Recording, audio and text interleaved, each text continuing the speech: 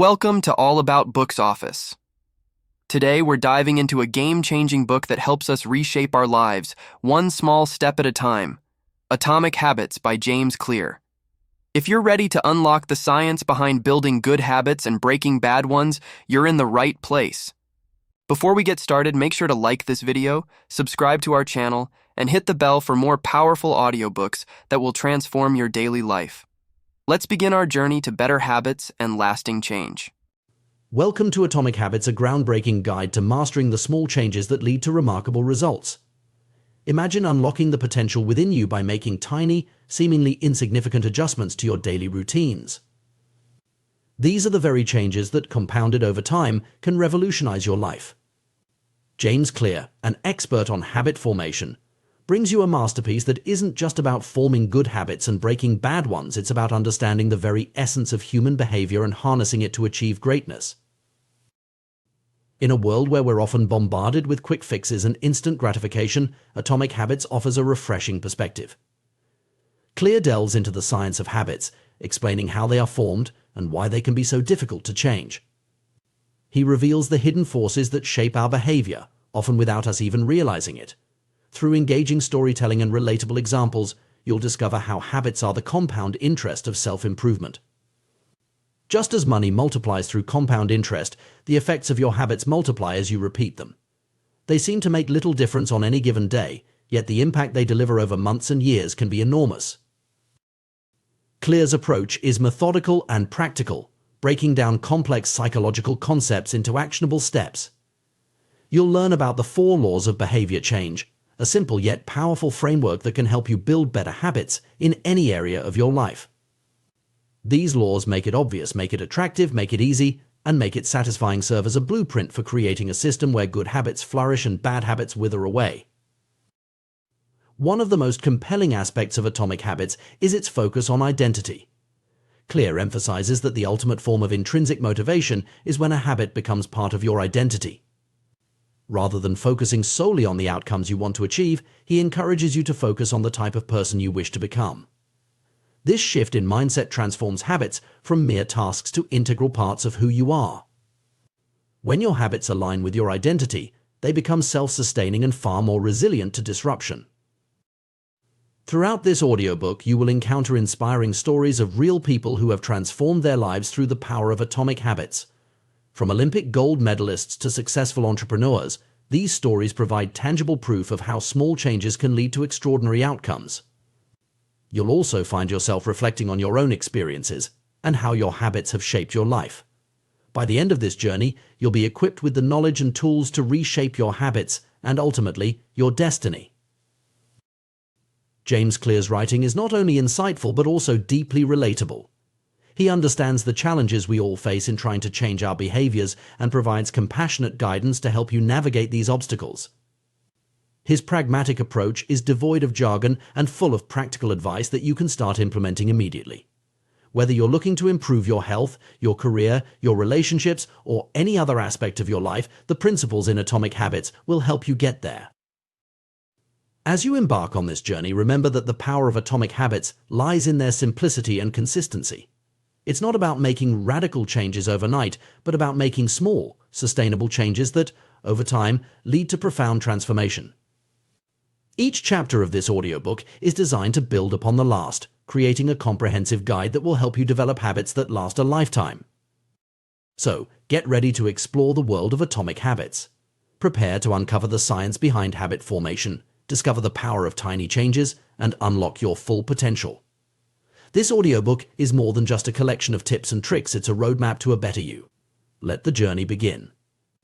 The power of small, incremental changes often goes unnoticed in our daily lives, yet it holds the potential to transform our futures in profound ways. This concept was brilliantly demonstrated by the remarkable turnaround of British cycling, a story that serves as a compelling testament to the effectiveness of marginal gains. In 2003, British cycling was languishing in mediocrity. For nearly a century, British riders had achieved little of note on the international stage, with just a single gold medal at the Olympic Games since 1908 and a complete absence of victories in the prestigious Tour de France. The situation was so dire that some European bike manufacturers refused to sell their products to the British team, fearing that association with such underperformers would harm their brand. Enter Dave Brailsford, the newly appointed performance director who would change the course of British cycling history. Brailsford's approach was revolutionary. In its simplicity, he focused on making tiny, 1% improvements across all aspects of cycling performance. This strategy, which he termed the aggregation of marginal gains, was based on the belief that the cumulative effect of numerous small enhancements would lead to significant overall improvement. Brailsford and his team left no stone unturned in their quest for these marginal gains.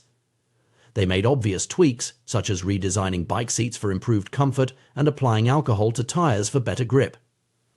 But they also delved into less apparent areas. They introduced electrically heated overshorts to maintain optimal muscle temperature, utilized biofeedback sensors to fine-tune workout responses, and even tested various fabrics in wind tunnels to create more aerodynamic racing suits. The team's commitment to this philosophy extended far beyond the bicycle.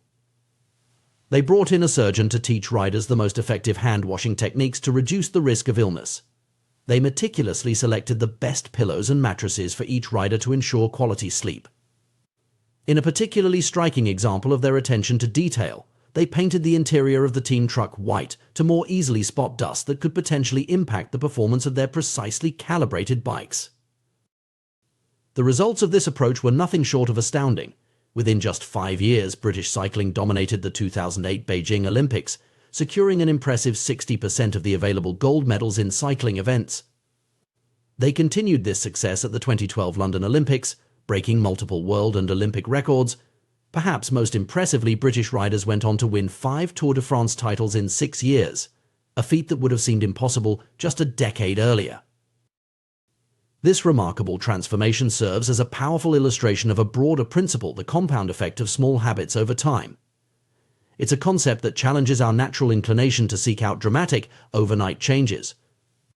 We often fall into the trap of believing that significant results require equally significant actions. We dream of losing substantial weight, launching successful businesses, or achieving other lofty goals, and we imagine that these outcomes must be the result of singular, heroic efforts.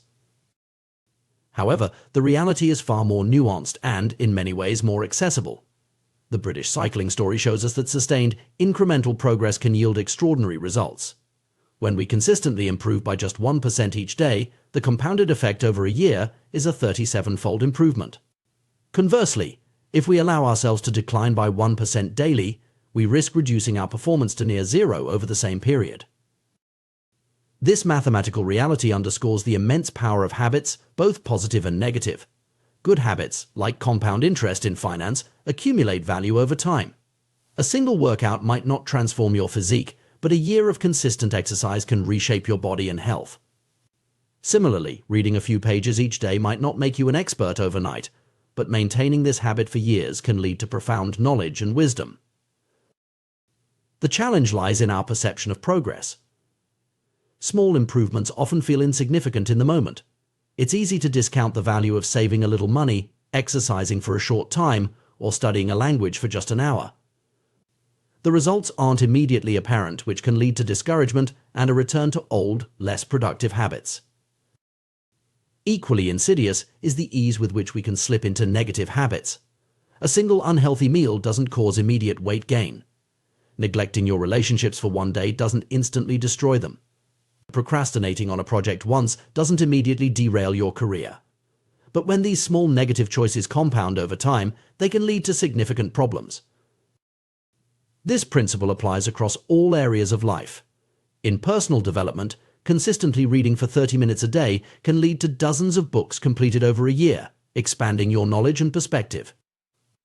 In fitness, adding just one more rep or a minute more to your workout each session can result in substantial strength and endurance gains over time. In relationships, small daily acts of kindness and attention can strengthen bonds in ways that grand gestures cannot. The power of incremental change is particularly relevant in today's fast-paced world, where instant gratification is often prioritized over long-term growth. It's a reminder that true, lasting change rarely happens overnight. Instead, it's the result of consistent, small actions repeated over time. Moreover, this approach to improvement is inherently more sustainable than attempting drastic changes. Radical lifestyle overhauls often lead to burnout or disappointment when immediate results aren't seen.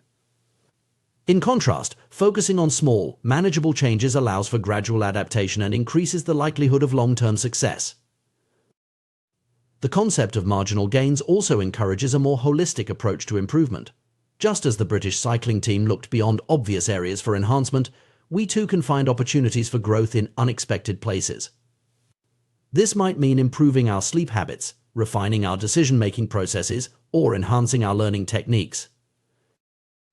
It's important to note that while the focus is on small improvements, the mindset behind this approach is anything but small. It requires a commitment to continuous improvement, a willingness to experiment and adapt, and the patience to trust in a process that may not yield immediate, visible results. The story of British cycling's transformation is more than just a tale of sporting success. It's a powerful metaphor for personal and professional growth. It challenges us to reconsider our approach to change and improvement. Rather than always seeking monumental leaps forward, we can focus on consistent, small steps in the right direction. This doesn't mean we should abandon ambitious goals or stop dreaming big. Instead, it suggests a more practical path to achieving those aspirations. By breaking down our larger objectives into smaller, daily habits, we make progress more manageable and sustainable. In essence, the philosophy of marginal gains reminds us that excellence is not an act, but a habit. It's not about perfection in any single moment, but about consistent improvement over time. It teaches us to value the process as much as the outcome, and to find satisfaction in the small victories that pave the way to larger achievements. As we navigate our own journeys of personal and professional development, we would do well to remember the lesson of the British cycling team. Their success wasn't born from a single revolutionary change, but from a relentless commitment to small, continuous improvements. By adopting a similar mindset in our own lives, we too can harness the surprising power of atomic habits and marginal gains, transforming our potential into reality, one small step at a time. The journey of personal growth and achievement is often misunderstood. We tend to focus on immediate results, expecting our efforts to yield instant, visible changes. However, the reality of progress is far more nuanced and complex. It's not about where you stand at this moment, but rather the direction in which you're heading. Your current situation, whether favorable or challenging, is less significant than the habits and behaviors shaping your future trajectory. Consider this: a millionaire who consistently overspends is on a path to financial ruin, regardless of their current wealth. Their habits are setting them up for future hardship. Conversely, an individual struggling financially who manages to save even a small amount regularly is laying the groundwork for future prosperity. It's the habit, not the immediate outcome, that truly matters. This principle extends far beyond finance. Our lives are shaped by the cumulative effect of our daily choices and actions. Your current weight isn't just a number on a scale, it's a reflection of your eating and exercise habits over time. Your knowledge base isn't static, it's constantly evolving based on your learning habits. Even the state of your living space is a direct result of your cleaning and organizing habits. Understanding this concept is crucial because it highlights the power of small, consistent actions. Every choice you make is like a vote for the person you wish to become. Are you consistently choosing actions that align with your goals and values? Are you making decisions that will compound positively over time? These are the questions that truly matter when considering your long-term success and fulfillment.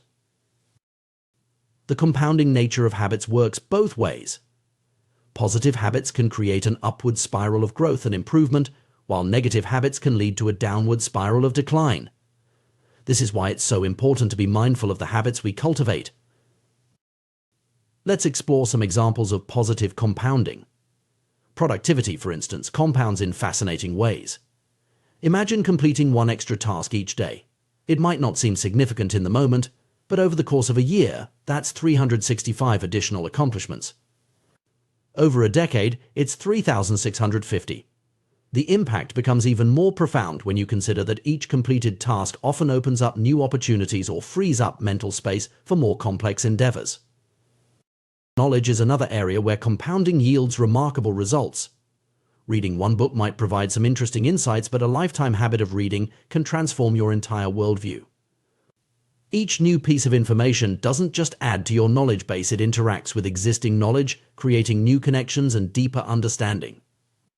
This is why lifelong learners often display a kind of intellectual compounding, where their rate of learning and insight generation accelerates over time. Relationships, too, compound in powerful ways. Every positive interaction, every act of kindness or support contributes to the strength of your social network. Over time, this can create a virtuous cycle where the more you help others, the more willing and able others are to help you. This network effect can lead to opportunities and support that far exceed the sum of individual interactions. However, it's equally important to recognize the danger of negative compounding. Stress, for example, can accumulate in insidious ways. A single stressful day is manageable for most people. But when stress becomes chronic, occurring day after day, week after week, it can have severe impacts on both mental and physical health.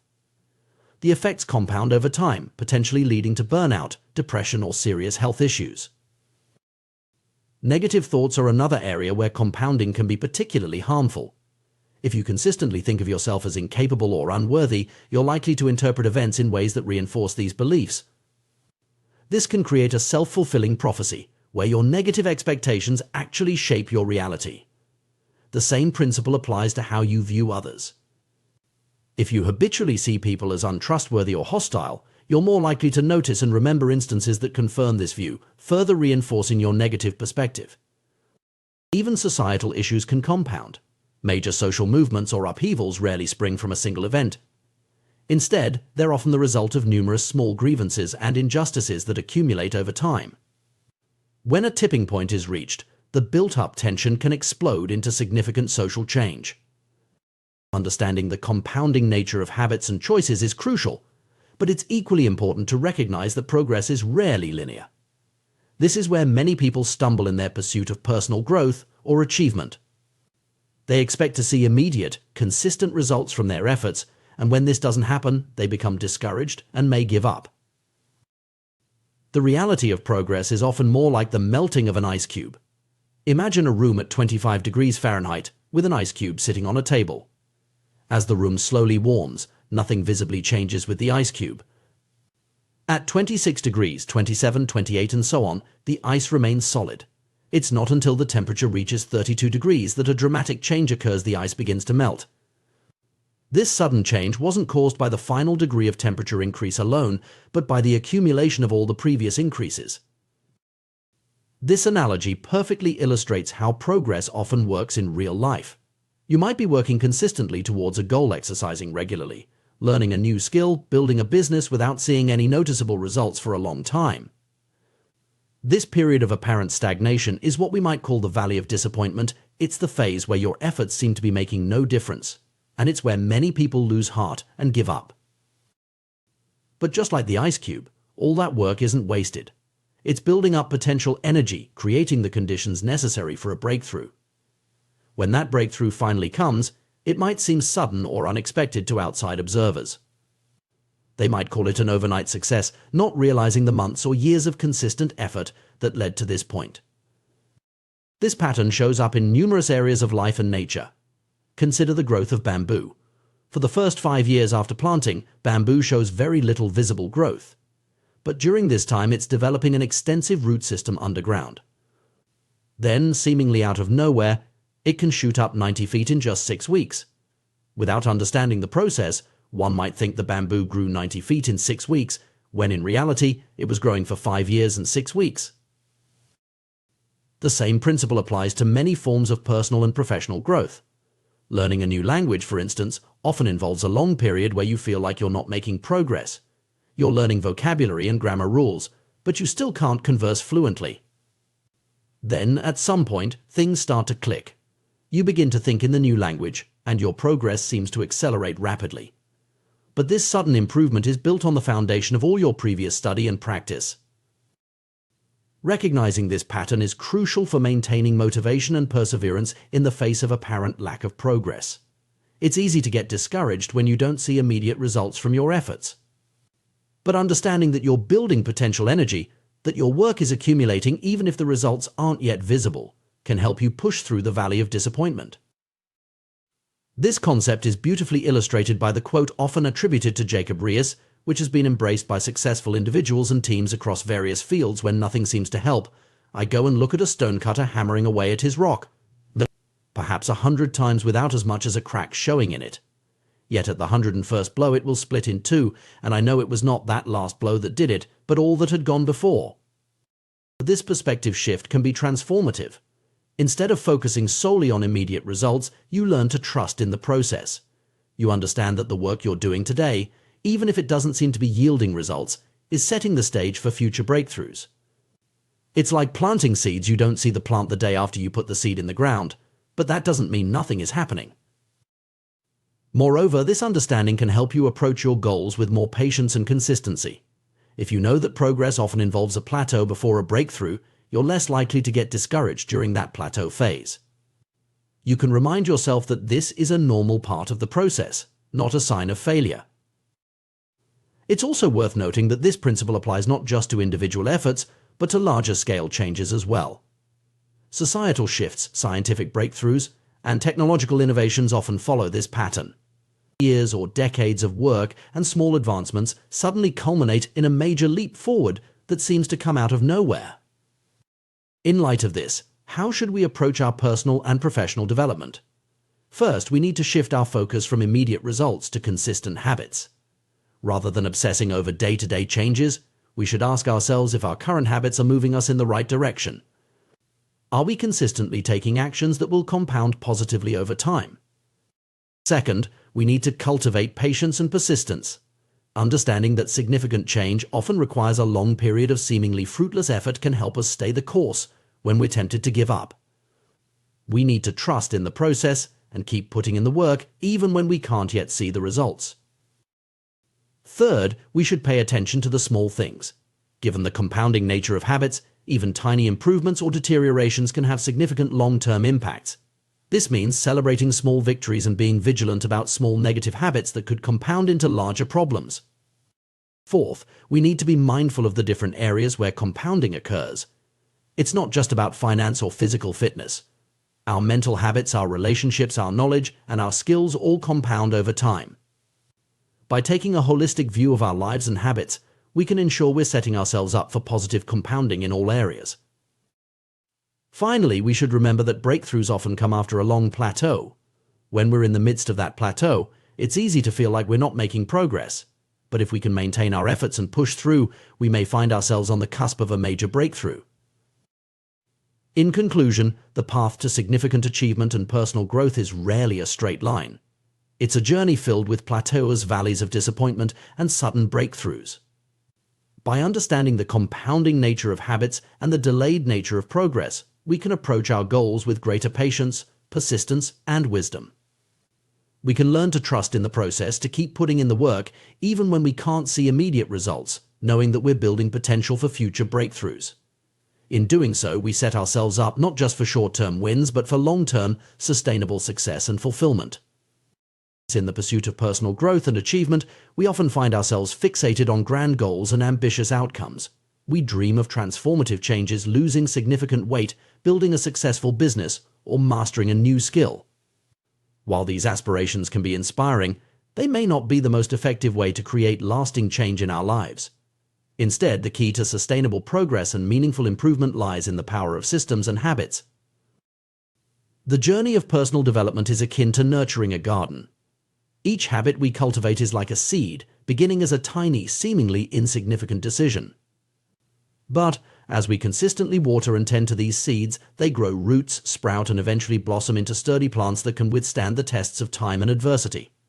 Similarly, our habits, when nurtured consistently, become the foundation of our character and the drivers of our success. This process of growth is not always visible or linear. Much like a gardener who patiently tends to their plot without seeing immediate results, we too must persist in our efforts even when progress seems slow or non-existent. This period of apparent stagnation is what we might call the plateau of latent potential, a phase where our consistent efforts are building up potential energy, even if we can't see the results yet.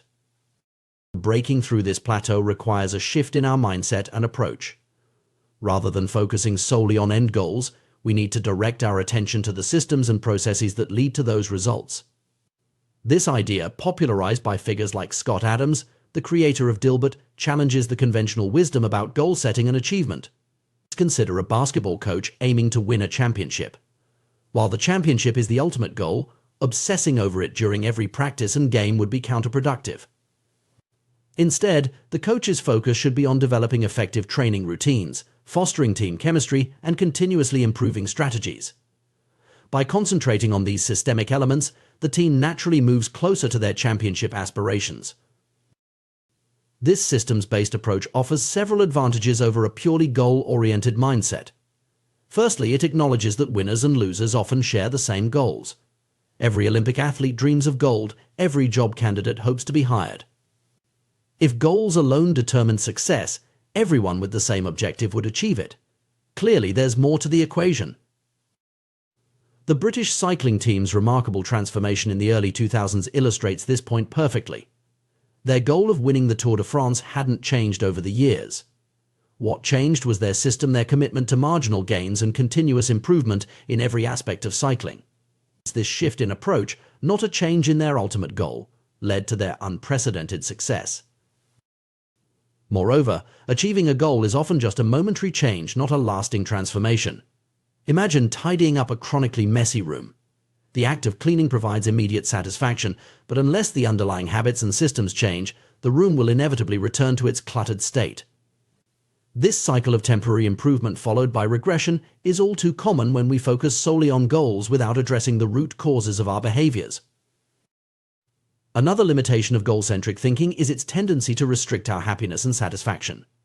When we tie our contentment to specific outcomes, we create an either-or scenario where we're only allowed to be happy once we've reached our target. This not only postpones our happiness but also narrows our definition of success. Life rarely unfolds exactly as we plan, and by fixating on one particular version of success, we may miss out on equally valuable alternatives.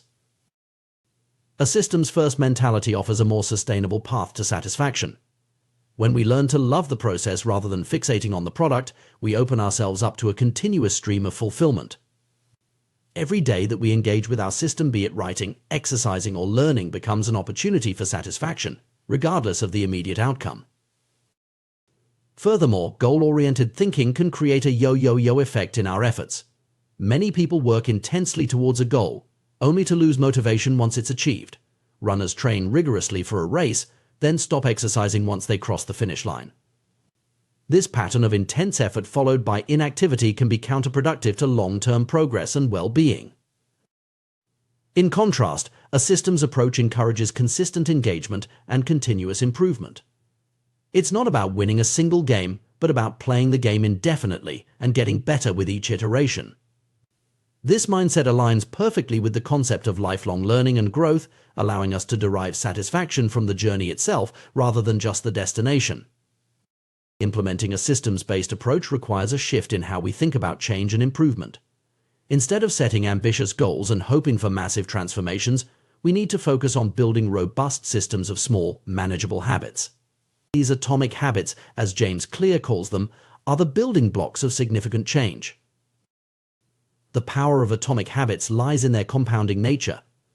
Just as compound interest can turn small financial investments into substantial wealth over time, consistently practiced small habits can lead to remarkable personal growth and achievement. The key is to make these habits so small and manageable that they're almost impossible to skip. For instance, rather than setting a goal to get in shape, you might establish a system of exercising for just 5 minutes every day. This tiny commitment is easy to keep, and over time, it's likely to naturally expand as you build momentum and enjoy the process. The focus shifts from the intimidating end goal to the simple, daily action that moves you in the right direction. This approach also helps in breaking bad habits. Instead of trying to quit a negative behavior cold turkey, which often leads to failure and discouragement, you can create a system of small, positive habits that gradually replace the undesired behavior. For example, if you want to reduce your social media usage, you might start by setting a system where you read a page of a book before checking your phone each morning. The beauty of a systems-based approach is its flexibility and resilience. Unlike rigid goals that can be derailed by unexpected circumstances, systems can adapt and evolve. If one small habit isn't working, you can adjust it or replace it with another without feeling like you've failed. This adaptability makes your personal growth journey more sustainable and enjoyable. Moreover, focusing on systems allows for a more holistic approach to personal development. Instead of compartmentalizing different areas of your life, you can create interconnected systems that support overall growth. For example, a system of regular exercise might naturally lead to better eating habits, improved sleep, and increased productivity at work. It's important to note that adopting a systems-first mentality doesn't mean completely abandoning goals. Goals can still serve as useful North Stars, providing direction and inspiration. The key is to not let the goals overshadow the importance of the daily systems and habits that lead to their achievement. In practice, this might look like setting a broad, directional goal like improved physical fitness and then focusing intently on creating and maintaining systems that support that direction, like a daily exercise routine, a balanced meal plan, and a consistent sleep schedule. The goal provides context and motivation, while the systems drive actual progress. This approach also aligns well with the concept of process goals in psychology. Instead of focusing solely on outcome goals like lose 20 pounds, process goals emphasize the behaviors and actions within your control, like exercise for 30 minutes 5 times a week. By shifting focus to these controllable elements, you reduce stress and increase your sense of agency and accomplishment. Implementing a systems-based approach requires patience and persistence. It's easy to get discouraged when you don't see immediate results, but remember the principle of the plateau of latent potential. Your consistent efforts are building up, even if the effects aren't immediately visible. Trust in the process and keep showing up for your systems day after day. It's also crucial to regularly review and refine your systems. What works today might not be as effective tomorrow as your circumstances and capabilities change. Treat your systems as living entities that need regular care and adjustment. This ongoing process of refinement ensures that your systems continue to serve you effectively over time. Another powerful aspect of systems thinking is its ability to compound across different areas of your life. As you build effective systems in one area, you'll likely find that the skills and mindset transfer to others. For instance, the discipline and consistency you develop through a regular exercise system might help you establish a productive work routine or improve your relationships through consistent communication habits. Furthermore, a systems approach can help mitigate the effects of willpower depletion. Relying on sheer willpower to achieve goals is often unsustainable, as willpower is a finite resource that gets depleted throughout the day. By establishing systems and habits, you reduce the need for constant decision-making and willpower exertion. Your positive behaviors become more automatic, making it easier to stay on track even when you're tired or stressed. In conclusion, while goals can provide direction and motivation, it's the systems and habits we establish that truly drive long-term success and fulfillment. By shifting our focus from lofty objectives to manageable, consistent actions, we set ourselves up for sustainable growth and improvement. Remember, you do not rise to the level of your goals, you fall to the level of your systems. Embracing this systems-first mentality doesn't mean giving up on your dreams or ambitions. Rather, it's about recognizing that those dreams are realized through the cumulative effect of small, consistent actions over time. It's about falling in love with the process of becoming, rather than fixating on a specific end state. As you embark on your journey of personal growth and achievement, consider the systems you're building. Are your daily habits aligned with the person you want to become? Are you focusing on consistent, manageable actions rather than waiting for motivation to strike? By nurturing a garden of positive habits and robust systems, you create an environment where success can naturally flourish. In the end, life is less about the destinations we reach and more about the paths we walk. By focusing on systems, we ensure that every step of that journey is meaningful, regardless of where it ultimately leads. So start small, be consistent, trust the process, and watch as your atomic habits compound into remarkable transformations over time. The journey of personal transformation is often misunderstood. Many of us embark on this path with grand aspirations and lofty goals, yet find ourselves struggling to make lasting changes. We set ambitious targets, like losing weight, quitting smoking, or starting a successful business, but despite our best intentions, we often fall short. The reason for this common struggle lies not in our lack of desire or effort, but in our fundamental approach to change itself. At the heart of this issue is a profound truth: the power of habits. Habits are the invisible architecture of our daily lives, shaping our actions, decisions, and ultimately, our destinies. They are like the atoms of our existence, small, often unnoticed, yet incredibly potent when compounded over time. Just as atoms build molecules, and molecules form matter, our habits accumulate to create the substance of our lives. The concept of atomic habits encapsulates this idea perfectly. An atomic habit is not just any small routine, it's a fundamental unit of behavior that, when consistently applied, can lead to remarkable results. These habits are both minuscule and mighty easy to implement, yet capable of generating tremendous power over time. To truly grasp the transformative potential of habits, we must first understand the layers of behavior change. Imagine peeling an onion. Each layer represents a different level at which change can occur. The outermost layer is about changing outcomes. This is where most people focus their efforts, setting goals like lose 20 pounds or make $1 million. The middle layer involves changing processes, the systems and routines we use to achieve our goals. But the innermost, most crucial layer is about changing our identity, our beliefs, self-image, and fundamental view of who we are. Many of us make the mistake of focusing solely on the outer layer's outcomes and processes without addressing the core. We set outcome-based goals and try to change our habits without altering our underlying beliefs. This approach often leads to temporary changes at best and frustration and failure at worst. Consider two individuals trying to quit smoking. One says, "I'm trying to quit," while the other states, "I'm not a smoker." The difference may seem subtle, but it's profound. The first person still identifies as a smoker attempting change, while the second has already shifted their identity. This identity shift is the key to lasting transformation. The power of identity-based habits lies in their alignment with our deepest beliefs about ourselves. When we change our identity, our behaviors naturally follow suit. If you see yourself as an athlete, you're more likely to maintain a consistent exercise routine. If you identify as a writer, sitting down to write each day becomes an expression of who you are, not just something you do. This principle extends beyond individual habits to broader systems of behavior. In societies, organizations, and individuals alike, there's always an underlying set of beliefs shaping the visible actions. A democracy operates on fundamentally different beliefs than a dictatorship, and these beliefs determine what behaviors are possible or impossible within each system. The challenge, then, is to align our desired behaviors with our identity. This is why many attempts at change fail. We try to adopt new habits that are incongruent with our self-image. If you see yourself as someone who prioritizes comfort over growth, it will be an uphill battle to consistently push yourself in the gym or tackle challenging projects at work. The story of Brian Clark, an entrepreneur who struggled with nail biting, illustrates this principle.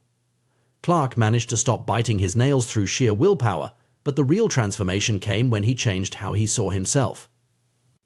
Instead of just trying to stop a bad habit, he began to see himself as someone who cared about his appearance and health. This shift in identity made the new behavior, not biting his nails, feel natural and sustainable.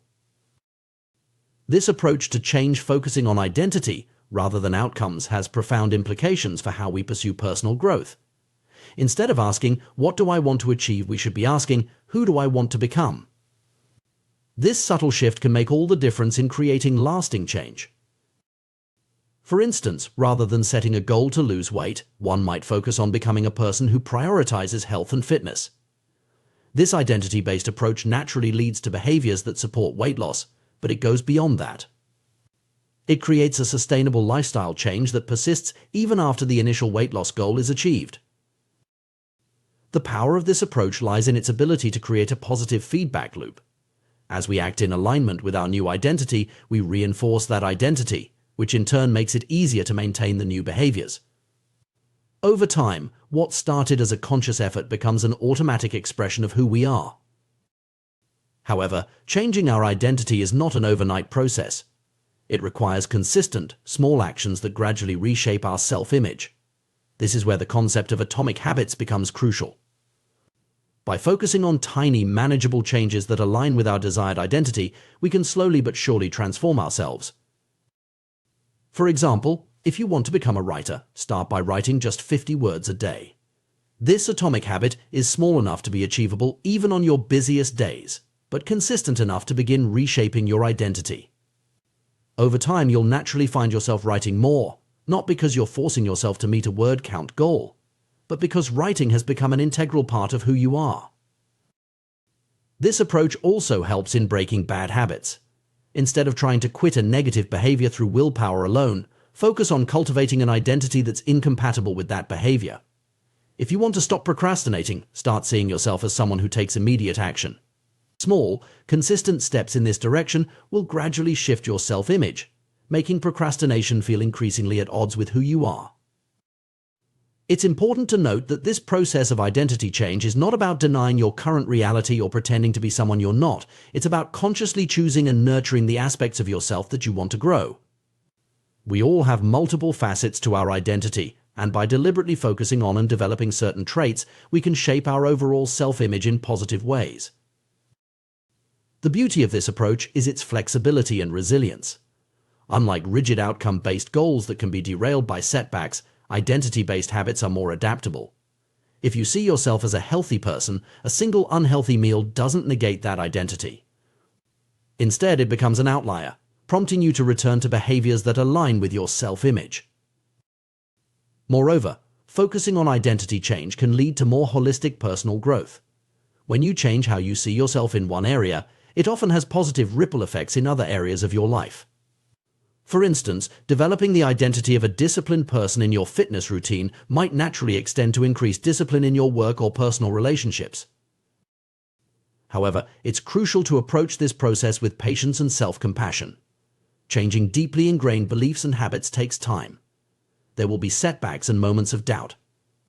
The key is to view these not as failures, but as part of the learning process opportunities to reinforce your commitment to your new identity. It's also worth noting that while we focus on personal identity, our habits and beliefs are often influenced by our environment and social circles. Surrounding yourself with people who embody the traits you aspire to can significantly aid in your transformation. If you want to become more entrepreneurial, spending time with entrepreneurs can help shift your self-perception and reinforce behaviors aligned with that identity. As you embark on this journey of identity-based habit change, remember that the goal is not perfection, but progress. Each small action that aligns with your desired identity is a step in the right direction. Over time, these atomic habits compound, leading to significant personal transformation. In conclusion, the path to lasting change lies not in setting ambitious goals or relying on sheer willpower, but in reshaping our fundamental identity. By focusing on who we want to become, rather than just what we want to achieve, we set the stage for sustainable, meaningful change. Through the power of atomic habits, small, consistent actions aligned with our desired identity, we can gradually transform ourselves. This approach requires patience, self-reflection, and a willingness to challenge our existing beliefs about ourselves. But the rewards are immense. Not only do we achieve our desired outcomes, but we do so in a way that feels natural and sustainable. We don't just change what we do, we change who we are. As you reflect on your own goals and aspirations, consider shifting your focus from outcomes to identity. Ask yourself not just what you want to achieve, but who you need to become to achieve it. Then, identify the small atomic habits that will help you embody that identity. Remember, every great achievement, every personal transformation begins with a single, small step. Your atomic habits are the building blocks of your future self. Choose them wisely, implement them consistently, and watch as they compound into remarkable results. The journey of personal transformation is a fascinating and complex process, one that often eludes even the most determined individuals. At the heart of this journey lies a profound truth: true behavior change is, at its core, identity change. This concept challenges our traditional notions of self-improvement and offers a powerful framework for achieving lasting personal growth. Consider the story of Brian Clark, an entrepreneur who struggled with nail biting for years. Like many of us, he initially approached the problem with sheer willpower, managing to stop the habit temporarily. However, the real transformation came when he took an unexpected step. He scheduled his first manicure. This simple act shifted his perspective entirely. Suddenly, Brian wasn't just trying to stop a bad habit, he was becoming someone who took pride in the appearance of his nails. This shift in identity made the change effortless and permanent. This anecdote illustrates a crucial point: the most potent form of motivation comes from aligning our actions with our sense of self. When a habit becomes part of your identity, it transcends the realm of things you want to do and enters the sphere of who you are. This transition from extrinsic to intrinsic motivation is the key to sustainable change. The power of identity-based habits is evident in various aspects of our lives. Think about someone who takes great pride in their physical fitness. They don't need to convince themselves to go to the gym. Working out is simply an expression of who they are. Similarly, a person who identifies as a voracious reader doesn't struggle to find time for books. Reading is an integral part of their identity. This principle extends beyond individual habits to broader life goals. Instead of focusing on reading a book, the aim becomes to embody the identity of a reader. Rather than running a marathon, the goal shifts to becoming a runner. Learning an instrument transforms into embracing the identity of a musician. This subtle but powerful shift in perspective changes everything. Our behaviors are typically a reflection of our identity, often operating at a subconscious level. Research has shown that people are more likely to act in ways that align with their self-perception. For instance, individuals who saw themselves as voters were more likely to participate in elections compared to those who merely expressed a desire to vote. This alignment between identity and action creates a self-reinforcing cycle, making the desired behavior feel natural and effortless. However, it's important to recognize that identity can be a double-edged sword. While it can be a powerful force for positive change, it can also become a barrier to growth if we become too rigidly attached to certain self-perceptions. Many of us unknowingly limit ourselves with self-imposed labels. I'm not a morning person, I'm bad with technology, or I'm always late. These identity-based limitations can become self-fulfilling prophecies, hindering our ability to change and grow. The challenge, then, is to cultivate a flexible and evolving sense of identity that promotes growth rather than stagnation. This requires a willingness to question our long-held beliefs about ourselves and to embrace new possibilities. It's about recognizing that our identity is not fixed but fluid, capable of expanding and adapting as we accumulate new experiences and habits. But how exactly is our identity formed, and how can we actively shape it to support our desired changes? The process is both simpler and more profound than many realize. Our identity emerges from our habits. We are not born with preset beliefs about ourselves. Every aspect of our self-image is learned and conditioned through experience. This understanding leads to a powerful realization: we can deliberately shape our identity through our habits. Each time we make our bed, we reinforce the identity of an organized person. Every time we sit down to write, we strengthen our identity as a creative individual. With each workout, we embody the identity of someone committed to fitness. The key lies in the repetition. The word identity itself comes from Latin roots meaning repeated beingness. Our identity is quite literally the sum of our repeated actions. The more we repeat a behavior, the more evidence we accumulate for the associated identity. This evidence forms the foundation of our beliefs about ourselves. Consider how this plays out in real life. A person who attends church every Sunday for years has tangible proof of their religious identity. Someone who studies consistently builds evidence of their scholarly nature. The individual who exercises regularly, even in challenging conditions, reinforces their identity as a dedicated fitness enthusiast. This process of identity formation through habit is gradual and cumulative. We don't suddenly transform into entirely new people overnight. Instead, we evolve bit by bit, day by day, habit by habit. Each action we take is like a vote for the type of person we wish to become. Over time, these votes accumulate, shaping our self-image and, consequently, our future actions. Understanding this process gives us a powerful tool for personal transformation. Instead of focusing solely on outcomes, we can concentrate on building habits that align with our desired identity. Want to become more creative? Start with small, consistent creative practices. Aspire to be more health conscious. Begin with minor daily habits that reflect this identity. The beauty of this approach is its sustainability. When our actions align with our identity, they no longer feel like a chore or a struggle. They become a natural expression of who we are. This alignment creates a positive feedback loop. Our habits reinforce our identity, which in turn makes it easier to maintain those habits. However, it's crucial to approach this process with flexibility and self-compassion. Our identity should not become a rigid construct that limits our growth. Instead, it should be a dynamic, evolving aspect of ourselves that we continually refine and expand.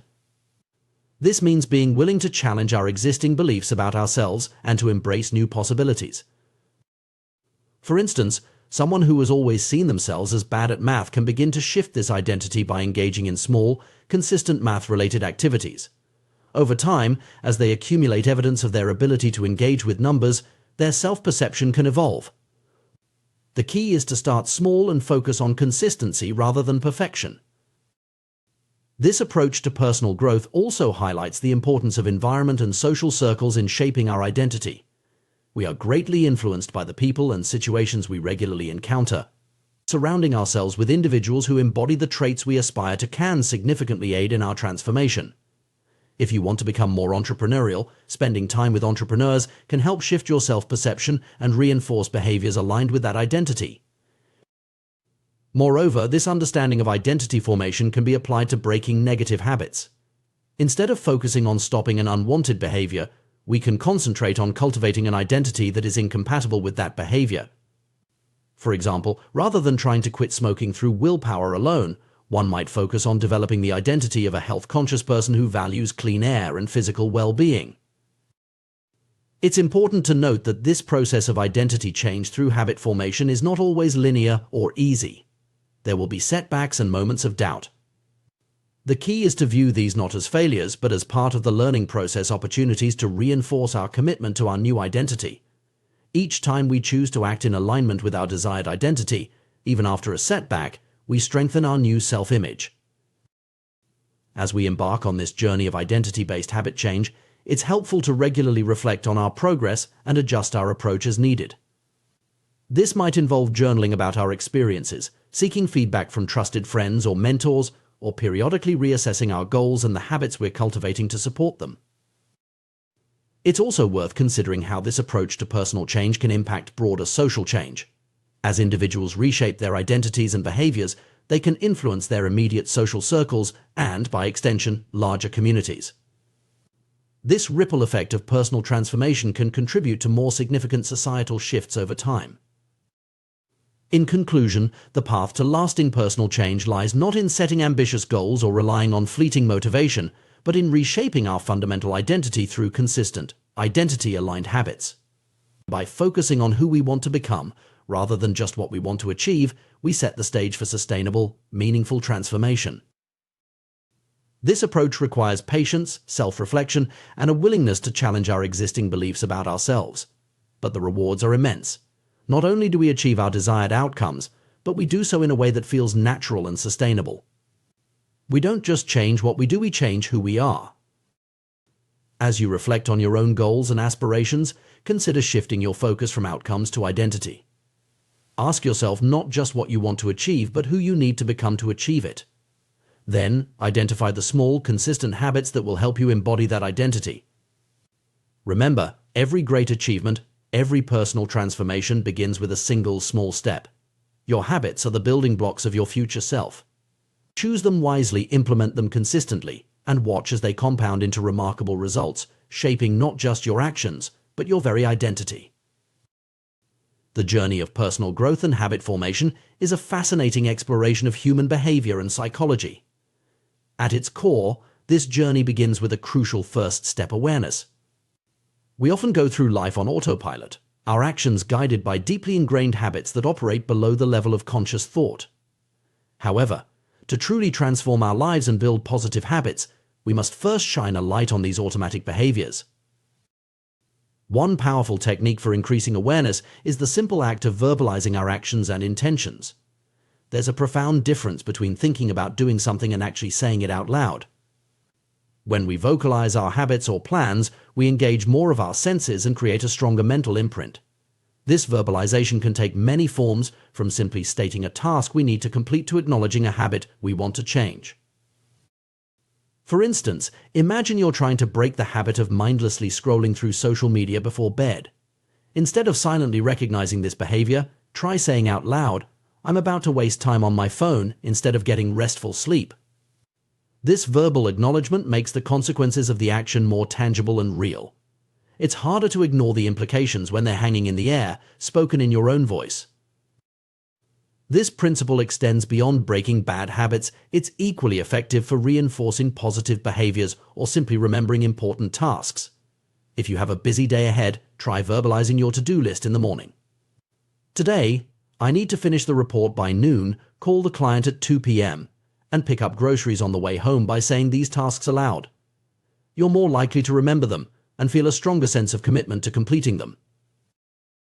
The power of verbalization is rooted in the way our brains process information. When we only think about something, we're primarily using the language centers of our brain. But when we speak, we engage additional neural pathways, including those associated with hearing and the motor control of speech. This multisensory engagement creates a stronger memory trace and a more robust commitment to action.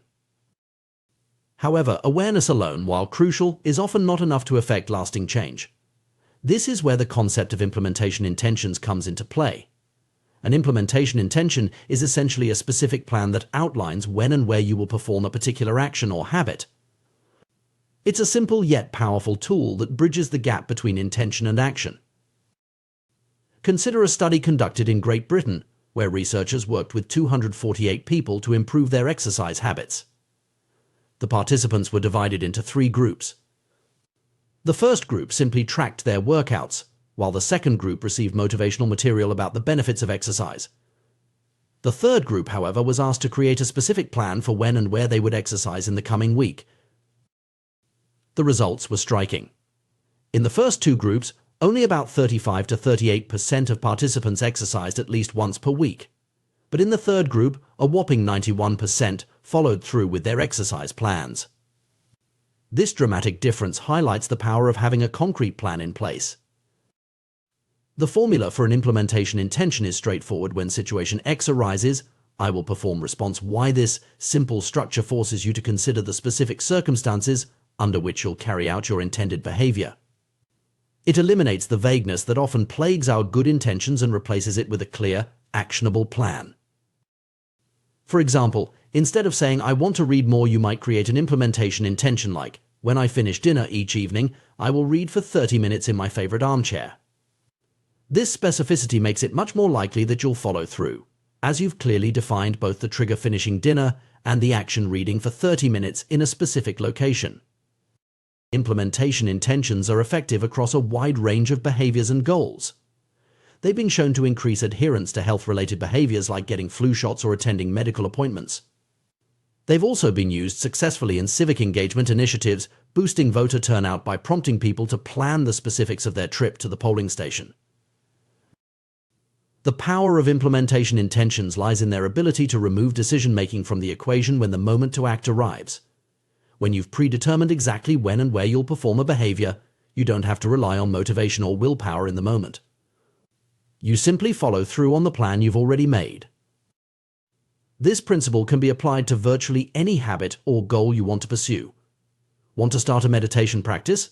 Try setting an implementation intention like, "I will meditate for 10 minutes at 7 a.m. each morning in my spare room." Looking to improve your language skills? Your intention might be, "I will practice Spanish for 20 minutes at 6 p.m. each evening at my desk." The key is to be as specific as possible about the time, location, and nature of the action you intend to take. This specificity serves 2 important purposes. First, it makes the action concrete and therefore more likely to be carried out. Second, it helps to anchor the new habit to existing routines or environmental cues, making it easier to remember and integrate into your daily life. It's worth noting that the most effective cues for habits are often tied to time and location. Our brains are particularly adept at forming associations with specific times and places. By leveraging these natural tendencies, we can create powerful triggers for our desired behaviors. When implementing this strategy, it can be helpful to start with small, manageable actions. While it's admirable to have big goals, trying to make dramatic changes all at once can be overwhelming and unsustainable. Instead, focus on creating implementation intentions for small habits that you can consistently perform. Over time, these small actions can compound into significant changes. Another powerful technique that builds on the concept of implementation intentions is habit stacking. This approach, popularized by B.J. Fogg, involves linking a new habit to an existing one. The formula for habit stacking is after current habit, I will new habit. For example, if you already have a habit of brewing coffee every morning, you might stack a new habit onto it. After I start the coffee maker, I will do 10 push-ups, or after I brush my teeth, I will write down 3 things I'm grateful for. By anchoring the new behavior to an established routine, you increase the likelihood of remembering to do it and create a natural flow from one action to the next. Habit stacking can be particularly effective because it doesn't require you to create entirely new routines. Instead, it allows you to build upon the habits and patterns already ingrained in your daily life. This makes the process of adopting new behaviors feel more natural and less disruptive. As you experiment with implementation intentions and habit stacking, it's important to remain flexible and patient. What works perfectly for one person might need adjustment for another. Pay attention to how your new habits fit into your life and be willing to make tweaks as needed. Perhaps you find that morning meditation doesn't work with your schedule, but a midday mindfulness break fits perfectly. The key is to find what works for you and your unique circumstances. It's also crucial to recognize that forming new habits takes time. While implementation intentions can significantly increase your chances of success, they're not magic. Consistency and repetition are still necessary to truly ingrain a new behavior. Be patient with yourself and celebrate the small victories along the way. One often overlooked aspect of habit formation is the importance of context. Our behaviors are heavily influenced by our environment, so it's worth considering how you can set up your surroundings to support your new habits. If you're trying to read more, keep a book visible in your living room.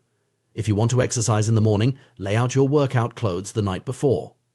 These small environmental cues can serve as powerful reminders and make it easier to follow through on your intentions.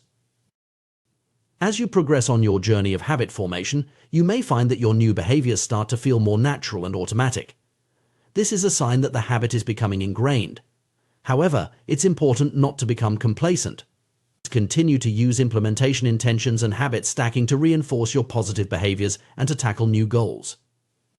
Remember, the process of personal growth and habit formation is ongoing.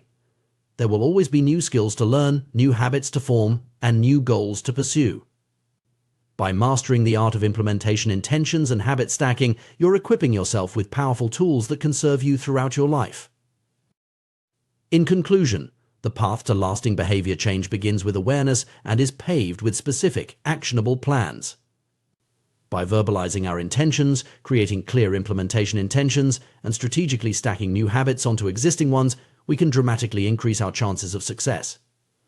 These techniques leverage our brain's natural tendencies and help us overcome the gap between intention and action. As you move forward, consider the habits you want to form or the goals you want to achieve.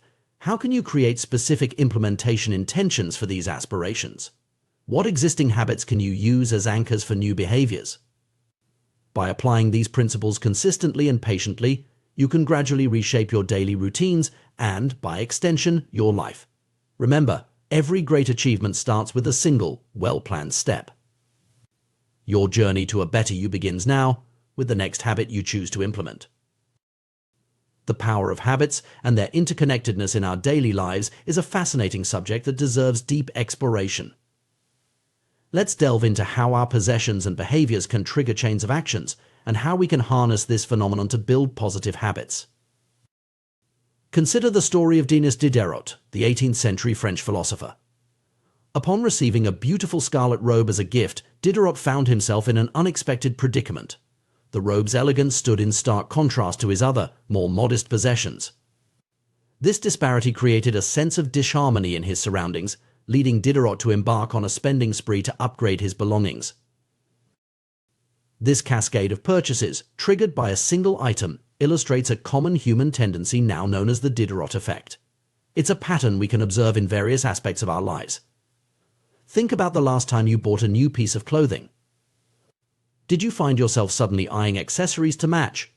Or perhaps you've experienced the domino effect of home decorating, where changing one element leads to a complete room makeover. The Diderot effect extends beyond material possessions. It's a principle that applies to our behaviors and habits as well. Our actions are rarely isolated instead. They form part of a continuous chain of events. One behavior naturally leads to another, creating a sequence that can either work for or against us. This interconnectedness of actions is evident in our daily routines. Consider your morning ritual. The alarm goes off. You get out of bed, brush your teeth, shower, get dressed, and so on. Each action serves as a cue for the next, creating a seamless flow of behaviors. Understanding this connection is crucial because it provides insight into how we can effectively build new habits. The concept of habit stacking, developed by B.J. Fogg as part of his Tiny Habits program, leverages this behavioral chain reaction. The idea is simple yet powerful: attach a new habit to an existing one. By doing so, you create a natural trigger for the new behavior, increasing the likelihood of its successful integration into your routine. The formula for habit stacking is straightforward. After current habit, I will new habit. This approach eliminates the need to rely on willpower or memory alone to implement a new habit. Instead, you're piggybacking on an established behavior, making the new habit feel like a natural extension of your existing routine. Let's explore some practical applications of habit stacking. Suppose you want to incorporate a brief meditation practice into your day. You might decide, after I pour my morning coffee, I will meditate for 1 minute.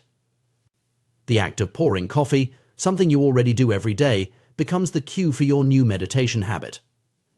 Or consider the goal of increasing physical activity.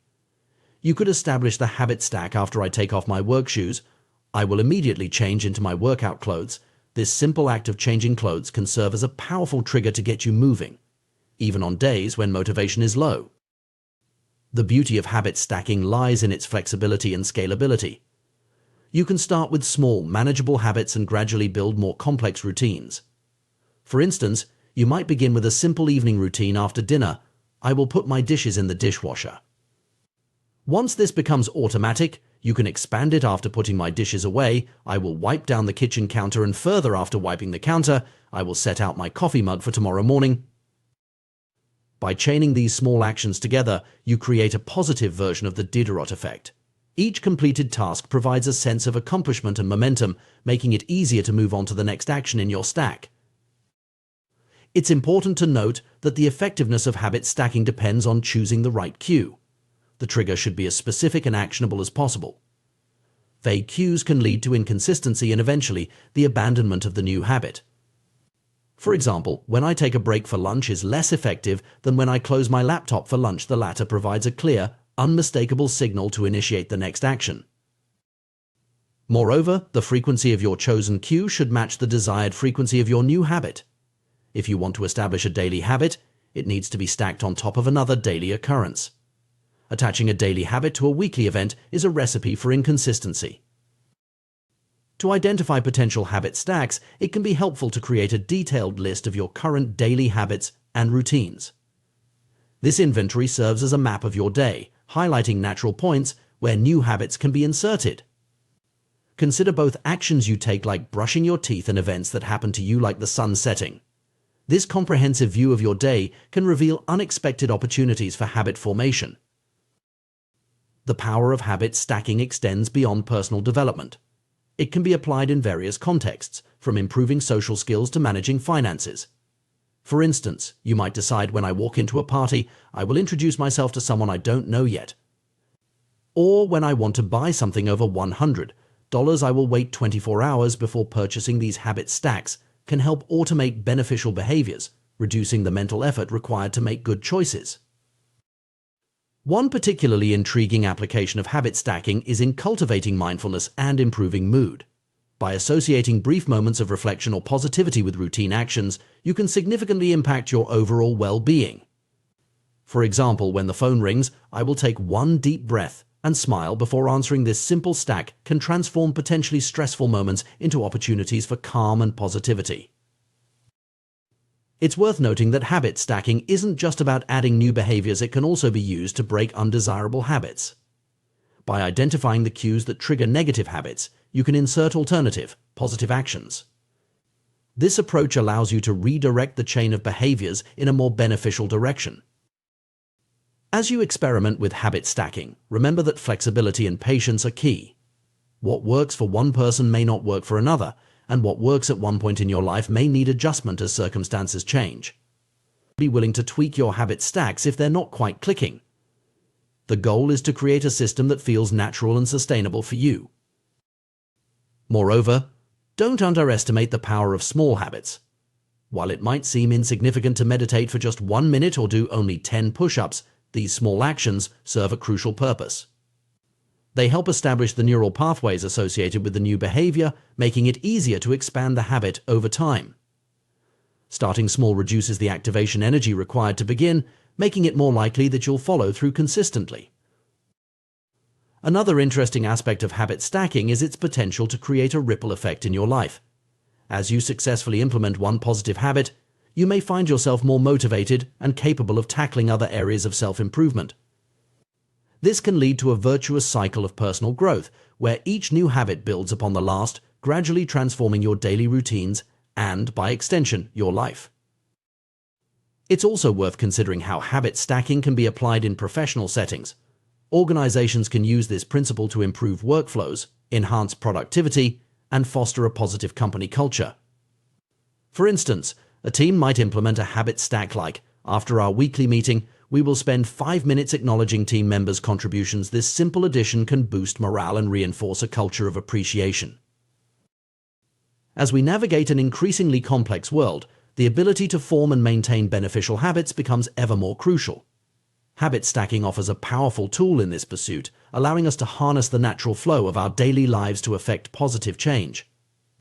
By understanding and applying this principle, we can transform the Diderot effect from a potential source of unnecessary consumption into a force for personal growth and improvement. In essence, habit stacking is about more than just forming new habits. It's about redesigning our lives in intentional ways. It's a reminder that our days are made up of countless small decisions and actions, each of which has the potential to steer us towards our goals. By carefully curating these actions and linking them together, we can create a daily experience that aligns more closely with our aspirations and values. As you move forward, consider the habits you'd like to cultivate in your own life. What existing routines could serve as anchors for these new behaviors? How might you chain several small habits together to create a more significant positive impact? Remember, the journey of personal growth is ongoing, and habit stacking provides a flexible, powerful framework to support this journey. By embracing the interconnected nature of our behaviors and leveraging it through habit stacking, we open up new possibilities for self-improvement. Whether your goal is to boost productivity, enhance well-being, or simply bring more intentionality to your daily life, this approach offers a practical, accessible path forward. So why not start today? Choose one small habit you'd like to cultivate, find a suitable existing routine to stack it on, and take that first step towards positive change. After all, as the Diderot effect shows us, one small change can set in motion a far-reaching transformation. In the realm of personal development and behavior change, we often place a great deal of emphasis on willpower and motivation. We believe that if we can just muster enough inner strength or find the right source of inspiration, we'll be able to transform our habits and achieve our goals. However, emerging research and real-world experiments are beginning to paint a different picture, one where our environment plays a far more significant role in shaping our actions than we might have previously thought. Consider the case of Massachusetts General Hospital in Boston, where a primary care physician named Anne Thorndike conducted a fascinating experiment. Her hypothesis was simple yet revolutionary. She believed she could improve the eating habits of thousands of hospital staff and visitors without directly engaging with them or attempting to boost their motivation. Instead, she focused on altering the environment in which people made their food and drink choices. Thorndike and her team redesigned the hospital cafeteria, making subtle changes to the arrangement of food and drinks. They added water as an option in refrigerators that previously only contained soda and placed baskets of bottled water near food stations throughout the room. The results were striking. Over a 3-month period, soda sales dropped by 11.4%, while bottled water sales increased by 25.8%. Similar adjustments to food placement yielded comparable results. What's particularly noteworthy about this experiment is that it achieved significant behavior change without any direct communication or motivational tactics. People's choices were influenced simply by the adjustment of their environment. This phenomenon highlights a crucial principle in behavior science. Our actions are often shaped more by our surroundings than by our internal drive or conscious decision-making. This concept isn't entirely new. Back in 1936, psychologist Kurt Lewin proposed a simple yet powerful equation: behavior is a function of the person in their environment, or BFPE. This formula suggests that our actions are not solely determined by our personality or intentions, but are significantly influenced by the context in which we find ourselves. The business world was quick to catch on to this idea. In 1952, economist Hawkins Stern described what he called suggestion impulse buying, where a shopper purchases a product not because they had a pre-existing need for it, but because of how it was presented to them. This insight has shaped retail strategies for decades. Items placed at eye level in stores tend to sell better than those on lower shelves. Expensive brands are often positioned in easy-to-reach locations, while cheaper alternatives are tucked away. End-of-aisle displays, known as end caps, are particularly effective at driving sales. For instance, a staggering 45% of Coca-Cola sales come from these strategic placements. The power of environmental cues extends far beyond retail settings. Our behavior in various contexts is often shaped by subtle environmental factors. In a church, people tend to speak in hushed tones without being explicitly told to do so. On a dark street, we become more alert and cautious. These behavioral shifts occur almost automatically in response to our surroundings. Understanding this principle can be transformative in our approach to habit formation and personal growth. Instead of relying solely on willpower or motivation, we can leverage our environment to support our desired behaviors. This approach is not only more effective, but often requires less conscious effort. Consider how this might apply to common goals like reading more or eating healthier. Rather than simply willing ourselves to read more, we might place books in prominent locations around our home, making them the easiest entertainment option to reach for. Instead of trying to resist unhealthy snacks through sheer willpower, we could remove them from our immediate environment and ensure that healthier options are readily available.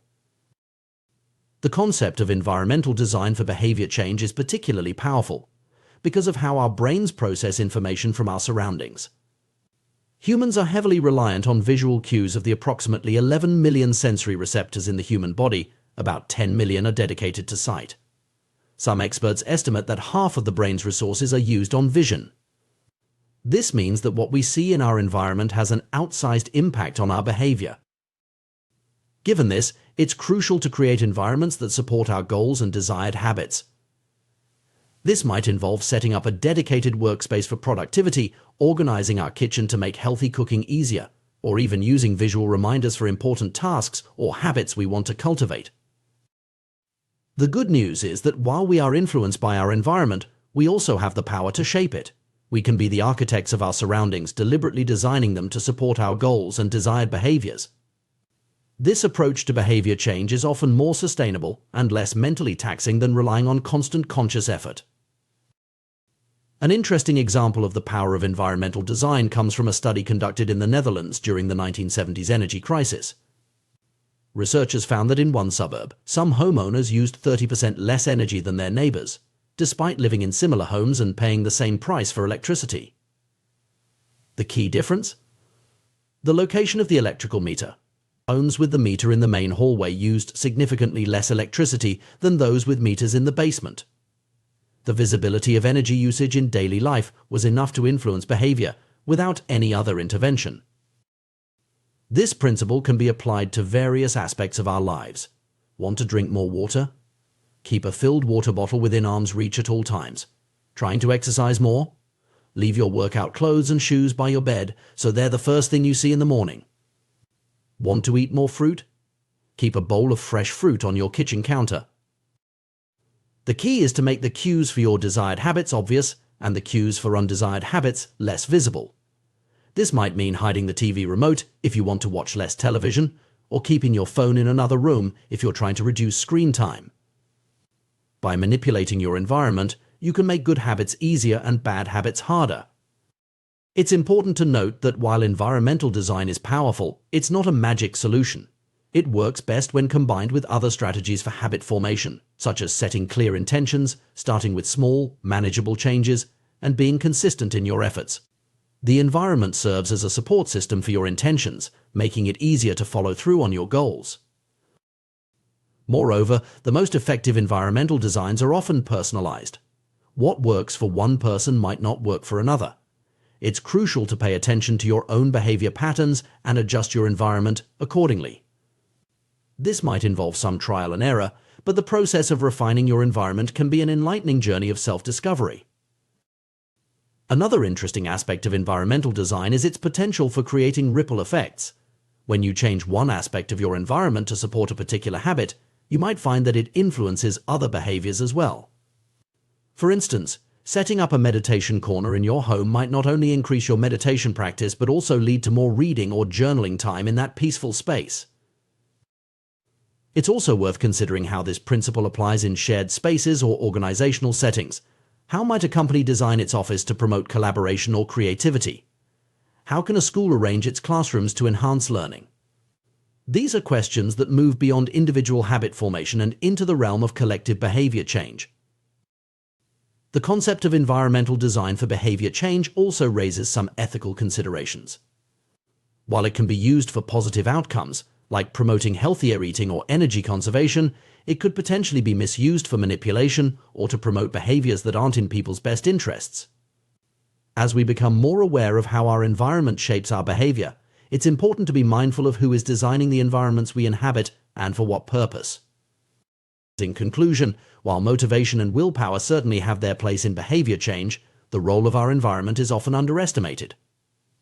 By understanding and leveraging the power of environmental cues, we can create contexts that naturally support our desired behaviors and make positive changes more sustainable. Whether you're trying to build a new habit, break an old one, or simply optimize your daily routines, consider how you can design your environment to work for you rather than against you. Remember, you are not just a passive participant in your environment, you have the power to shape it. By becoming the architect of your surroundings, you can create a world that nudges you towards your goals and aspirations. This approach to personal growth and habit formation is not about forcing change through sheer will, but about creating an ecosystem that supports and nurtures the person you want to become. So, the next time you find yourself struggling to stick to a new habit or achieve a goal, take a step back and look at your environment. What cues are present? What behaviors does your current setup encourage or discourage? How might you adjust your surroundings to make your desired actions easier and more natural? By asking these questions and making deliberate changes to your environment, you can harness the invisible forces that shape behavior and use them to your advantage. In the end, lasting change often comes not from changing who you are, but from changing the world around you. By understanding and applying the principles of environmental design, you can create a context that supports your growth, makes your desired behaviors almost effortless, and helps you become the person you aspire to be. The power of our environment in shaping our behavior is often underestimated. We tend to believe that our actions are primarily driven by our willpower and conscious decisions, but the reality is far more nuanced. The spaces we inhabit and the objects that surround us play a crucial role in determining our habits and routines, often in ways we don't even realize. Consider for a moment the habits you'd like to cultivate or the ones you're struggling to break. Perhaps you want to read more books, exercise regularly, or cut down on snacking. Now, take a look around your living space. Are there visible cues that support these desired behaviors, or is your environment working against you? The truth is, every habit begins with a cue or trigger that initiates the behavior. When these cues are hidden or subtle, it becomes all too easy to ignore them and fall back into old patterns. Think about that guitar tucked away in the closet, rarely played because it's out of sight. Or the vitamins pushed to the back of the pantry, forgotten until they expire. These scenarios illustrate how our environment can inadvertently sabotage our best intentions. But what if we could harness this environmental influence to our advantage? By deliberately designing our spaces to support our goals, we can create a powerful ally in our quest for personal growth and habit formation. Let's explore a fascinating example from Schiphol Airport in Amsterdam. In the early 1990s, the cleaning staff faced a persistent problem with spillage around the urinals in men's restrooms. Their solution was brilliantly simple. They added a small sticker that looked like a fly near the center of each urinal. This tiny environmental change had a remarkable effect. Men instinctively aimed at what they perceived to be an insect, significantly improving their accuracy and reducing mess. This clever design not only solved a practical problem but also cut cleaning costs by 8% annually. This example demonstrates the profound impact that small, strategic changes to our environment can have on behavior. It's not about forcing change through willpower alone, but about creating contexts that naturally guide us towards desired actions. Consider how this principle might apply to your own life. If you're trying to eat healthier, for instance, you could replicate the strategy I used with apples. Instead of hiding fruits and vegetables in the crisper drawer where they're easily forgotten, place them in a prominent bowl on the kitchen counter. This simple change makes healthy snacks the most visible and accessible option, increasing the likelihood that you'll reach for them instead of less nutritious alternatives. The key is to make the cues for your desired habits obvious and unavoidable. Want to remember to take your medication? Place the pill bottle next to your toothbrush. Aiming to practice an instrument more often? Set up the instrument stand in the middle of your living room. Hoping to express more gratitude? Keep thank you notes and stamps on your desk where you'll see them daily. By populating your environment with these visual reminders and cues, you're essentially programming your surroundings to prompt the behaviors you want to encourage. It's like setting up a series of friendly nudges throughout your day, each one gently steering you towards your goals. But the influence of our environment goes beyond just visual cues. The entire context surrounding a behavior can become associated with the habit over time.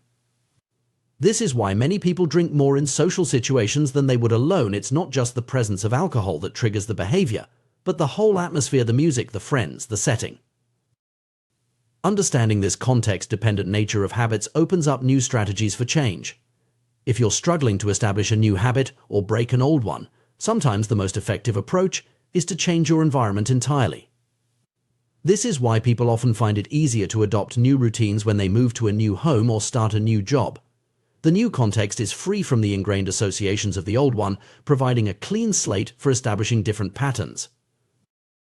However, you don't need to make a major life change to leverage this principle. Even small environmental shifts can be powerful. If you're trying to establish a writing habit, for example, you might designate a specific corner of your home as your writing spot. Use this space only for writing, and over time, your brain will begin to associate that location with the act of writing, making it easier to slip into a creative mindset when you sit down there. This strategy of associating specific context with specific behaviors can be applied to various areas of life. Having trouble falling asleep? Train yourself to use your bed only for sleeping. If you can't fall asleep within a reasonable time, get up and do something relaxing in another room until you feel tired.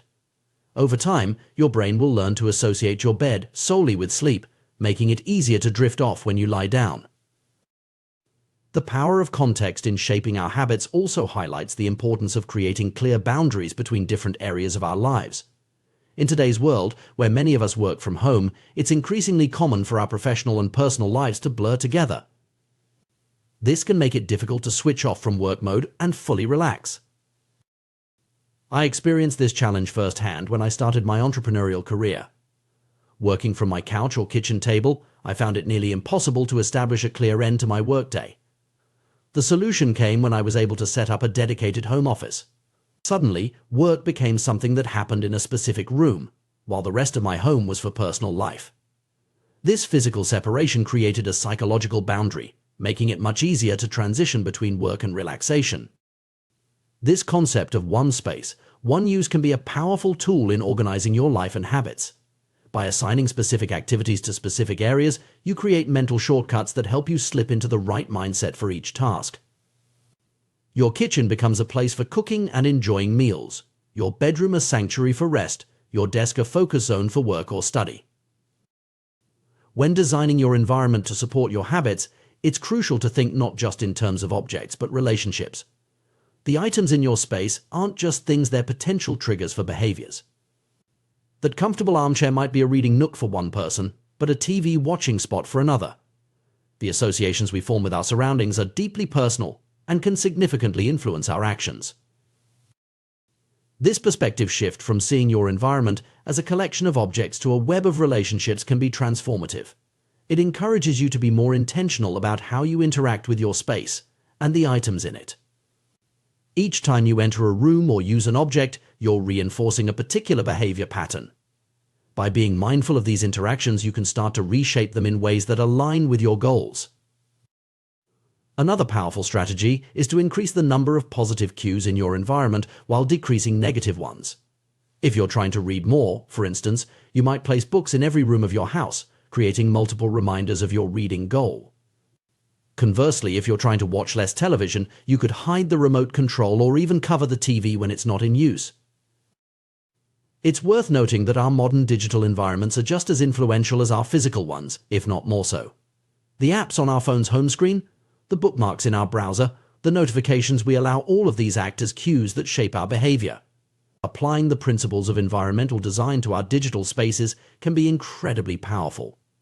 Something as simple as rearranging your phone's apps to make productive tools more visible and distracting ones less accessible can have a significant impact on your daily habits.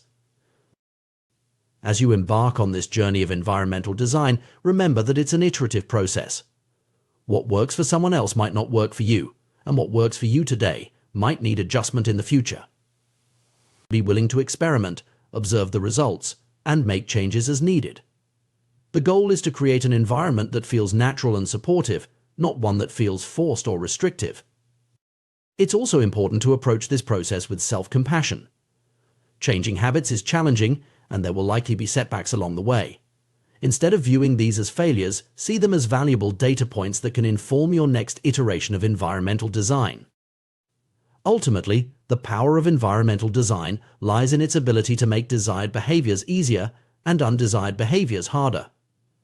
By thoughtfully arranging your surroundings, you can create a world that naturally guides you towards your goals, reducing the need for constant willpower and conscious decision-making. This approach to personal growth and habit formation is about working smarter, not harder. It's about recognizing that we are not separate from our environment, but deeply interconnected with it. By becoming active designers of our spaces, both physical and digital, we can harness the subtle yet powerful forces that shape our daily actions. So take a moment to look around you. What story does your current environment tell about your habits and priorities? What changes could you make to better align your surroundings with your aspirations? Remember, you have the power to shape your world, and in doing so, to shape yourself. By creating spaces that support your goals and values, you're not just changing your environment, you're changing your life, one small cue at a time. The interplay between our environment and our habits is a fascinating area of study that challenges many long-held beliefs about willpower, addiction, and behavior change. To truly understand how we can shape our habits, and by extension, our lives, we need to delve into the subtle yet powerful ways our surroundings influence our actions. Let's begin with a startling discovery made during the Vietnam War. In 1971, Congressman Robert Steele and Morgan Murphy uncovered a shocking fact: over 15% of U.S. soldiers stationed in Vietnam were heroin addicts. Further research revealed that the problem was even more widespread, with up to 35% of service members having tried heroin and as many as 20% being addicted. This revelation sent shockwaves through Washington and led to the creation of the Special Action Office of Drug Abuse Prevention under President Nixon. The office was tasked with addressing this crisis, including tracking addicted service members upon their return home. What happened next would challenge everything we thought we knew about addiction. Researcher Lee Robbins, who was involved in studying these returning soldiers, made a groundbreaking discovery. Contrary to the prevailing belief that heroin addiction was a permanent, irreversible condition, Robbins found that only 5% of the soldiers who had used heroin in Vietnam became re-addicted within a year of returning home. Even more remarkably, only 12% relapsed within 3 years. This finding was revolutionary. It suggested that addiction wasn't solely about the substance or the individual's willpower. Instead, it pointed to the crucial role of environment in shaping and maintaining addictive behaviors. The soldiers in Vietnam were surrounded by cues that triggered heroin use: easy access to the drug, the constant stress of war, friendships with other users, and distance from their normal lives. When they returned home, these environmental triggers were absent, and for many the addiction simply faded away. This stands in stark contrast to the typical experience of drug users in the United States. When someone becomes addicted in their home environment, goes to a clinic to get clean, and then returns to their old neighborhood, they're immediately confronted with all the cues that originally led to their addiction. It's no wonder that relapse rates in these situations are often as high as 90%, the exact opposite of what was observed with the Vietnam veterans. These findings challenge our cultural narrative about bad habits and addiction. For decades, we've been told that unhealthy behaviors, whether it's drug addiction, overeating, or smoking, are primarily a result of moral weakness or lack of self-control. We've internalized the idea that if we just had more discipline, we could overcome any bad habit. However, recent research paints a different picture. When scientists study people who appear to have exceptional self-control, they find that these individuals aren't fundamentally different from those who struggle. The key difference is that people with high self-control are better at structuring their lives in ways that minimize temptation. In essence, they create environments that support their goals, reducing the need for constant willpower battles. This insight is profound. The people with the best self-control are often those who need to use it the least. They're not constantly resisting temptation, they're avoiding it altogether by shaping their environment. This doesn't mean that perseverance and willpower are unimportant. Rather, it suggests that the most effective way to improve these qualities is not by willing ourselves to be more disciplined, but by creating more disciplined environments. To understand why this approach is so powerful, we need to look at how habits are formed and encoded in the brain. Once a habit is established, it becomes a ready-to-use pattern of behavior that can be triggered whenever the relevant situation arises. This encoding is so strong that it can persist for decades, even if the habit isn't practiced. Consider the case of Patty Orwell, a therapist from Austin, Texas. When she was younger, she often smoked while riding horses with a friend. She eventually quit smoking and stopped riding horses. Years later, when she rode a horse again, she suddenly found herself craving a cigarette for the first time in ages. The association between horse riding and smoking was still encoded in her brain, just waiting for the right cue to reactivate it. This persistence of encoded habits explains why many behavior change techniques can backfire. When we expose people to cues associated with their bad habits, we can inadvertently trigger the very behaviors we're trying to stop. For example, shame-based weight loss presentations can stress obese individuals, leading them to turn to their familiar coping mechanism, overeating. Similarly, showing graphic images of damaged lungs to smokers can increase anxiety, driving them to reach for a cigarette to calm down. The power of environmental cues in triggering habits also explains why bad habits can be so persistent and self-reinforcing. They often create a negative feedback loop, what we might call an autocatalytic process. The habit feeds itself. You feel bad, so you eat junk food. Because you eat junk food, you feel bad, you feel sluggish from watching too much TV, so you continue watching because you lack the energy to do anything else. You worry about your health, which makes you anxious, so you smoke to ease the anxiety, which in turn worsens your health and increases your anxiety. It's a downward spiral that can feel impossible to escape. Understanding this dynamic is crucial for anyone looking to break bad habits or establish good ones. It highlights the importance of creating environments that support our goals rather than undermine them.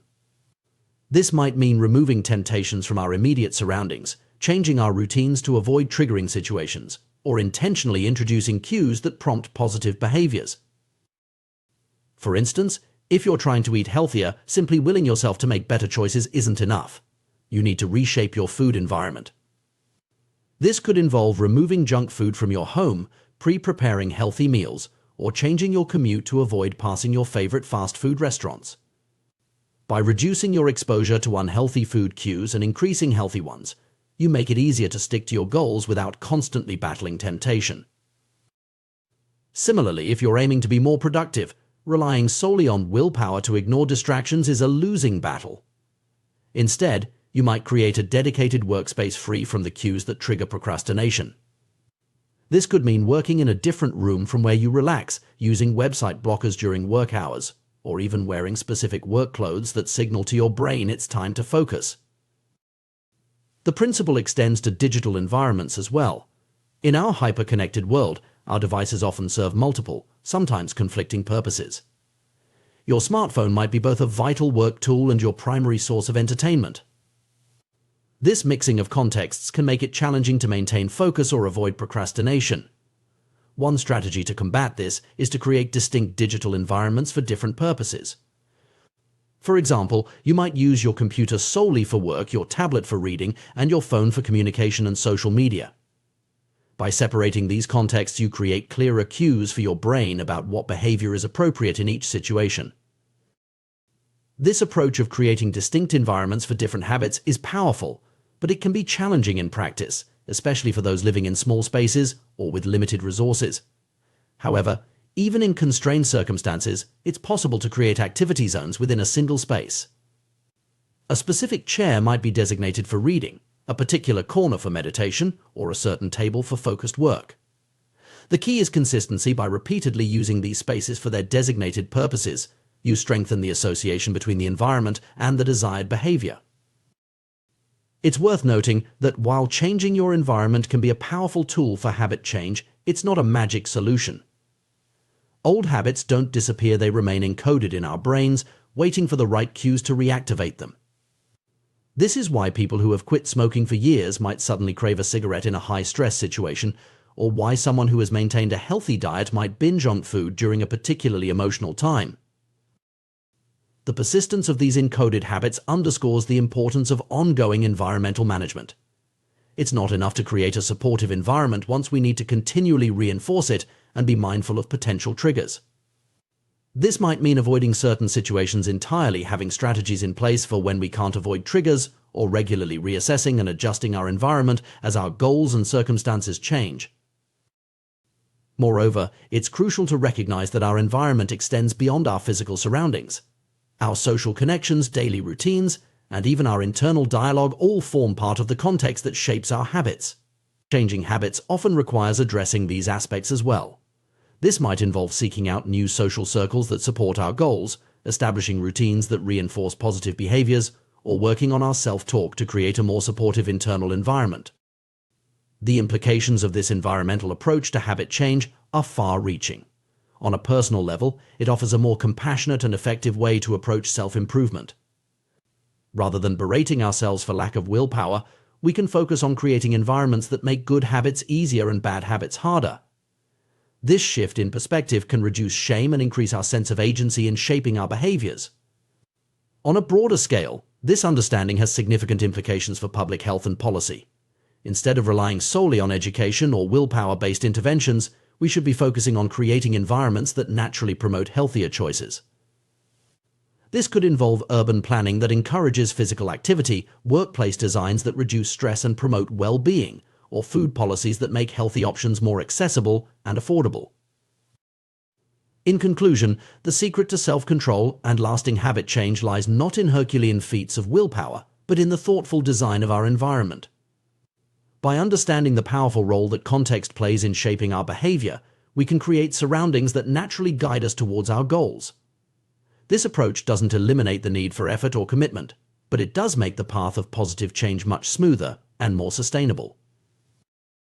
As we navigate the complexities of modern life with its myriad distractions and temptations, this environmental perspective on habit formation becomes increasingly valuable.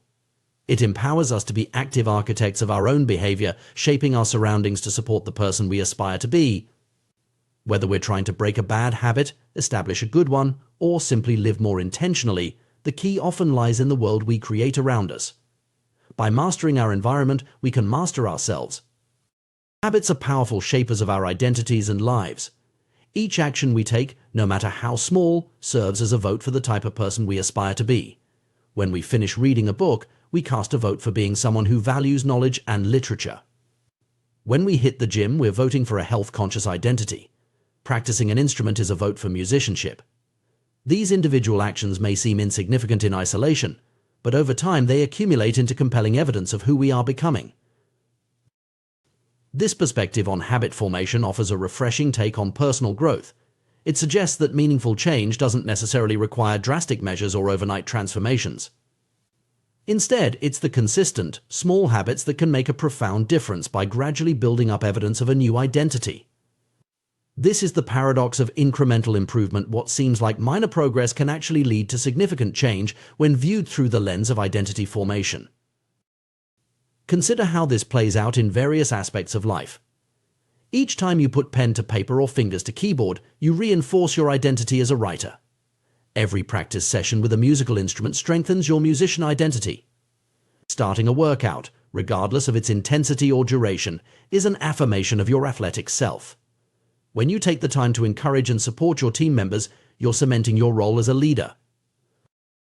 But the impact of these habits goes beyond just achieving specific outcomes or developing skills. Perhaps more importantly, they teach us to trust ourselves. As we consistently follow through on our intentions, we begin to believe in our ability to accomplish our goals. This growing self-trust is a powerful force that can propel us forward in all areas of life. It's crucial to recognize that this process works both ways. Just as positive habits reinforce desirable identities, negative habits can solidify less desirable ones. Every time we give in to procrastination, for instance, we're casting a vote for being someone who lacks discipline. When we choose unhealthy foods over nutritious options, we're voting for an identity that doesn't prioritize well-being. However, the good news is that perfection isn't necessary. In any election, there are always votes for both sides. The key is to win the majority. This means that occasional slip-ups or bad habits don't negate our progress, as long as we're consistently making choices that align with our desired identity more often than not. This understanding of habit formation as identity shaping leads us to a simple but powerful two-step process for personal transformation. First, we must decide on the type of person we want to become. Then, we prove it to ourselves through small, consistent wins. The first step, deciding who we want to be, is arguably the most challenging. It requires deep introspection and honesty about our values, principles, and aspirations. This applies not just to individuals, but to teams, communities, and even nations. What do we stand for? What principles guide our actions? Who do we aspire to become? For many, these questions can feel overwhelming. It's often easier to focus on specific outcomes we want to achieve: losing weight, reducing anxiety, or increasing our income. While these goals are valid starting points, the key is to work backward from these desired results to the type of person who could achieve them. Who is the kind of person that maintains a healthy weight? Who embodies the calm and centeredness we associate with low anxiety? Who has the skills, mindset, and habits that lead to financial success? This shift in focus from outcome-based thinking to identity-based thinking can be transformative. Instead of fixating on writing a book, we concentrate on becoming the type of person who writes consistently. Rather than obsessing over a target weight, we focus on embodying the habits and mindset of a healthy person. This approach aligns our daily actions with our deepest values and aspirations. Once we've clarified our desired identity, the second step is to reinforce it through small, consistent actions. These don't need to be grand gestures or dramatic changes. In fact, it's often the seemingly insignificant choices that have the most profound impact over time. Choosing to walk instead of drive, opting for a salad over fast food, or spending 10 minutes reading before bed, these small decisions, repeated consistently, shape our identity far more than occasional bursts of motivation or short-lived resolutions. This process creates a powerful feedback loop. Our habits shape our identity, and our identity, in turn, influences our habits. As we consistently act in alignment with our desired identity, we strengthen our belief in that identity, which makes it easier to maintain those habits. This virtuous cycle can lead to profound and lasting change. It's important to note that this approach to habit formation and personal growth is not about achieving specific external measures of success. While habits can certainly help us reach goals like earning more money, losing weight, or reducing stress, their true value lies in their ability to shape our identity. They are the means through which we develop and reinforce our deepest beliefs about ourselves. This perspective on habits offers a more holistic and sustainable approach to personal development. Instead of chasing fleeting goals or external validation, we focus on becoming the type of person we aspire to be. This shift in focus can lead to more meaningful and lasting change as our actions become aligned with our core values and desired identity. Moreover, this approach to habit formation acknowledges the fluid nature of identity. We are not fixed entities, but rather dynamic beings capable of growth and change. Our identity is not set in stone, it's a choice we make in every moment through our actions and habits. This realization is empowering, as it puts the power of change squarely in our own hands. The process of identity-based habit formation also highlights the importance of patience and consistency. Meaningful change doesn't happen overnight. It's the result of countless small actions and decisions made consistently over time. This understanding can help us stay committed to our goals, even when progress seems slow or setbacks occur. Additionally, this approach to personal growth encourages a more compassionate attitude towards ourselves. Instead of berating ourselves for failures or slip-ups, we can view them as part of the natural process of change. As long as we're winning the majority of the time, casting more votes for our desired identity than against it, we're moving in the right direction. This perspective on habits and identity formation has implications beyond individual growth. It can be applied to organizational change, community development, and even societal transformation. By focusing on the type of organization, community, or society we want to be, and consistently taking actions that align with that vision, we can create meaningful change on a larger scale. In conclusion, the power of habits lies not just in their ability to help us achieve specific goals, but in their capacity to shape our very identity. By focusing on who we want to become rather than what we want to achieve, we can create more meaningful and lasting change in our lives. Through consistent small actions, we cast votes for our desired identity, gradually becoming the person we aspire to be. This process of continuous self-evolution, guided by our deepest values and aspirations, is the true essence of personal growth and fulfillment. As we align our habits with our desired identity, we not only improve our lives but also contribute to positive change in our communities and the world at large. The human brain is a remarkable organ, constantly adapting and evolving to help us navigate the complexities of life. One of its most fascinating abilities is the formation of habits, automatic behaviors that allow us to function efficiently in our daily lives.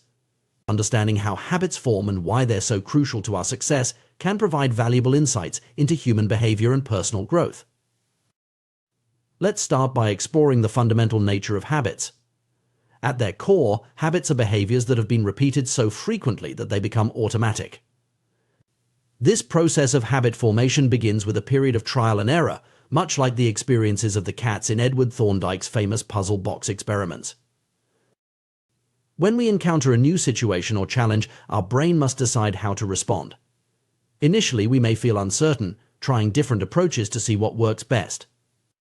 This period is characterized by high neurological activity as our brain carefully analyzes the situation, taking in new information and making conscious decisions about how to act. Through this process of exploration, we occasionally stumble upon a solution that works well, a behavior that solves our problem or provides a reward. Perhaps we discover that going for a run helps alleviate anxiety, or that playing video games after work helps us unwind from a stressful day. These discoveries are pivotal moments in habit formation. Once we experience an unexpected reward, our brain immediately begins to take notice.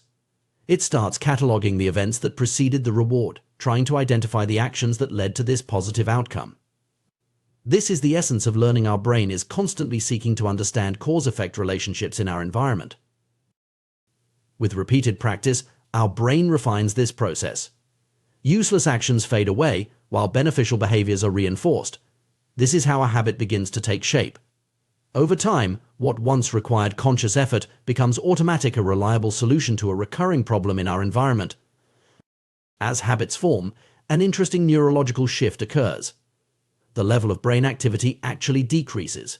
This is because our brain has learned to focus on the cues that predict success and ignore everything else. It creates a mental shortcut: if this situation arises, then perform this action.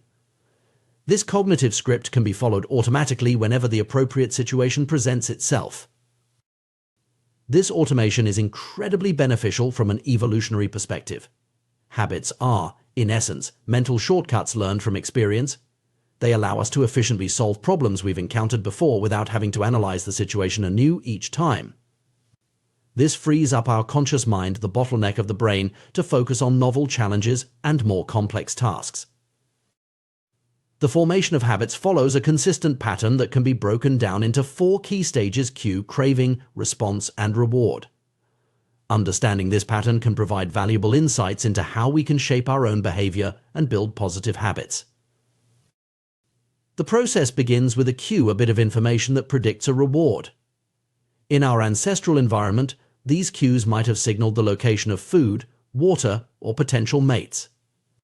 Today, we're more often attuned to cues that predict secondary rewards like money, status, approval, or personal satisfaction. Importantly, these modern pursuits still indirectly improve our odds of survival and reproduction, tapping into our deepest evolutionary motivations. The cue triggers a craving, the motivational force behind every habit. Without some level of motivation or desire, we have no reason to act. What we crave is not the habit itself, but the change in state it delivers. We don't crave smoking a cigarette, we crave the feeling of relief it provides. We don't crave watching TV, we crave the entertainment and relaxation it offers.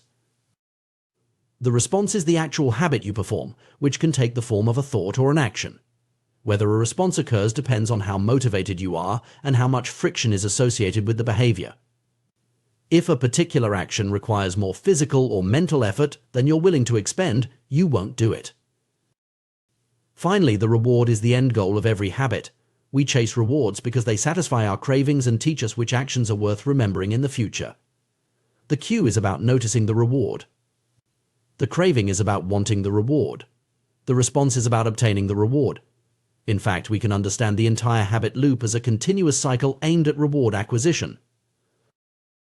This four-stage pattern plays out in countless ways in our daily lives, often without our conscious awareness. For instance, consider the habit of checking your phone. The cue might be a notification sound or simply feeling bored. This triggers a craving for distraction or connection.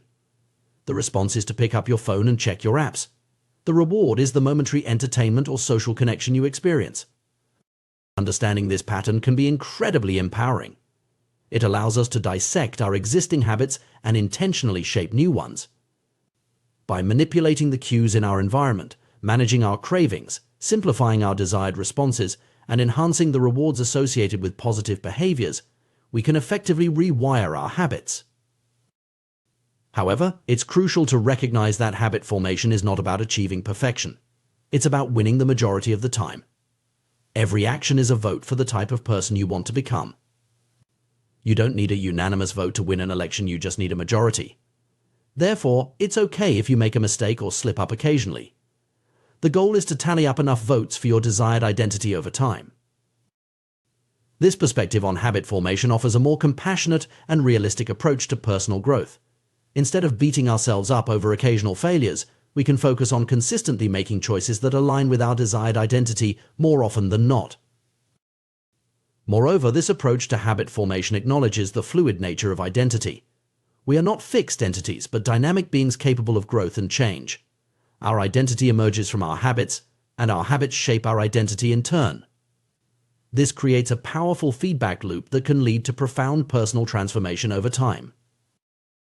It's worth noting that while habits can be incredibly beneficial, some people worry that too much routine might make life dull or restrict their freedom.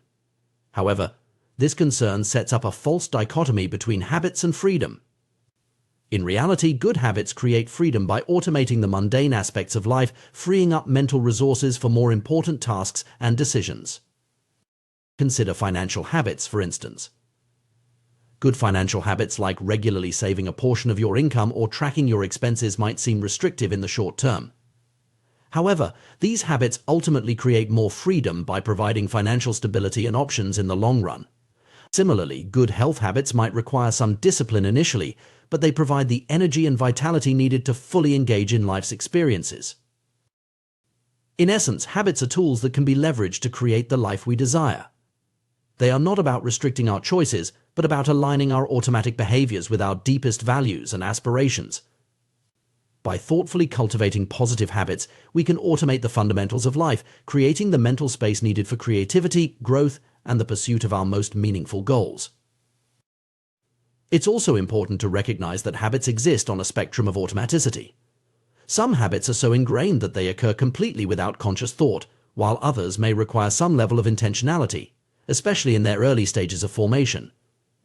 This spectrum allows for flexibility in how we approach habit formation and modification. Furthermore, habits don't exist in isolation. They are part of larger systems in our lives, often interconnected in complex ways. A single keystone habit can trigger a cascade of positive changes across various areas of life. For example, developing a regular exercise habit might lead to better eating choices, improved sleep, increased productivity, and enhanced mood. As we deepen our understanding of habits, we can also appreciate their role in shaping not just individual lives, but entire societies. Collective habits form the basis of culture, and changing societal norms often involves shifting the habits of many individuals. This perspective highlights the profound impact that personal habit change can have on a larger scale. In conclusion, habits are far more than just repetitive behaviors. They are the building blocks of our identities, the shapers of our daily experiences, and the determinants of our long-term outcomes. By understanding the science of habit formation and leveraging this knowledge in our lives, we can take conscious control of our automatic behaviors, aligning them with our deepest values and aspirations. This journey of habit formation and identity shaping is not about achieving perfection or adhering to rigid routines. Instead, it's about making consistent, small choices that compound over time, gradually sculpting us into the individuals we aspire to be. It's a process of continuous growth and refinement, where each small action is a vote for our desired identity. As we navigate this process, it's crucial to approach it with patience, self-compassion, and a long-term perspective. Meaningful change doesn't happen overnight, but through the accumulation of many small, consistent actions over time. By focusing on the process rather than just the outcome, we can find joy and fulfillment in the journey of personal growth itself. Ultimately, mastering our habits is about taking control of our own evolution. It's about consciously shaping our behaviors, our identities, and by extension, our lives. In doing so, we don't just change our routines, we change our worlds, opening up new possibilities and creating the freedom to live life on our own terms. The intricate workings of human behavior have long fascinated scientists, psychologists, and individuals seeking personal growth. At the heart of our daily actions lies a powerful force: habits. These automated behaviors shape our lives in profound ways, often operating below the surface of our conscious awareness. Understanding the mechanics of habit formation can unlock the potential for meaningful personal change and growth. At its core, every habit follows a predictable pattern, a loop that consists of 4 key stages: cue, craving, response, and reward. This habit loop is not just a theoretical construct, but a neurological reality that plays out countless times each day in our lives. The journey of a habit begins with a cue. This is a trigger, a bit of information that predicts a potential reward. In our modern world, cues can take many forms: the ping of a smartphone notification, the aroma of freshly brewed coffee, or the sight of your running shoes by the door. These cues are neutral in themselves, but they have the power to set the habit loop in motion. What transforms a simple cue into a catalyst for action is the second stage of the habit loop: craving. This is where things get interesting from a psychological perspective. Contrary to what we might assume, we don't actually crave the habit itself. Rather, we crave the change in state that the habit promises to deliver. For instance, when you see a notification on your phone, you don't crave the act of checking your phone itself. What you truly desire is the potential nugget of information, the connection, or the momentary distraction it might provide. When you smell coffee, you're not longing for the liquid itself, but for the alertness and comfort it represents. This distinction is crucial because it highlights the emotional and psychological underpinnings of our habits. Cravings are highly personal and can vary dramatically from one individual to another. What triggers an intense desire in one person might be entirely insignificant to another. This is why understanding your own cravings is a key step in mastering your habits. The sound of slot machines might ignite an irresistible urge in a habitual gambler, while for others, it's merely background noise. The interpretation of cues, colored by our past experiences, emotions, and current state, is what transforms them into cravings. The third stage of the habit loop is the response. This is the actual habit you perform, which can be a physical action or a mental process. However, a response only occurs if 2 conditions are met: sufficient motivation and the ability to perform the action. If an action requires more effort than you're willing to expend, or if it's beyond your capabilities, the habit loop breaks down at this stage. This insight offers a powerful lever for habit change. By increasing or decreasing the effort required to perform a habit, we can influence whether it occurs. Want to read more? Leave a book on your bedside table. Trying to cut down on social media? Log out of your accounts after each use, adding a small barrier to mindless scrolling. The final stage of the habit loop is the reward. This is the end goal of every habit, the payoff that satisfies the craving and completes the cycle. Rewards serve a dual purpose: they provide immediate gratification and they teach us which actions are worth repeating in the future. The immediate satisfaction of a craving is what makes habits so powerful. When you check your phone and find an interesting message, the brief moment of entertainment or connection reinforces the habit. When you take a sip of coffee and feel that first jolt of caffeine, your brain logs that action as worth repeating. But rewards do more than just satisfy momentary desires. They play a crucial role in the learning process that underlies habit formation. Our brains are essentially reward detectors, constantly scanning our experiences to identify which actions lead to pleasurable outcomes. This feedback mechanism helps us distinguish between useful and useless behaviors, gradually shaping our habits over time. Understanding this four-stage habit loop provides a framework for analyzing and modifying our behaviors. If any of these four components is insufficient, a behavior will fail to become a habit. Without a clear cue, a habit won't start. Without a strong enough craving, there's no motivation to act. If the response is too difficult, it won't be performed. And if the reward fails to satisfy, there's no reason to repeat the behavior. This loop isn't just an occasional occurrence, it's an endless cycle that's running every moment we're alive. Our brains are constantly scanning the environment, predicting outcomes, trying responses, and learning from the results. Most of the time, this process happens so quickly and automatically that we're not even aware of it. We can think of the habit loop as having two distinct phases: the problem phase and the solution phase. The problem phase, which includes the cue and craving, is when we recognize that something needs to change. The solution phase, comprising the response and reward, is when we take action to bring about that change.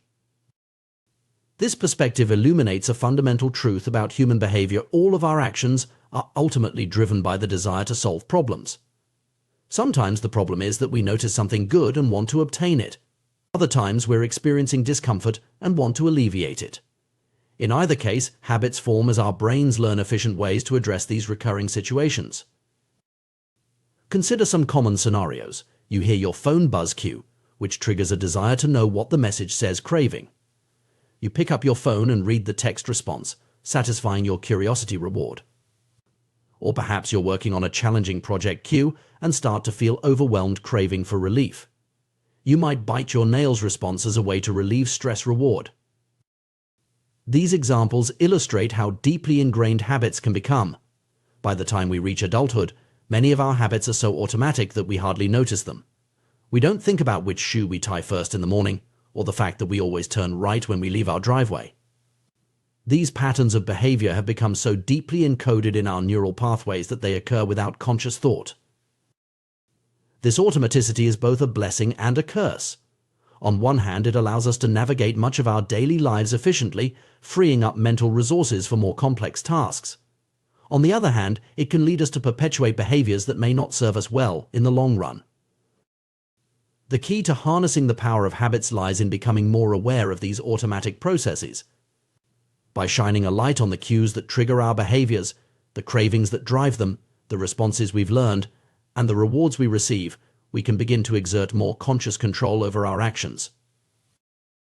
This doesn't mean we need to eliminate automaticity altogether. That would be exhausting and counterproductive. Instead, the goal is to ensure that our automatic behaviors are aligned with our long-term goals and values. We want to cultivate habits that serve us, not ones that hinder our growth or happiness. Changing habits isn't easy, but understanding the habit loop gives us a roadmap for transformation. We can work on each component of the loop to reshape our behaviors. 1. Cues. We can manage our environment to reduce exposure to cues that trigger undesirable habits and increase exposure to cues that prompt positive behaviors. 2. Cravings. We can reframe our mental associations to link desired behaviors with positive emotions and outcomes. 3. Response. We can make good habits easier to do and bad habits more difficult, tilting the scales in favor of positive behaviors. 4. Rewards. We can engineer immediate rewards for good habits to make them more satisfying in the short term. It's important to note that habit change is not about achieving perfection. It's about consistently making choices that align with the person we want to become. Every action is a vote for the type of person we wish to be. We don't need to win every vote, but we need to win the majority to see real change. Moreover, habits don't exist in isolation. They're part of larger systems in our lives, often interconnected in complex ways. Changing one habit can have ripple effects, influencing other behaviors and aspects of our lives. This interconnectedness can work in our favor sometimes. Changing one keystone habit can lead to a cascade of positive changes across various areas of life. As we work on our habits, it's crucial to approach the process with patience and self-compassion. Habit formation and change take time. Our brains require repeated experiences to forge new neural pathways and strengthen them to the point of automaticity. This process can't be rushed, but it can be guided. It's also worth considering the broader implications of habit formation beyond individual behavior. Collective habits form the basis of culture, and societal change often involves shifting the habits of many individuals. By understanding and mastering our own habits, we not only improve our personal lives but potentially contribute to positive changes on a larger scale.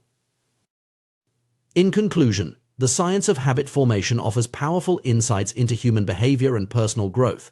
By understanding the habit loop of cue, craving, response, and reward, we gain a framework for analyzing and modifying our automatic behaviors. This knowledge empowers us to shape our habits intentionally, aligning our automatic behaviors with our deepest values and aspirations. The journey of habit change is not about achieving perfection or adhering to rigid routines. It's about making consistent, small choices that compound over time, gradually sculpting us into the individuals we aspire to be. It's a process of continuous growth and refinement, where each small action is a vote for our desired identity. As we navigate this process, we must approach it with patience, self-compassion, and a long-term perspective. Meaningful change doesn't happen overnight, but through the accumulation of many small, consistent actions over time. By focusing on the process rather than just the outcome, we can find joy and fulfillment in the journey of personal growth itself. Ultimately, mastering our habits is about taking control of our own evolution. It's about consciously shaping our behaviors, our identities, and by extension, our lives. In doing so, we don't just change our routines, we change our worlds, opening up new possibilities and creating the freedom to live life on our own terms. The power of habit formation lies not just in its ability to automate our behaviors, but in its potential to transform who we are and who we can become. The human mind is a marvel of efficiency, constantly working to streamline our experiences and behaviors. At the heart of this process lies the formation of habits, automatic behaviors that allow us to navigate the complexities of daily life with minimal conscious effort. Understanding the mechanics of habit formation not only provides fascinating insights into human behavior, but also offers powerful tools for personal growth and transformation. The foundation of habit formation rests on a simple yet profound four-step process: cue, craving, response, and reward. This habit loop is the backbone of every habit, from the most trivial to the most impactful. By understanding and manipulating these four components, we gain the ability to shape our behaviors intentionally, cultivating habits that serve our goals and dismantling those that hinder us. Let's delve deeper into each stage of the habit loop and explore how we can leverage this knowledge to create positive change in our lives. The cue is the trigger that initiates a habit. It can be anything in our environment that our brain associates with a particular behavior. The ping of a smartphone notification, the smell of coffee in the morning, or the sight of your running shoes by the door, these are all potential cues that set a habit in motion. Importantly, cues are neutral in themselves. It's our interpretation of them that gives them power. To harness the power of cues, we need to make them obvious for habits we want to cultivate and invisible for those we wish to break. This might involve strategically placing items in our environment to prompt desired behaviors or removing triggers that lead to unwanted actions. For instance, if you want to read more, leaving a book on your bedside table creates a clear cue. Conversely, if you're trying to cut down on social media use, keeping your phone out of sight while working can help reduce the temptation to check it constantly. The craving is the motivational force behind every habit. It's not the habit itself that we crave, but the change in state it promises. When we see a notification on our phone, we don't actually crave the act of checking it, we crave the potential nugget of information or connection it might provide. Understanding this distinction is crucial, because it highlights the emotional and psychological underpinnings of our habits. To make habits more attractive, we can bundle them with activities we already enjoy or reframe them to highlight their benefits. For example, if you struggle to exercise regularly, you might pair your workout with listening to your favorite podcast, creating a more appealing package. Alternatively, you could focus on the immediate benefits of exercise, like increased energy and improved mood, rather than distant goals like weight loss. The response is the actual habit you perform. This is where the rubber meets the road, so to speak. For a habit to form, the response must be possible. You need to have the ability to do it. This insight offers another lever for habit change. By manipulating the ease or difficulty of a behavior, we can influence whether it becomes a habit. To encourage good habits, we should strive to make them as easy as possible. This might involve breaking them down into smaller, more manageable steps or reducing friction in our environment. For instance, if you want to start a journaling habit, you might leave a notebook and pen on your desk each night, reducing the effort required to begin writing in the morning. Conversely, to break bad habits, we can introduce friction or make them more difficult. If you're trying to cut down on late-night snacking, you might put healthy snacks at eye level in your fridge and store less healthy options in hard-to-reach places. The reward is the end goal of every habit, the payoff that satisfies our craving and teaches us which actions are worth repeating. The most effective rewards are those that provide immediate satisfaction while also aligning with our long-term goals. To reinforce good habits, we need to make them satisfying. This might involve celebrating small wins or tracking our progress visually. For example, marking off days on a calendar when you complete a desired habit can provide a sense of accomplishment and motivation to continue. For breaking bad habits, we can make them unsatisfying by attaching immediate negative consequences. This could be as simple as telling a friend about your goal and agreeing to pay them a small amount each time you slip up. These 4 laws of behavior change make it obvious, make it attractive, make it easy, and make it satisfying provide a powerful framework for shaping our habits. However, it's important to remember that habit formation is not just about willpower or discipline. It's about creating systems that make good behaviors inevitable and bad behaviors impossible. Consider the story of the paramedic who recognized the signs of an impending heart attack in her father-in-law, despite him feeling fine. This illustrates a fascinating aspect of human cognition, our ability to recognize patterns and make predictions based on subtle cues, often without conscious awareness. Through years of experience, the paramedic had unknowingly developed the ability to recognize the facial patterns associated with heart problems. Her brain had catalogued these cues, creating an automatic response system that allowed her to identify potential issues quickly. This phenomenon isn't unique to medical professionals. Similar stories abound in various fields. Military analysts can distinguish between friendly and enemy aircraft on radar screens based on minute differences. Art curators can spot forgeries that fool even sophisticated tests.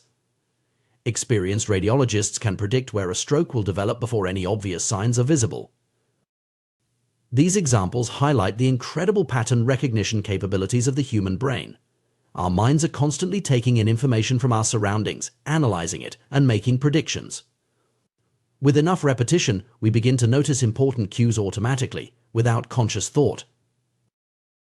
This automatic processing is the foundation of every habit we have. It's what allows us to perform complex behaviors without actively thinking about each step. Consider how you don't need to consciously think about each muscle movement involved in driving a car or typing on a keyboard.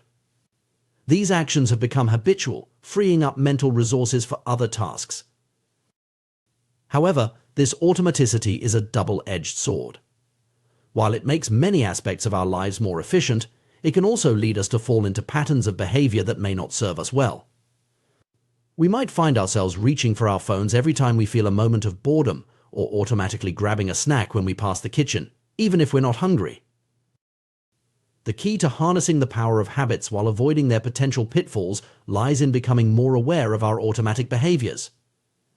By shining a light on the cues that trigger our habits, the cravings that drive them, the responses we've learned, and the rewards we receive, we can begin to exert more conscious control over our actions.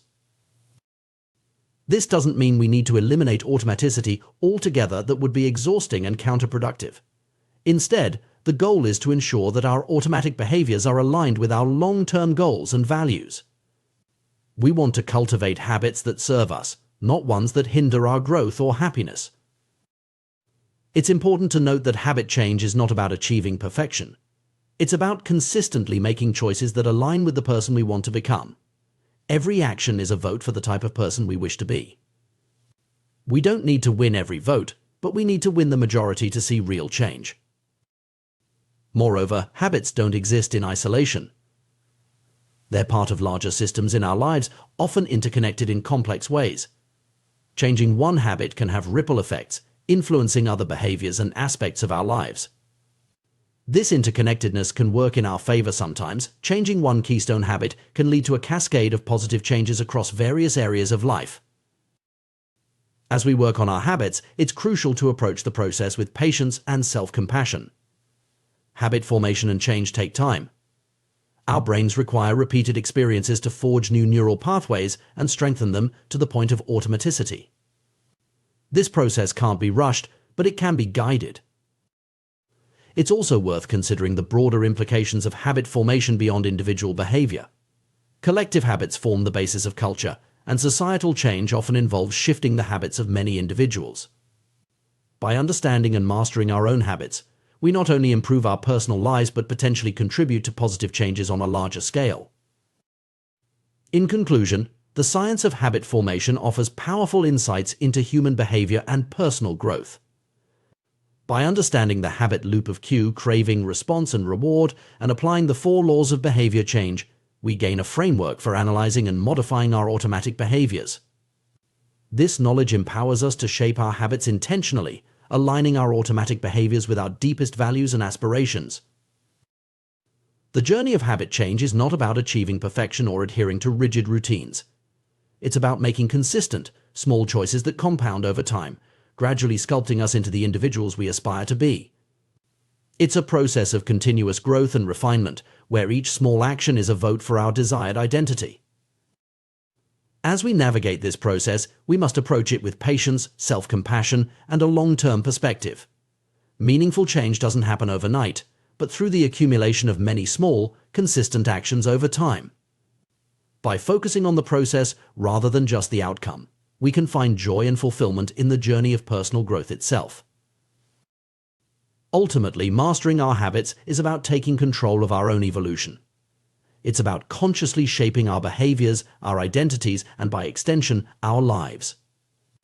In doing so, we don't just change our routines, we change our worlds, opening up new possibilities and creating the freedom to live life on our own terms. The power of habit formation lies not just in its ability to automate our behaviors, but in its potential to transform who we are and who we can become. In our fast-paced world, we often find ourselves operating on autopilot, our actions guided by deeply ingrained habits that we may not even be consciously aware of. These habits, whether beneficial or detrimental, shape our daily lives and ultimately determine our long-term outcomes. Understanding and harnessing the power of habits is crucial for personal growth and achieving our goals. Consider the story of a retail clerk who, after a series of transactions involving gift cards, absent-mindedly cut a customer's actual credit card in half. Or the former preschool teacher who, even in her new corporate job, couldn't shake the habit of asking coworkers if they had washed their hands after using the bathroom. These anecdotes illustrate how deeply ingrained our habits can become, often operating below the level of conscious awareness. The power of habits lies in their ability to automate our behaviors, freeing up mental resources for more complex tasks. However, this same automaticity can lead us astray when our habits are misaligned with our goals or values. The key to leveraging habits for personal growth lies in bringing them into our conscious awareness and intentionally shaping them to serve our desired outcomes. One powerful technique for increasing awareness of our habits is inspired by the Japanese railway system's pointing and calling method. This safety system, which involves operators physically pointing at and verbally calling out various checks and procedures, has been shown to reduce errors by up to 85% and cut accidents by 30%. The effectiveness of this method lies in its ability to elevate routine actions from the non-conscious to the conscious level, engaging multiple senses and increasing overall awareness. We can adapt this concept to our personal lives by creating what we might call a habits scorecard. This simple yet powerful exercise involves listing out our daily habits and evaluating each one as positive, negative, or neutral. By doing so, we bring our automatic behaviors into conscious awareness, allowing us to identify areas for improvement and reinforcement. To create your own habits scorecard, start by listing out your daily routines in detail. Include everything from the moment you wake up to the time you go to bed. Once you have a comprehensive list, go through each item and ask yourself, is this a good habit, a bad habit, or a neutral habit? Mark each habit with a or accordingly. It's important to note that the classification of habits as good or bad is somewhat subjective and depends on your personal goals and circumstances. For instance, eating a high-calorie breakfast might be a positive habit for someone trying to gain weight, but a negative one for someone aiming to lose weight. The key is to evaluate each habit in the context of your own aspirations and desired identity. In fact, it might be more accurate to think of habits not as inherently good or bad, but as either effective or ineffective at solving problems and serving our long-term goals. All habits, even those we might label as bad, serve us in some way. That's why we repeat them. The challenge is to identify which habits are truly serving our long-term interests and which are providing short-term benefits at the expense of our broader goals. When evaluating your habits, consider this question: does this behavior help me become the type of person I wish to be? Does this habit cast a vote for or against my desired identity? Habits that align with and reinforce your desired identity are generally positive, while those that conflict with it are typically negative. As you work through your habit scorecard, resist the urge to judge or criticize yourself. The goal at this stage is simply to observe and become aware of your behaviors, not to change them immediately. Approach the exercise with a sense of curiosity, as if you were an impartial observer of your own life. Notice your patterns without attaching emotion or self-judgment to them. This neutral observation is a crucial first step in the process of habit change. By simply becoming aware of our habits, we often naturally begin to adjust our behaviors. It's like shining a light into a dark room. Suddenly we can see what's actually there, and that awareness alone can be transformative. For those who find they need additional support in maintaining this awareness, the pointing and calling method can be adapted for personal use. For example, if you're trying to reduce snacking, you might say out loud, "I'm about to eat this cookie, but I don't need it. Eating it will move me further from my health goals." This verbalization brings the action fully into your conscious awareness, creating a moment of pause that allows you to make a more intentional choice. As you become more aware of your habits, you may start to notice the cues that trigger them. These cues, the ping of a notification, the sight of the TV remote, the smell of coffee, often become so familiar that they fade into the background of our awareness. By bringing these cues back into focus, we gain the power to interrupt the habit loop and potentially reshape our responses. It's worth noting that the process of habit change is not about achieving perfection or adhering to rigid routines. Rather, it's about making consistent, small choices that align with our desired identity and long-term goals. Every action we take is essentially a vote for the type of person we want to become. We don't need to win every vote, but we need to win the majority to see real change. Moreover, habits don't exist in isolation. They're part of complex systems in our lives, often interconnected in ways we might not immediately recognize. Changing one habit can have ripple effects, influencing other behaviors and aspects of our lives. This interconnectedness can work in our favor sometimes. Changing one keystone habit can lead to a cascade of positive changes across various areas of life. As we work on becoming more aware of our habits and shaping them intentionally, it's crucial to approach the process with patience and self-compassion. Habit formation and change take time. Our brains require repeated experiences to forge new neural pathways and strengthen them to the point of automaticity. This process can't be rushed, but it can be guided with consistent effort and awareness. It's also important to consider the broader implications of habit formation beyond individual behavior. Collective habits form the basis of culture, and societal change often involves shifting the habits of many individuals. By understanding and mastering our own habits, we not only improve our personal lives but potentially contribute to positive changes on a larger scale. The journey of habit awareness and change is not always easy. It requires us to confront uncomfortable truths about our behaviors and to challenge deeply ingrained patterns. However, the rewards of this process are immense. By bringing our habits into conscious awareness and intentionally shaping them to serve our goals, we gain a powerful tool for personal transformation. Imagine the compound effect of replacing just a few ineffective habits with more beneficial ones. Over time, these small changes can lead to dramatic improvements in our health, productivity, relationships, and overall quality of life. The key is to start small, focus on consistency rather than perfection, and maintain awareness of our behaviors over time. As we become more adept at recognizing and shaping our habits, we may find that this awareness extends beyond individual behaviors to larger patterns in our lives. We might start to notice recurring themes in our relationships, our work, or our emotional responses. This expanded awareness can open up new possibilities for growth and change in all areas of our lives. Furthermore, the skills we develop in habit awareness and modification can be applied to achieving any goal or making any change in our lives. Whether we're aiming to advance in our careers, improve our health, or cultivate better relationships, the ability to intentionally shape our habitual behaviors is a powerful tool. In conclusion, the journey of habit awareness and change is a fundamental aspect of personal growth and self-improvement. By bringing our automatic behaviors into conscious awareness, evaluating their effectiveness, and intentionally shaping them to serve our goals, we gain the power to direct our own evolution.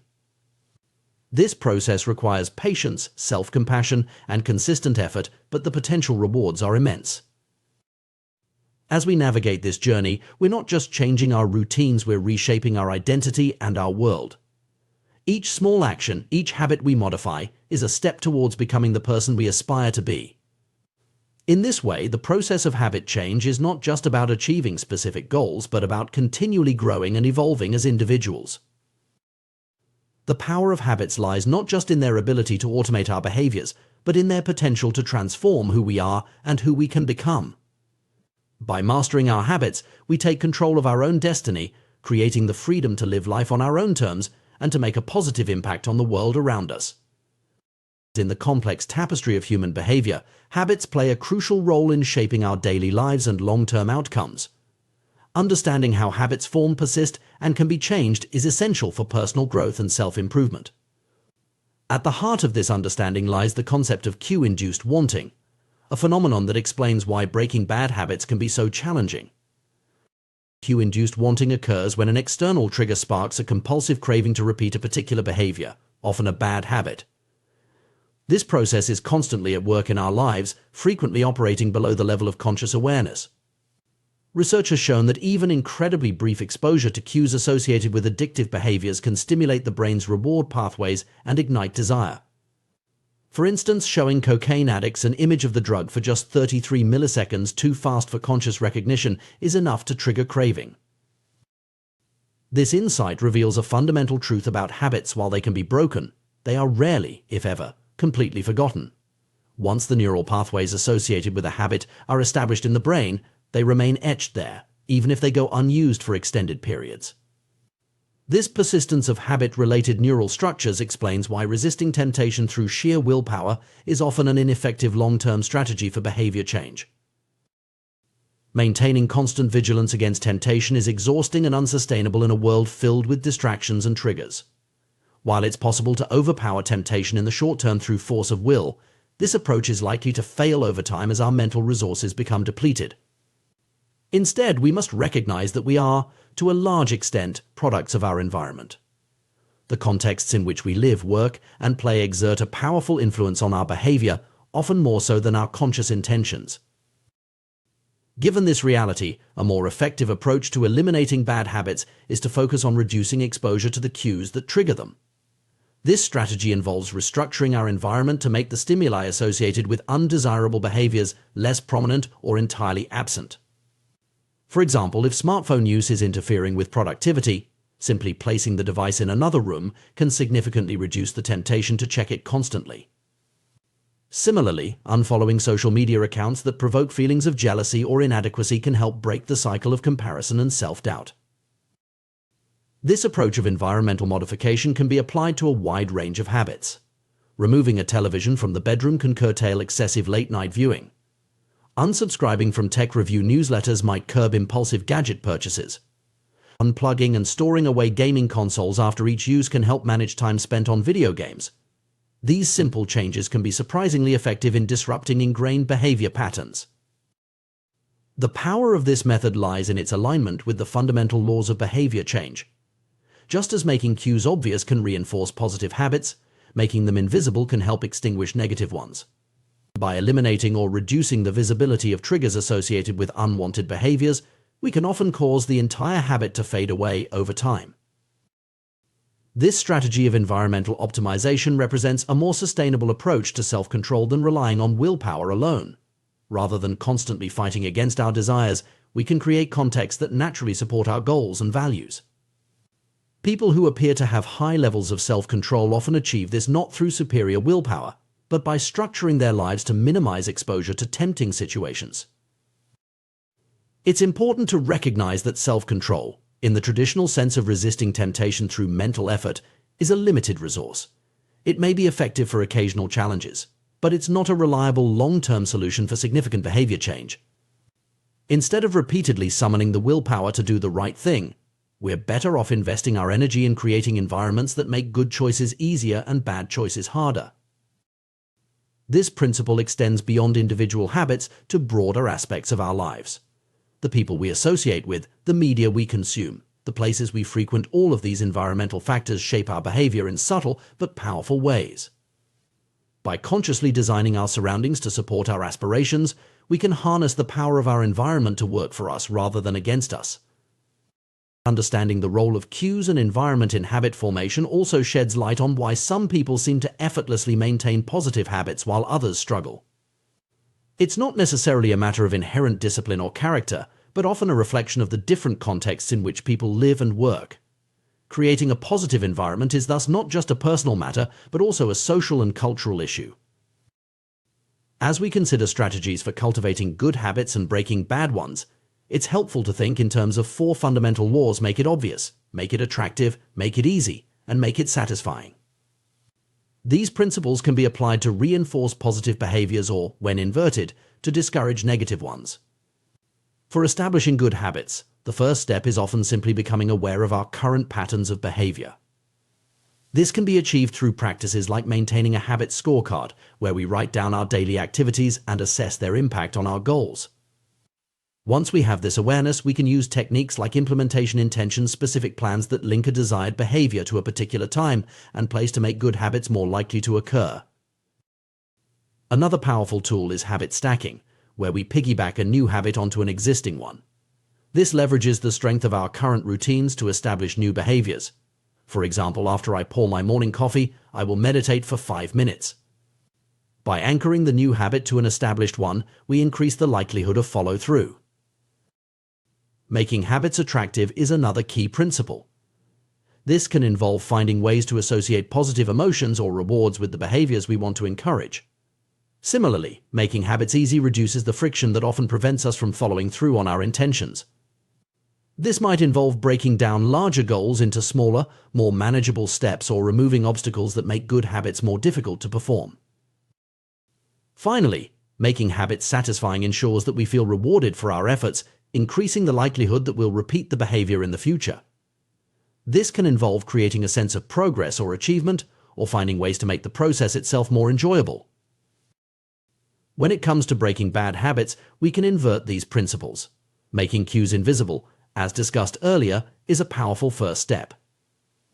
We can also work to make undesirable behaviors less attractive, perhaps by focusing on their negative consequences or finding healthier alternatives that fulfill the same needs. Making bad habits more difficult to perform, for instance, by adding extra steps or inconveniences, can also be effective. And finally, we can strive to make the outcomes of bad habits less satisfying, perhaps by implementing some form of negative consequence or by vividly imagining the long-term effects of the behavior. It's worth noting that the process of habit change is not always linear or straightforward. Our brains are complex systems shaped by evolution to respond to certain stimuli in ways that may no longer serve us well in modern environments. The work of scientists like Nico Tinbergen has revealed how deeply ingrained some of our responses to environmental cues can be. Tinbergen's experiments with herring gulls and greylag geese demonstrated the power of supernormal stimuli, exaggerated versions of natural cues that elicit stronger than normal responses. Baby gulls, for instance, were found to peck more vigorously at cardboard beaks with larger or more numerous red spots than at real gull beaks. Similarly, geese would attempt to roll larger, egg-shaped objects into their nests with greater effort than they would expend on actual eggs. These findings have profound implications for understanding human behavior in modern contexts. Just as the animals in Tinbergen's experiments responded more strongly to exaggerated versions of natural stimuli, humans often find themselves powerfully drawn to supernormal stimuli environment. Junk food, with its heightened flavors and carefully engineered combinations of salt, sugar, and fat, is a prime example of this phenomenon. Our brains, shaped by hundreds of thousands of years of evolution in environments where calories were scarce and hard to come by, are primed to seek out and consume energy-dense foods whenever they're available. In our ancestral past, this drive served us well, helping to ensure survival in uncertain conditions. Today, however, in an environment of abundance, these same instincts can lead us astray, driving overconsumption and contributing to health problems. This mismatch between our evolutionary programming and our current environment extends beyond food to many other aspects of modern life. The instant gratification offered by social media, the immersive experiences provided by video games, the constant stream of novel information available at our fingertips, all of these can be seen as supernormal stimuli that hijack our reward systems in ways our ancestors never had to contend with. Understanding these dynamics can help us approach habit change with greater compassion for ourselves and others. It's not a matter of weak will or moral failing when we struggle with bad habits. We're often fighting against deeply ingrained instincts that served our species well for millennia but may be maladaptive in our current context. At the same time, this understanding empowers us to take more effective action. By recognizing the power of environmental cues and the limitations of willpower, we can focus our efforts on creating contexts that support our goals rather than undermine them. We can design our physical and digital spaces to minimize exposure to tempting stimuli and maximize exposure to cues that trigger positive behaviors. Moreover, we can work to create new, healthier supernormal stimuli that satisfy our innate drives in more beneficial ways. For instance, we might seek out activities that provide the novelty and excitement our brains crave, but in forms that contribute to our well-being rather than detract from it. Engaging hobbies, challenging physical activities, or immersive learning experiences can all provide the kind of stimulation our brains seek, without the negative consequences associated with many modern sources of supernormal stimuli. In conclusion, the journey of habit change is a complex but fascinating one, deeply rooted in our evolutionary history and profoundly influenced by our modern environment. By understanding the mechanisms behind habit formation and persistence, we can develop more effective strategies for personal growth and self-improvement. The key lies not in heroic feats of willpower, but in thoughtful design of our environments and routines to align with our goals and values. Through this approach, we can harness the power of our habits to create lasting positive change in our lives. The intricate relationship between human behavior, habit formation, and the food industry reveals fascinating insights into the nature of desire and consumption in our modern world. At the heart of this relationship lies the powerful influence of dopamine, a neurotransmitter that plays a crucial role in motivation, reward, and habit formation. The food science industry has harnessed our biological predispositions to create products that are irresistibly attractive to consumers. By manipulating factors such as texture, flavor, and sensory experience, food scientists have developed techniques to make processed foods exceptionally appealing. The concept of dynamic contrast. In food, the combination of different sensations like crunchiness and creaminess keeps our brains engaged and interested, encouraging continued consumption beyond the point of satiety. This optimization of food products extends to finding the perfect bliss point, a precise balance of salt, sugar, and fat that maximizes palatability and appeal. The result is a category of hyperpalatable foods that effectively hijack our reward systems, leading to overconsumption and potentially contributing to issues like obesity and related health problems. The power of these engineered foods lies in their ability to trigger dopamine release in our brains. Dopamine, once thought to be primarily associated with pleasure, is now understood to play a complex role in motivation, learning, and anticipation of rewards. Crucially, dopamine is released not just when we experience pleasure, but also when we anticipate it. This anticipatory aspect of dopamine release is key to understanding why certain habits, including those related to food consumption, can become so deeply ingrained and difficult to break. The dopamine-driven feedback loop that underlies habit formation extends far beyond food. In our modern society, we are surrounded by highly engineered versions of reality that are more attractive and stimulating than anything our ancestors encountered. From carefully crafted advertisements to the instant gratification of social media likes, these supernormal stimuli exploit our natural inclinations and drive us towards excessive behaviors in shopping, social media use, and various forms of entertainment.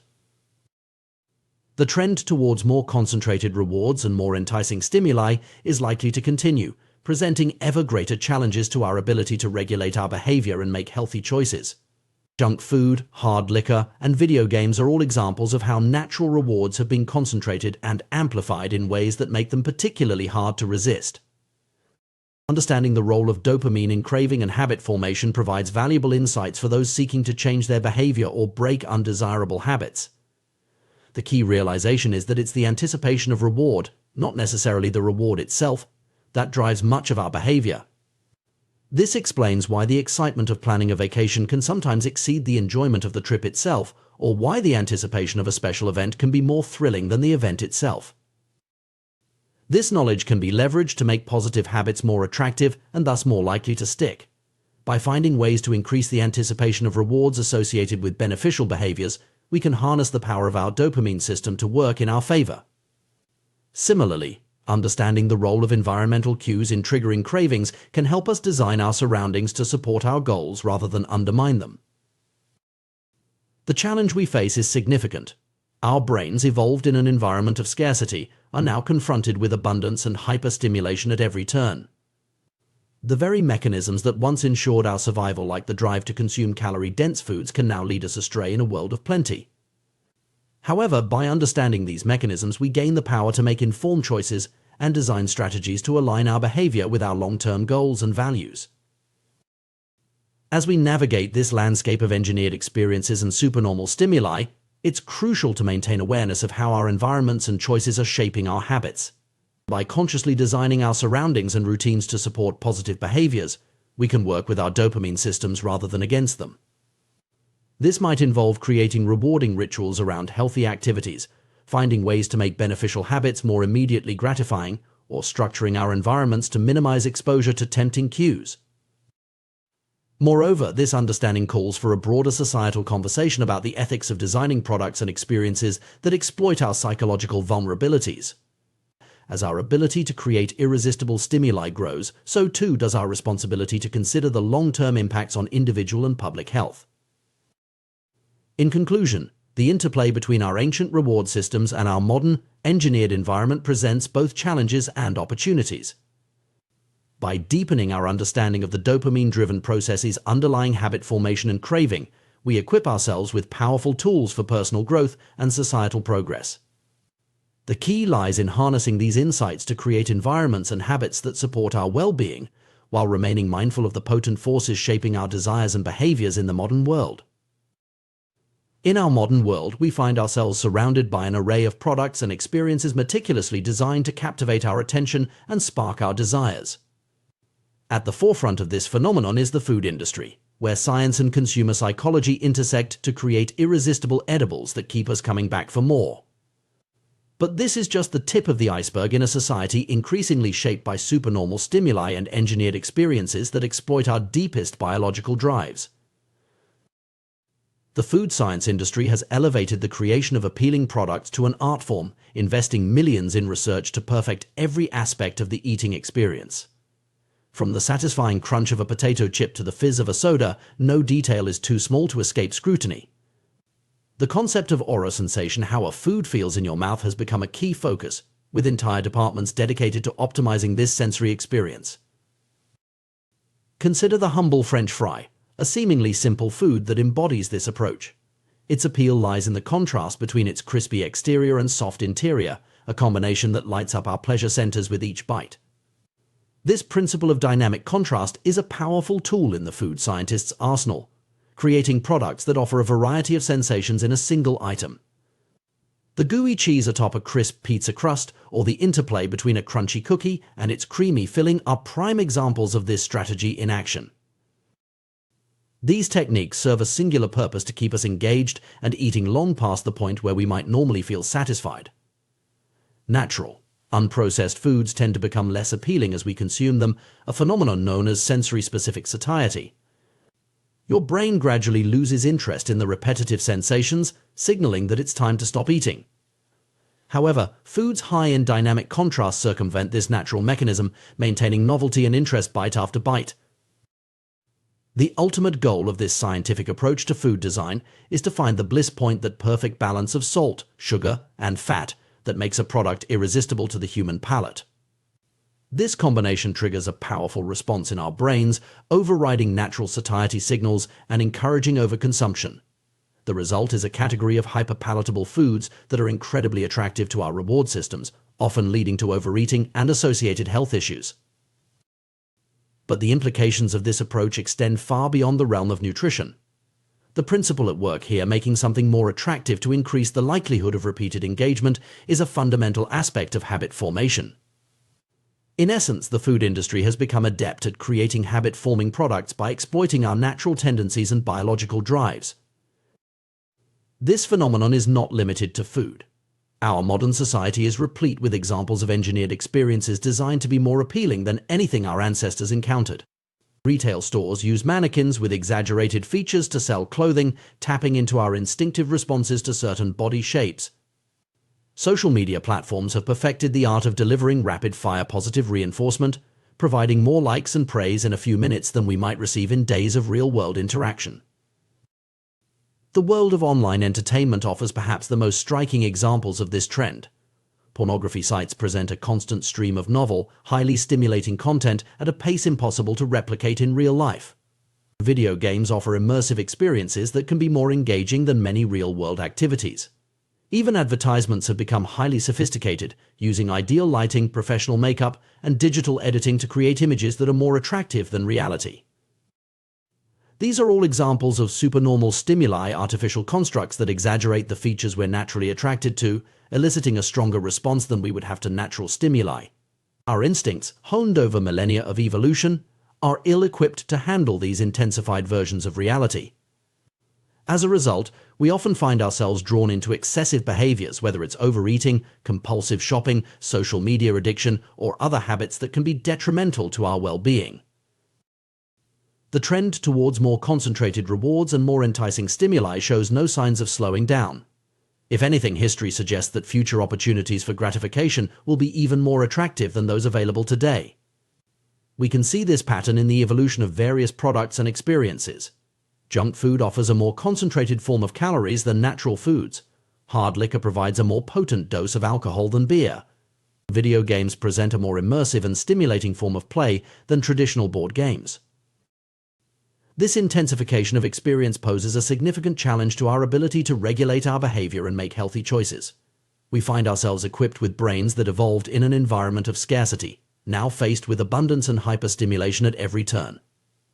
The very mechanisms that once ensured our survival, like the drive to consume calorie-dense foods when available, can now lead us astray in a world of plenty. To understand why these engineered experiences are so powerful, we need to delve into the neuroscience of habit formation and craving. At the heart of this process is dopamine, a neurotransmitter that plays a crucial role in motivation, reward, and learning. For many years, scientists believed that dopamine was primarily associated with pleasure. However, more recent research has revealed that its role is far more complex and central to a wide range of neurological processes. Dopamine is involved not just in experiencing pleasure, but in motivation, learning and memory, punishment and aversion, and even voluntary movement.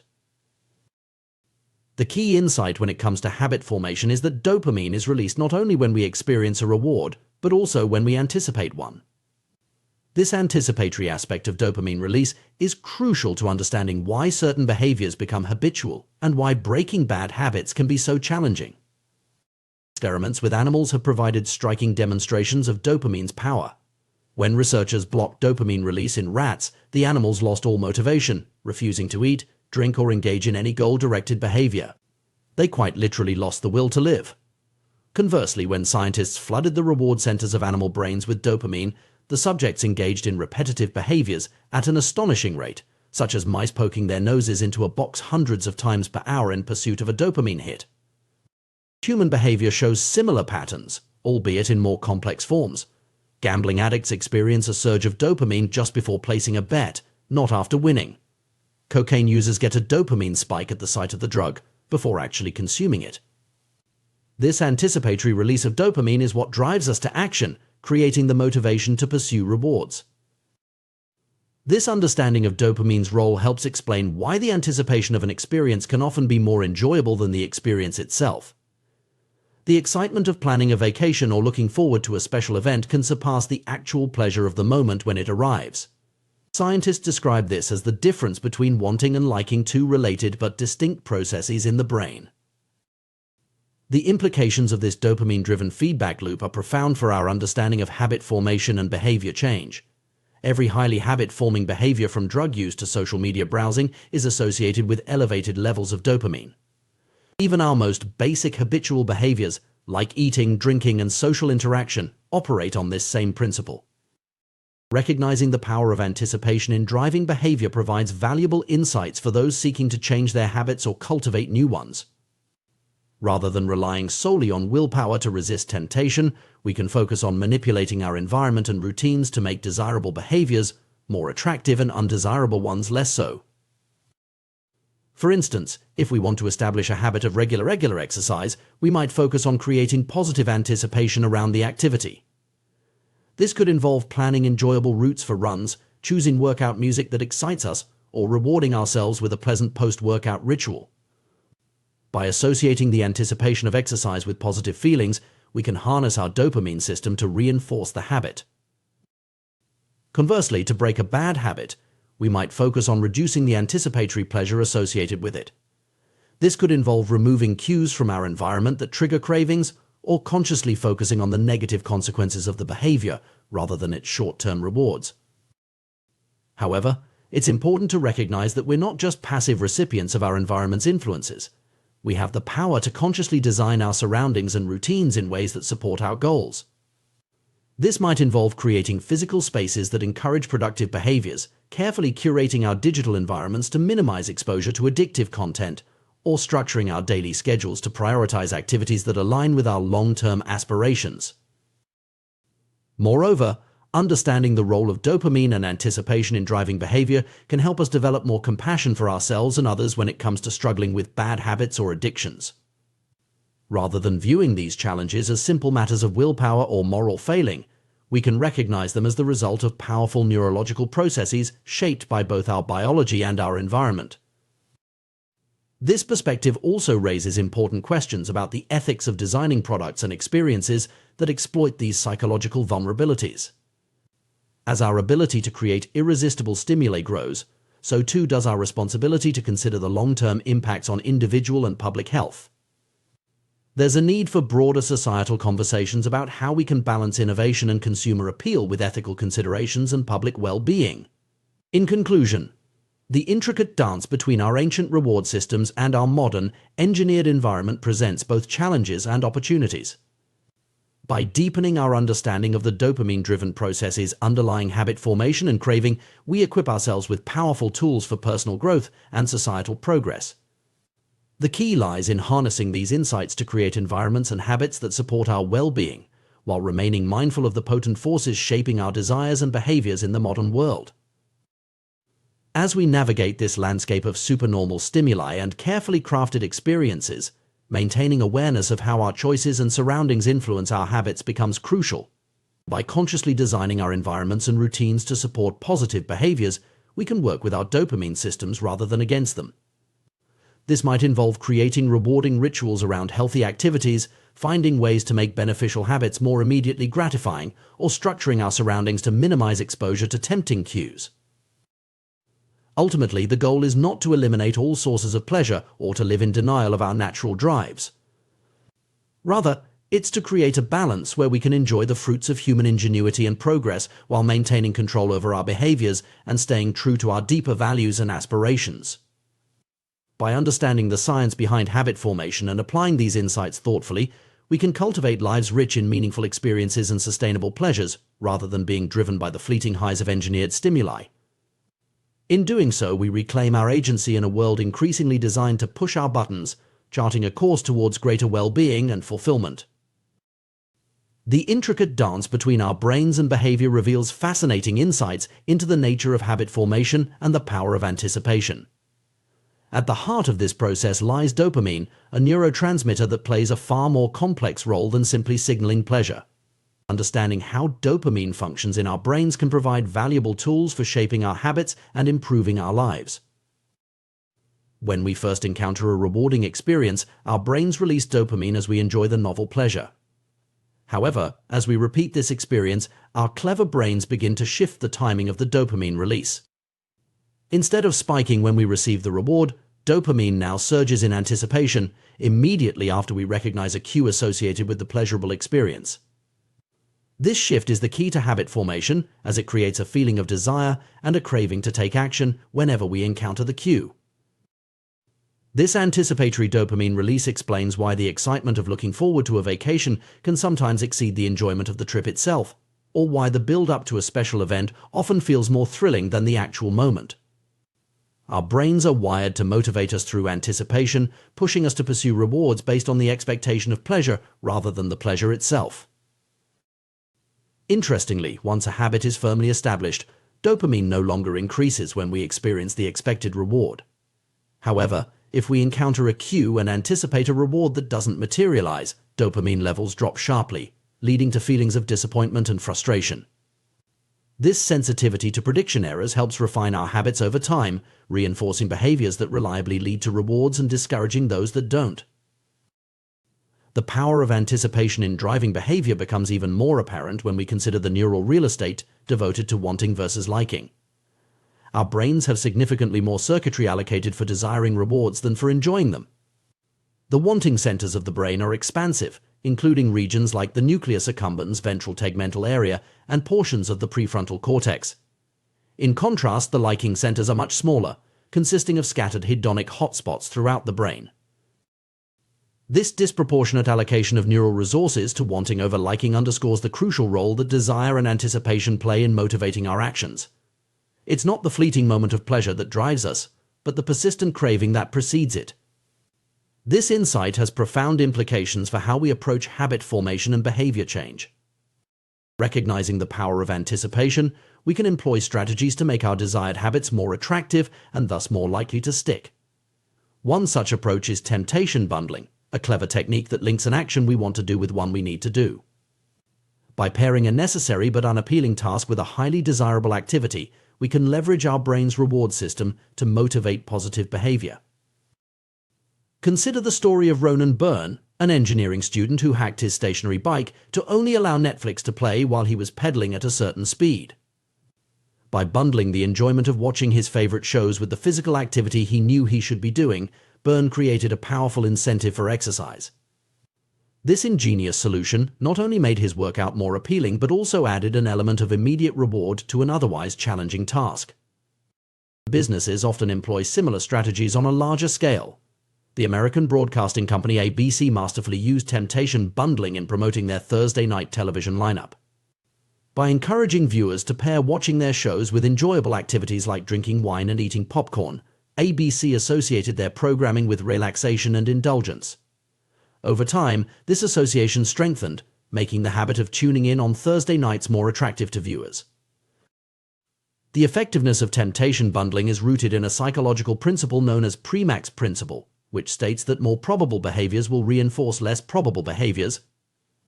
In other words, by linking a desired activity like watching TV with a less appealing but necessary task like exercising, we can condition ourselves to engage in the less enjoyable activity more consistently.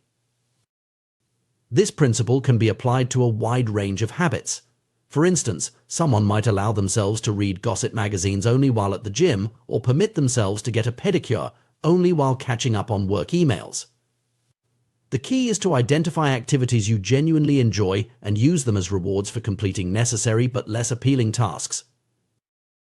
To maximize the effectiveness of temptation bundling, it can be combined with habit stacking, another powerful behavior change strategy. Habit stacking involves linking a new habit you want to form with an existing habit you already perform consistently. By creating a formula that pairs a current habit with a needed habit, followed by a wanted habit, you can create a chain of behaviors that reinforces positive change. For example, someone trying to cultivate gratitude and stay informed might adopt the following routine: after I get my morning coffee, I will say one thing I'm grateful for. After I express gratitude, I will read the news. This sequence links an existing habit, getting coffee, with a desired new habit, practicing gratitude, and a rewarding activity, reading the news. The power of this approach lies in its ability to transform necessary but unappealing tasks into gateways to enjoyable activities. Over time, the anticipation of the reward, like checking social media or watching sports highlights, can make the associated necessary task, like doing burpees or making sales calls, more appealing by association. While temptation bundling and habit stacking are powerful tools, it's important to recognize that they are part of a broader principle making habits more attractive. In our modern world, we are constantly bombarded with supernormal stimuli, exaggerated versions of reality that are more appealing than anything our ancestors encountered. From junk food engineered to hit the perfect bliss point. of salt, sugar, and fat to social media platforms designed to deliver constant hits of social validation. These stimuli exploit our brain's reward systems in unprecedented ways. Understanding this landscape of engineered experiences allows us to approach habit formation with greater intentionality. While we may not be able to compete with the intensity of these supernormal stimuli, we can use their principles to enhance the appeal of beneficial habits. By thoughtfully designing our environment and routines, we can create our own heightened versions of reality that make positive behaviors more attractive. For instance, we might create a specially designated, comfortable space for reading to make a daily reading habit more appealing. Or we could invest in high-quality exercise equipment and create an energizing playlist to make workouts more enticing. The goal is to enhance the sensory and emotional experience associated with the habit we want to cultivate. It's crucial to remember that the power of anticipation works both ways. Just as we can use it to reinforce positive habits, unchecked anticipation of unhealthy rewards can lead to destructive behavior patterns. This is particularly evident in addictions, where the anticipation of the drug or behavior becomes all-consuming, driving compulsive actions despite negative consequences. Recognizing the role of anticipation in our behavior also highlights the importance of managing our environment. If we're constantly surrounded by cues that trigger cravings for unhealthy behaviors, we're fighting an uphill battle. By thoughtfully curating our physical and digital spaces to minimize exposure to tempting cues and maximize exposure to cues for positive habits, we can set ourselves up for success. Moreover, understanding the dopamine-driven nature of habit formation can help us be more compassionate with ourselves and others when it comes to struggling with bad habits or addictions. Rather than viewing these challenges as simple matters of willpower or moral failing, we can recognize them as the result of powerful neurological processes shaped by both our biology and our environment. This perspective also raises important ethical questions about the design of products and experiences that exploit these psychological vulnerabilities. As our ability to create irresistible stimuli grows, so too does our responsibility to consider the long-term impacts on individual and public health. There's a need for broader societal conversations about how we can balance innovation and consumer appeal with ethical considerations and public well-being. In conclusion, the science of habit formation reveals that desire, driven by anticipation, is the engine of behavior. By understanding how our brains process rewards and generate cravings, we can develop more effective strategies for cultivating positive habits and breaking negative ones. Techniques like temptation bundling and habit stacking allow us to work with our brain's natural tendencies rather than against them, making the process of behavior change more enjoyable and sustainable. As we navigate a world increasingly filled with supernormal stimuli and engineered experiences, maintaining awareness of how our choices and surroundings influence our habits becomes crucial. By consciously designing our environments and routines to support positive behaviors, we can harness the power of anticipation to drive personal growth and well-being. Ultimately, the goal is not to eliminate all sources of pleasure or to live in denial of our natural drives. Rather, it's to create a balance where we can enjoy the fruits of human ingenuity and progress while maintaining control over our behaviors and staying true to our deeper values and aspirations. By understanding the science behind habit formation and applying these insights thoughtfully, we can cultivate lives rich in meaningful experiences and sustainable pleasures, rather than being driven by the fleeting highs of engineered stimuli. In doing so, we reclaim our agency in a world increasingly designed to push our buttons, charting a course towards greater well-being and fulfillment. The power to shape our habits and thus our lives lies within our grasp. Armed with knowledge of how our brains work and tools to work with our nature rather than against it, we can embark on a journey of continuous self-improvement and personal growth. The power of environment in shaping human behavior is a fascinating and often underappreciated aspect of personal development. This concept is powerfully illustrated by the story of the Polgar sisters, whose extraordinary achievements in chess demonstrate the profound impact that culture and upbringing can have on skill development and habit formation. Laszlo Polgar, a Hungarian educator, held a controversial belief that genius was not innate but could be cultivated through deliberate practice and the development of good habits. He was so convinced of this idea that he set out to prove it with his own children. Laszlo's experiment began even before his children were born, as he sought a wife who would be willing to participate in his unconventional parenting plan. The Polgar household became a carefully crafted environment dedicated to chess excellence. The children were homeschooled, which was unusual in Hungary at the time, allowing for a focused and immersive education. Chess books and pictures of famous players filled the home, creating a constant visual reminder of their goal. The sisters played against each other regularly and competed in high-level tournaments from a young age.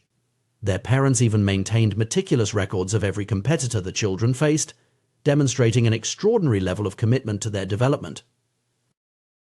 The results of this experiment were nothing short of remarkable.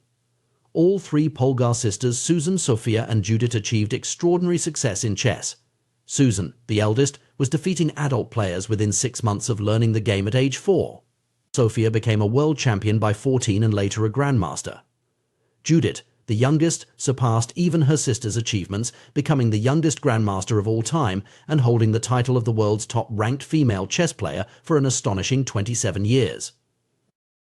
What's particularly intriguing about the Polgar sisters' story is their perspective on their unusual upbringing.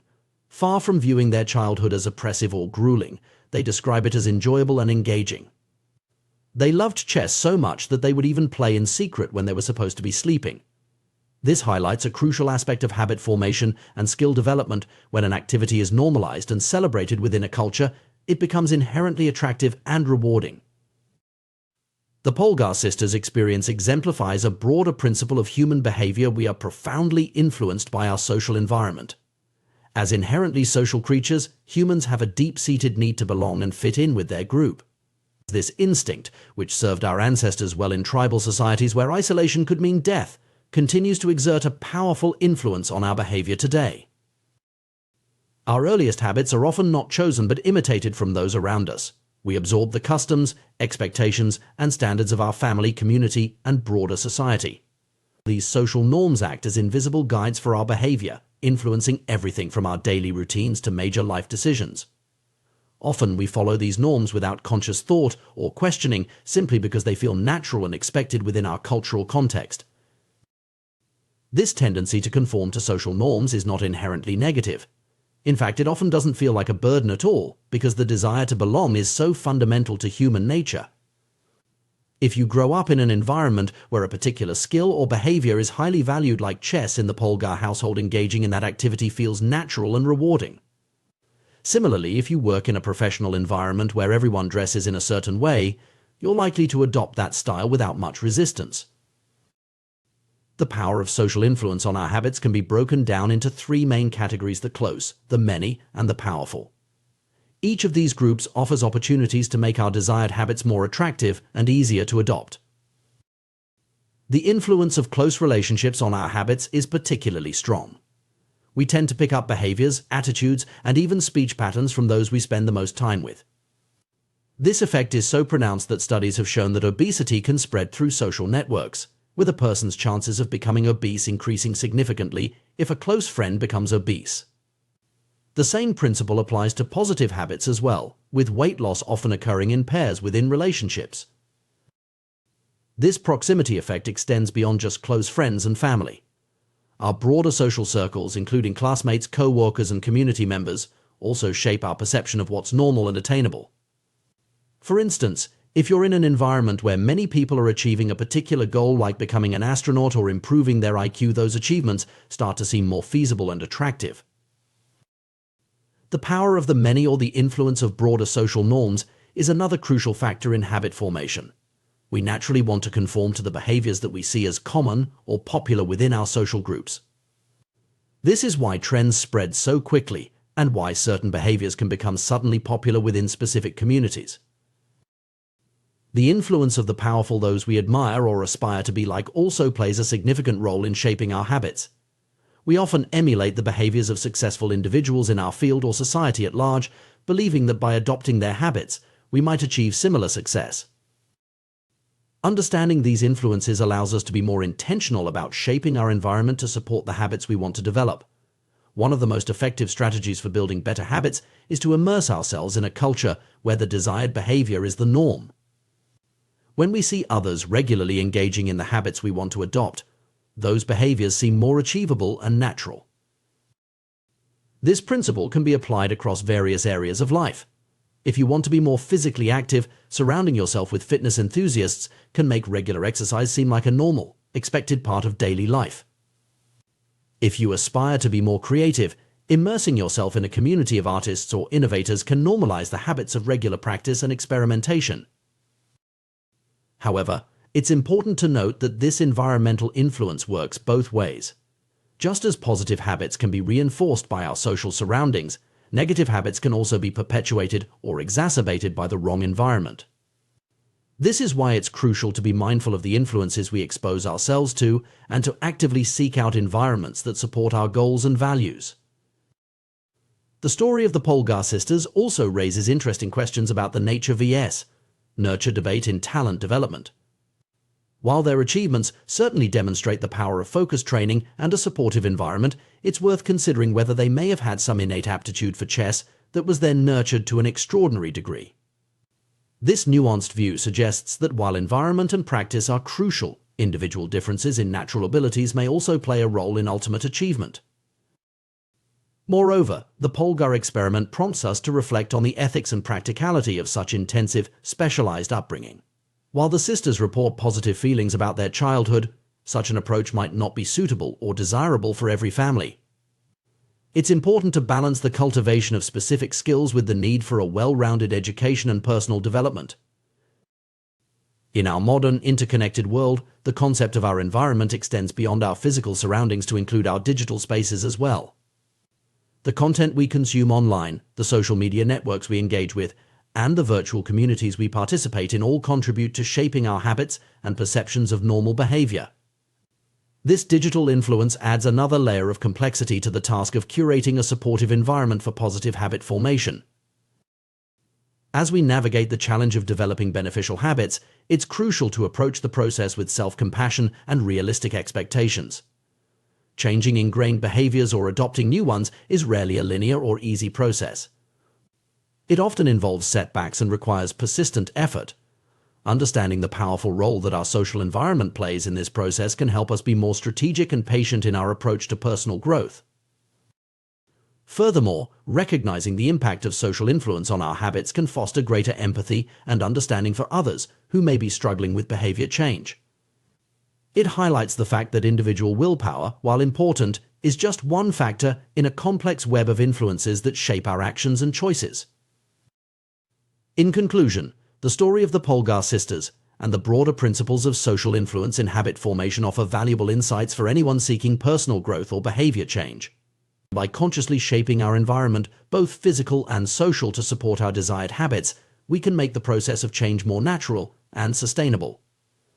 Whether we're trying to excel in a specific skill, adopt healthier lifestyle habits, or simply become better versions of ourselves, understanding and leveraging the power of our social context can be a game changer. As we strive to improve ourselves and our communities, it's worth reflecting on how we can create cultures that normalize and celebrate positive habits. By doing so, we not only enhance our own lives, but also contribute to a ripple effect of positive change in our broader social circles. The Polgar experiment, while extreme, demonstrates the remarkable potential of human beings when immersed in an environment that consistently reinforces and rewards desired behaviors.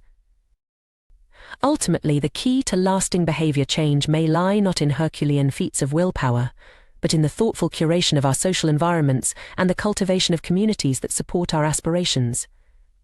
By surrounding ourselves with the right influences and normalizing the habits we wish to adopt, we can harness the natural human inclination to conform and belong in service of our personal and collective growth.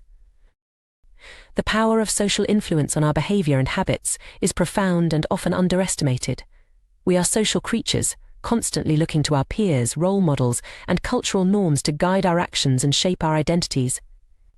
This tendency is deeply ingrained in human nature and has played a crucial role in our evolution and survival. One of the most effective ways to cultivate lasting change in our lives is to immerse ourselves in a culture where our desired behavior is already the norm. By surrounding ourselves with people who embody the habits and traits we aspire to, we create an environment that naturally encourages and reinforces positive change. Consider the example of someone trying to improve their fitness. Joining a gym can be intimidating for beginners, as they may feel out of place among seasoned athletes. However, imagine a fitness community tailored specifically for self-proclaimed nerds or misfits. In such an environment, newcomers immediately have something in common with other members, perhaps a shared love for science fiction or video games. This common ground creates a sense of belonging, making the process of adopting new fitness habits feel more natural and less daunting. The power of belonging to a tribe cannot be overstated when it comes to sustaining motivation and embedding new habits. When we join a group that aligns with our interests and goals, our personal journey transforms into a collective one. No longer are we struggling alone. Instead, we become part of a community of like-minded individuals all working towards similar objectives. This shift from I to we has a profound impact on our identity and commitment to change. A solitary reader becomes part of a book club, a lone musician joins a band, and an individual cyclist becomes part of a cycling group.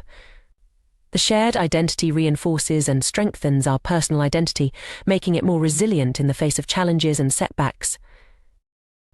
It's worth noting that maintaining connections with supportive communities even after achieving initial goals is crucial for long-term success. The friendships and sense of belonging fostered within these groups help to cement new identities and ensure that positive habits persist over time. This is why many people who successfully lose weight or quit smoking find it beneficial to continue attending support group meetings or engaging with their communities long after reaching their primary objectives. The influence of group behavior on individual choices is a well-documented phenomenon in psychology. One classic example is the series of conformity experiments conducted by Solomon Asch in the 1950s. These experiments revealed our startling tendency to doubt our own judgment and conform to group opinion, even when the group is clearly incorrect. In Asch's experiments, participants were asked to perform a simple visual task matching the length of a line to one of 3 comparison lines. Unbeknownst to the actual subject, the other participants were confederates of the experimenter, instructed to unanimously give wrong answers on certain trials. The results were striking. Faced with unanimous opposition, many subjects began to doubt their own perception and conform to the group's incorrect judgments. This tendency to conform to group behavior extends far beyond simple perceptual tasks. In our daily lives, we constantly look to others for cues on how to act, what to buy, where to eat, and countless other decisions. We rely on reviews and ratings to guide our choices, assuming that the wisdom of the crowd will lead us to the best options. While this strategy often serves us well, it can also lead us astray. The pressure to conform to group norms can be so strong that it overrides our individual judgment and even our own best interests. This phenomenon isn't unique to humans. Studies have shown that even chimpanzees will abandon more effective techniques in favor of less efficient methods used by their new group members, simply to fit in. The desire to be accepted by our peers is a powerful motivator, often outweighing the desire to be right or to find the truth. This instinct to conform is deeply rooted in our psychology and has likely played a crucial role in our survival as a species. After all, in many situations throughout human history, going against the group could have dire consequences. However, this tendency can also hold us back from positive change, especially when our desired habits conflict with the norms of our current social group. Changing our behavior in ways that challenge the status quo requires significant effort and courage. It means swimming against the current of our culture and risking social disapproval or exclusion. On the flip side, when our desired changes align with the values and behaviors of our social group, change becomes much more attractive and achievable. This is why finding or creating a supportive community can be such a powerful catalyst for personal growth and transformation. Another crucial aspect of social influence is our tendency to imitate those we perceive as powerful or high status. Throughout history, individuals with greater power and status have typically enjoyed better access to resources, faced fewer survival challenges, and been seen as more desirable mates. As a result, we are naturally drawn to behaviors that earn us respect, approval, and admiration from others. This drive for status and recognition explains our fascination with the habits of highly successful people. We eagerly consume content about the daily routines of CEOs, the workout regimens of athletes, and the productivity hacks of top performers in various fields. By emulating these behaviors, we hope to achieve similar levels of success and recognition. Many of our daily habits are, in fact, imitations of people we admire or envy. We might adopt the communication style of a charismatic leader, the creative techniques of an artist we respect, or the financial strategies of a successful entrepreneur.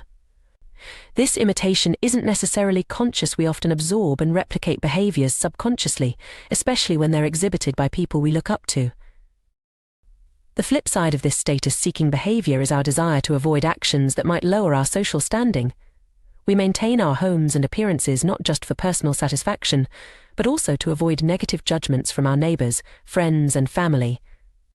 The constant underlying question, "What will others think of me?" shapes many of our decisions and actions, often without us even realizing it.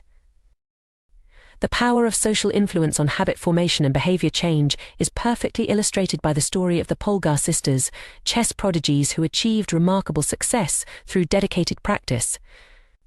While their individual efforts were undoubtedly crucial, the supportive culture created by their parents and the broader chess community played a significant role in sustaining their motivation and commitment over many years.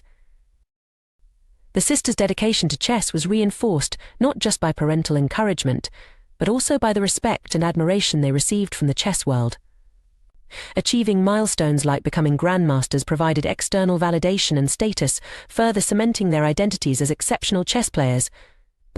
This combination of internal drive and external recognition created a powerful feedback loop that sustained their intense practice regimen for decades. Understanding the profound impact of social influence on our behavior offers valuable insights for anyone seeking to make lasting changes in their life.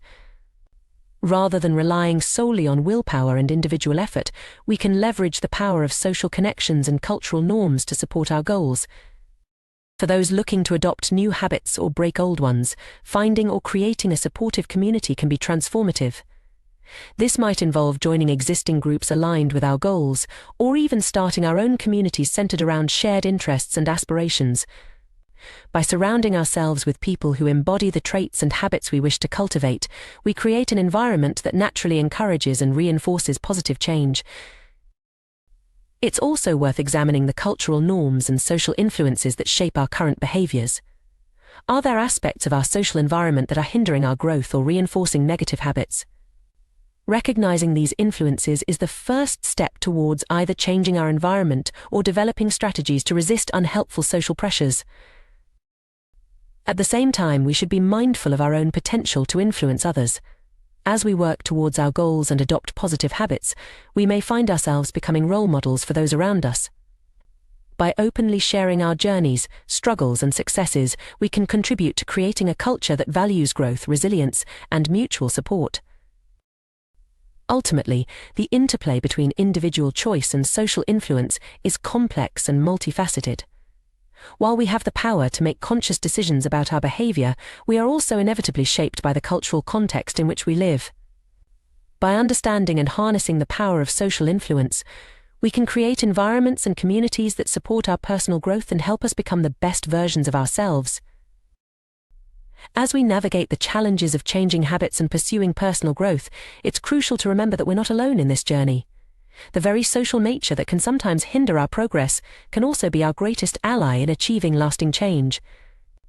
By consciously choosing our social environments, seeking out supportive communities, and being mindful of the cultural forces that shape our behavior, we can harness the power of social influence to drive positive change in our lives and in the world around us. The human tendency to adopt habits that are praised and approved by our culture is a powerful force that shapes our behaviors and identities. This inclination stems from our deep-seated need to belong and fit in with our social groups. Throughout human history, being accepted by the tribe has been crucial for survival, and this evolutionary legacy continues to influence our actions today. We are particularly prone to imitating the habits of three key social groups: the close, our family and friends; the many, our broader community or tribe; and the powerful, those with status and prestige. This pattern of imitation is not arbitrary but serves important social and psychological functions. Our closest relationships, family and friends, have a profound impact on our habits because they are the people we interact with most frequently and whose opinions we value most highly. We often unconsciously adopt the mannerisms, attitudes, and behaviors of those closest to us. This can be both beneficial and detrimental, depending on the nature of those habits. For instance, growing up in a family that prioritizes education and intellectual curiosity can instill lifelong learning habits. Conversely, being surrounded by friends who engage in unhealthy behaviors like excessive drinking can normalize and encourage those habits. The influence of the many our broader social group or community is equally significant. Humans are inherently social creatures, and we have a strong drive to conform to the norms of our group. This tendency can be so powerful that it often overrides our individual judgment or preferences. As the saying goes, most days we'd rather be wrong with the crowd than be right by ourselves. This phenomenon explains why certain behaviors or trends can spread rapidly through a community, even when they may not be objectively beneficial. Consider the example of fashion trends. Often, these trends are not particularly comfortable or practical, yet they spread widely because of our desire to fit in and be seen as part of the group. The same principle applies to many other areas of life, from the way we speak to the food we eat and the activities we engage in. The habits of the powerful, those with status and prestige, also exert a strong influence on our behavior. We are naturally drawn to emulate those who have achieved success or prominence in society. This is why celebrity endorsements are so effective in marketing, and why we often see trends start among the elite before trickling down to the broader population. If a behavior can earn us approval, respect, and praise, especially from those we admire or aspire to be like, we find it inherently attractive. Understanding these social dynamics is crucial when trying to build better habits or break detrimental ones. One of the most effective strategies for positive change is to join a culture where your desired behavior is already the norm and where you have something in common with the group.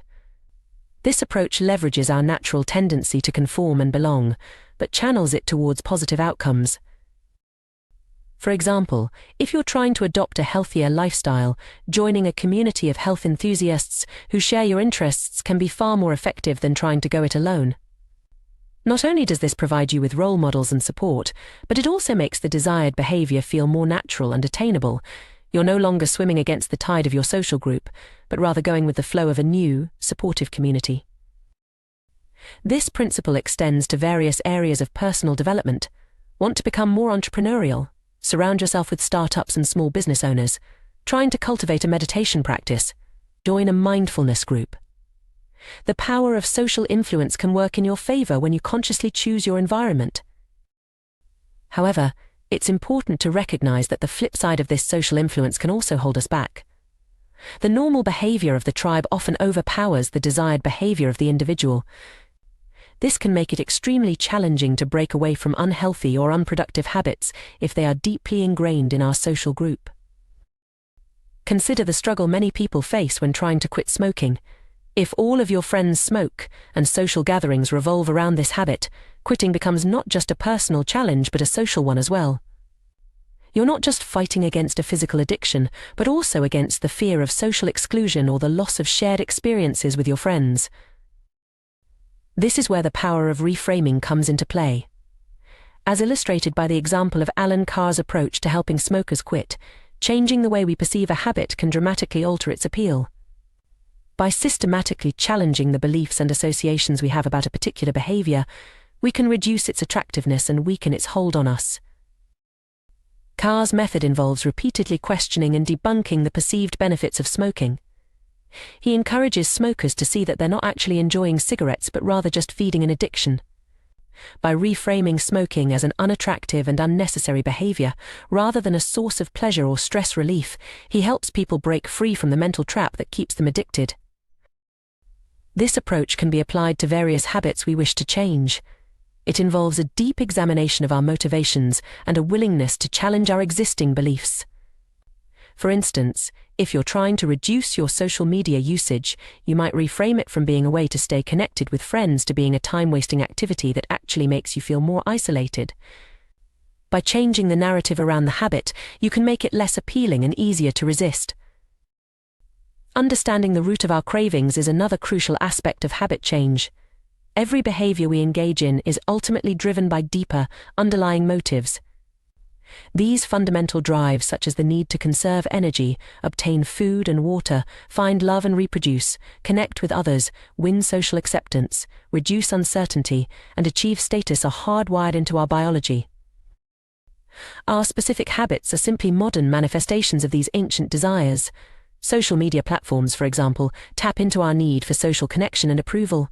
Video games fulfill our drive for achievement and status.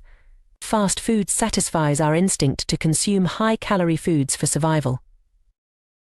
Recognizing this can be empowering because it allows us to see that there are multiple ways to satisfy these underlying motives. If we can identify healthier or more productive ways to meet these basic needs, we can replace harmful habits with beneficial ones. For instance, if you find yourself constantly checking your phone for social media notifications, recognize that this behavior is driven by a need for social connection and validation.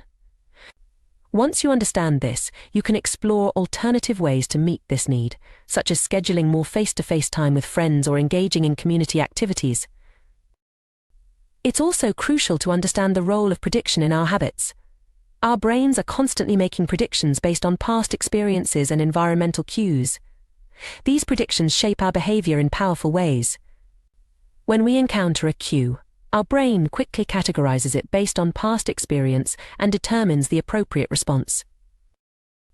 This predictive nature of our behavior explains why breaking habits can be so challenging. Once we've formed a strong association between a cue and a response, our brain automatically predicts that this response is the appropriate action. Changing this requires conscious effort to override these automatic predictions and create new associations. Interestingly, it's not the objective reality of events that determines our behavior, but rather how we interpret these events. Two people can encounter the same situation and react in completely different ways based on their past experiences and the predictions their brains make. This is why changing our mindset and the way we interpret situations can be such a powerful tool for habit change. In conclusion, our habits are deeply influenced by our social environment and our innate human drives. By understanding these influences, we can more effectively shape our behavior. Whether we're trying to break a bad habit or cultivate a good one, strategies like joining supportive communities, reframing our perceptions, addressing underlying motives, and consciously changing our predictions can be powerful tools for personal growth. The journey of habit change is not always easy, but it is ultimately about aligning our behaviors with our true desires and values. By leveraging our understanding of social influence, cognitive reframing, and the predictive nature of our brains, we can create lasting positive changes in our lives. Remember, every habit, good or bad, is ultimately our mind's attempt to solve a problem or meet a need. By finding better solutions to these fundamental human needs, we can create a life filled with habits that truly serve us. The human mind is a remarkable prediction machine, constantly analyzing our environment and making split-second decisions based on past experiences and current cues. This predictive nature of our brain plays a crucial role in shaping our habits and behaviors, often without our conscious awareness. Understanding this process can provide valuable insights into how we can effectively change our habits and improve our lives. At the core of our behavior are cravings, those powerful urges that drive us to act in certain ways. But what exactly is a craving? It's not just a simple desire for a specific object or action. Rather, it's a complex interplay of predictions, emotions, and underlying motives that shape our perception of the world and guide our actions. Consider for a moment how you feel right now.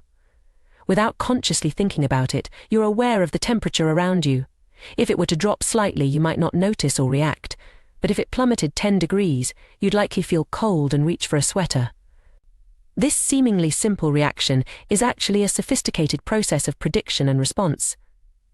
Your brain is constantly monitoring your environment, making predictions about what different changes might mean for your well-being and prompting you to act when it detects a significant discrepancy between your current state and your desired state.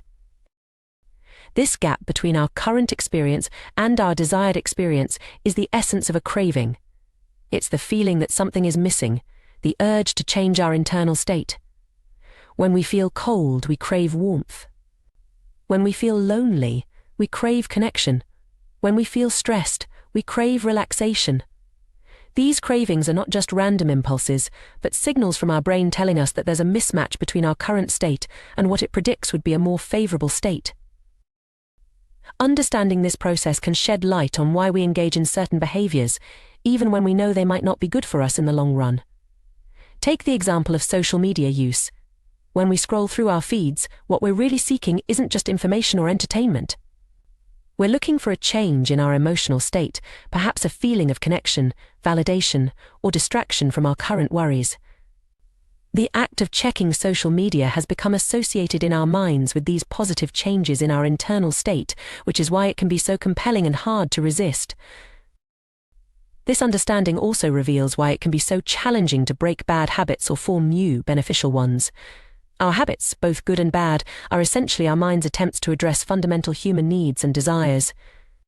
These underlying motives are deeply ingrained in our biology and psychology, shaped by millions of years of evolution.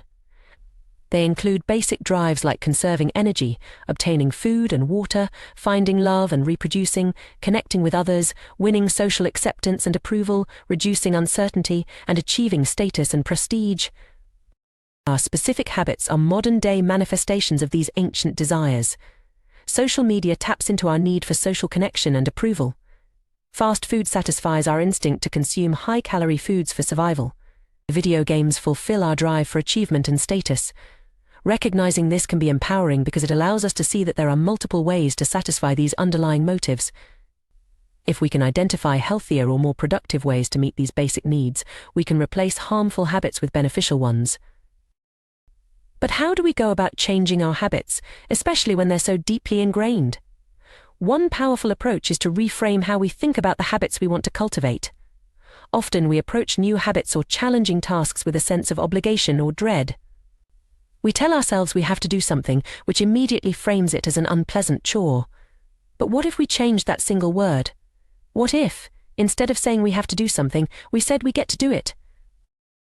This simple shift in language can have a profound impact on our mindset and motivation. When we say we get to do something, we're reframing it as an opportunity rather than an obligation. We're focusing on the benefits and privileges associated with the action rather than the difficulties or inconveniences. For example, instead of saying I have to wake up early for work, try saying I get to wake up early for work. This subtle change acknowledges the privilege of having a job in a challenging economy. Instead of I have to cook dinner for my family, try I get to cook dinner for my family, recognizing the blessing of having loved ones to care for and the means to provide meals. This reframing technique can be applied to virtually any habit or task you're trying to cultivate. Exercise becomes an opportunity to build strength and improve health, rather than a grueling chore.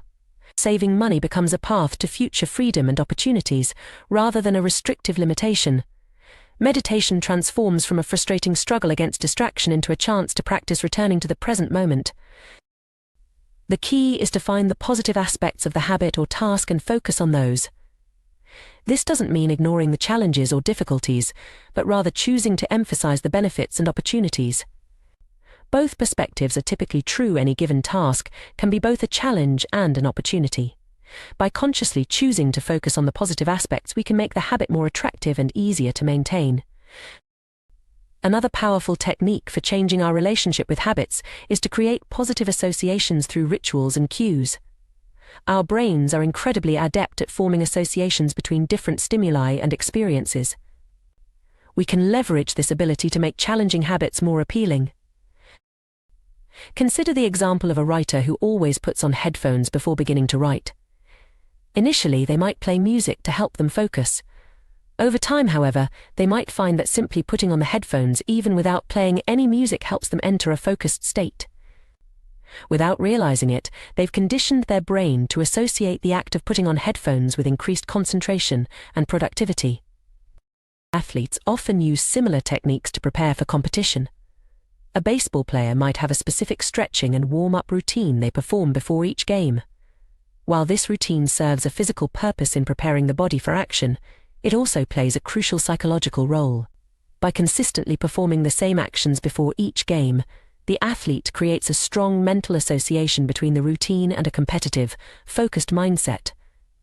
Even on days when they don't feel particularly motivated, going through the routine can help shift their mental state into game mode. We can adapt this principle to create motivation rituals for various aspects of our lives. If you want to cultivate a more positive outlook, for instance, you might create a short routine that you perform each time before doing something you genuinely enjoy. This could be as simple as taking 3 deep breaths and smiling. By consistently pairing this action with a positive experience, you can train your brain to associate the routine with feeling good. Once established, you can use this routine as a tool to shift your emotional state when needed, even in situations unrelated to the original context. This technique of creating positive associations can be particularly powerful when trying to establish new habits or break old ones. For example, if you're trying to develop a regular exercise habit, you might create a pre-workout ritual that includes something you genuinely enjoy, like listening to your favorite upbeat song. Over time, your brain will begin to associate the anticipation of exercise with the positive feelings evoked by the music, making it easier to motivate yourself to work out. It's important to note that while these techniques can be highly effective, they're not magic solutions. Changing deeply ingrained habits and thought patterns takes time, consistency, and patience. It's also crucial to remember that our habits, both good and bad, often serve important functions in our lives. Before trying to eliminate a habit, it's worth examining what need or desire it's fulfilling and considering healthier alternatives that might meet the same underlying motive. Moreover, it's essential to approach habit change with self-compassion and realistic expectations. Setbacks and slip-ups are a normal part of the process. Instead of viewing these as failures, try to see them as valuable learning opportunities. Each time you catch yourself falling into an old pattern, you're actually strengthening your awareness and creating an opportunity to make a different choice next time. In conclusion, understanding the predictive nature of our brain and the role of cravings in our behavior provides powerful insights into how we can shape our habits and, by extension, our lives. By reframing our perspective on challenging tasks, creating positive associations, and addressing our fundamental underlying motives in healthier ways, we can make significant strides in personal growth and development. Remember, every habit, whether it seems positive or negative on the surface, is ultimately our mind's attempt to meet a basic human need or desire. By recognizing this, we can approach habit change not as a battle against our nature, but as a process of aligning our behaviors more closely with our true values and long-term well-being. This perspective allows us to work with our brain's natural tendencies rather than against them, making lasting change more achievable and sustainable. As you embark on your journey of habit change, be patient with yourself and celebrate small victories along the way. Each time you make a conscious choice to engage in a beneficial habit or resist an unhelpful one, you're rewiring your brain and moving closer to becoming the person you aspire to be. With persistence, self-reflection, and the right strategies, you have the power to transform your habits and, in turn, transform your life. The journey of personal growth and habit formation is a fascinating exploration of human psychology and neurobiology. At its core, this process is driven by the predictive nature of our brains, which constantly anticipate outcomes based on past experiences and environmental cues. Understanding this mechanism provides valuable insights into how we can effectively shape our behaviors and, by extension, our lives. The foundation of any habit, whether beneficial or detrimental, lies in the predictions our brain makes about the outcomes of our actions. These predictions trigger feelings and emotions that drive us to act in certain ways. For instance, the mere sight of a cigarette might evoke a sense of relaxation in a smoker's mind, prompting them to light up. Conversely, the thought of going for a run might elicit feelings of dread in someone who associates exercise with discomfort. These emotional responses, rooted in our brain's predictions, play a crucial role in determining our habitual behaviors. To create lasting change, we must learn to manipulate these predictions and associated feelings. One effective strategy is to highlight the benefits of avoiding harmful habits, thereby making them less attractive. For example, rather than focusing on the immediate pleasure of smoking, one might emphasize the long-term health benefits of quitting, such as improved lung function, reduced risk of cancer, and increased life expectancy. By consistently reinforcing these positive outcomes, we can gradually shift our brain's predictions and make the habit less appealing. Similarly, we can enhance the attractiveness of beneficial habits by associating them with positive feelings. This can be achieved through a technique known as a motivation ritual. The idea is to pair a challenging habit with something you genuinely enjoy. For instance, if you struggle with regular exercise, you might create a ritual of listening to your favorite podcast or audiobook only during workouts. Over time, your brain will begin to associate physical activity with the pleasure of engaging with content you love, making it easier to maintain the habit. Creating good habits and breaking bad ones requires a systematic approach. Let's explore some practical strategies for each aspect of habit formation, organized around 4 fundamental laws: make it obvious, make it attractive, make it easy, and make it satisfying. To make a habit obvious, start by becoming aware of your current behaviors. This can be done through a simple exercise called the habit scorecard. Take a few minutes to write down all the habits you perform on a typical day, from waking up to going to bed. This process alone can be eye-opening, revealing patterns you might not have noticed before. Next, use implementation intentions to clearly define when and where you'll perform your new habit. Instead of vaguely deciding to exercise more, create a specific plan. I will go for a 20-minute walk at 7 a.m. in my neighborhood. This clarity eliminates ambiguity and reduces the mental effort required to initiate the habit. Habit stacking is another powerful technique to make new behaviors obvious. It involves linking a new habit to an existing one. For example, after I pour my morning coffee, I will meditate for 5 minutes. By anchoring the new behavior to an established routine, you create a natural cue for the desired action. Lastly, design your environment to support your goals. Make the cues for good habits visible and accessible. If you want to read more, place books in prominent locations around your home. If you're trying to eat healthier, keep nutritious snacks at eye level in your refrigerator. To make a habit attractive, consider using temptation bundling. This involves pairing an action you want to do with one you need to do. For instance, only allowing yourself to watch your favorite TV show while folding laundry can make a tedious chore more appealing. Another powerful strategy is to surround yourself with a culture where your desired behavior is the norm. If you want to adopt a healthier lifestyle, spend time with health-conscious individuals. Their habits and attitudes will naturally influence your own, making the desired behavior feel more attainable and appealing. Making a habit easy is crucial for long-term success.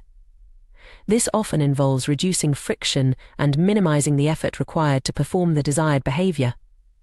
For example, if you want to start a gym routine, choose a facility that's on your way home from work, reducing the extra effort required to get there. To break bad habits, we can invert these laws. Make the cues for undesirable behaviors invisible by removing them from your environment. Reframe your mindset to highlight the negative aspects of the habit, making it unattractive. Increase the difficulty of performing the bad habit by adding friction. For instance, if you want to reduce social media usage, log out of all your accounts after each use, making it more cumbersome to access them impulsively. While these strategies provide a solid framework for habit formation, it's crucial to remember that the key to mastering any habit lies in repetition, not perfection. This principle is beautifully illustrated by an experiment conducted with photography students. One group was instructed to focus on quantity, producing as many photos as possible, while the other group was told to strive for a single, perfect image. Surprisingly, the quantity group ended up producing the highest quality work. By engaging in frequent practice and experimentation, they honed their skills more effectively than those who were paralyzed by the pursuit of perfection. This lesson applies broadly to habit formation and skill development. Too often we get caught up in finding the optimal approach, spending excessive time planning and strategizing rather than taking action. While preparation has its place, it's easy to use it as a form of procrastination, avoiding the risk of failure or criticism. The distinction between being in motion and taking action is crucial here. Motion involves planning, strategizing, and learning, all valuable activities, but ones that don't directly produce results. Action, on the other hand, is behavior that delivers an outcome. Writing an outline for an article is motion, actually writing the article is action. Researching diets is motion, eating a healthy meal is action. To make real progress, we need to prioritize action over motion. This doesn't mean abandoning planning altogether, but rather ensuring that our preparation leads to concrete steps forward. The focus should be on getting repetitions in, not on achieving perfection from the outset. This emphasis on repetition is supported by neuroscience. Every time we repeat an action, the neural pathways associated with that behavior are strengthened through a process called long-term potentiation. This phenomenon, often summarized as neurons that fire together, wire together, explains how habits become ingrained over time. Research has shown remarkable physical changes in the brain resulting from repeated behaviors. Musicians, for instance, develop larger cerebellums, a region critical for physical movements. Mathematicians show increased grey matter in areas associated with computation. Even taxi drivers in London were found to have larger hippocampi, a region involved in spatial memory, compared to non-drivers, with the size correlating with their years of experience. These findings highlight the plasticity of our brains and the power of consistent practice. Each repetition of a habit, no matter how small, contributes to physical changes in our neural structure, making the behavior progressively more automatic. Understanding this process can be incredibly empowering. It means that we have the ability to literally reshape our brains through our actions. Every time we choose to perform a desired habit, we're not just completing a task, we're reinforcing neural pathways that make that behavior more natural and effortless in the future.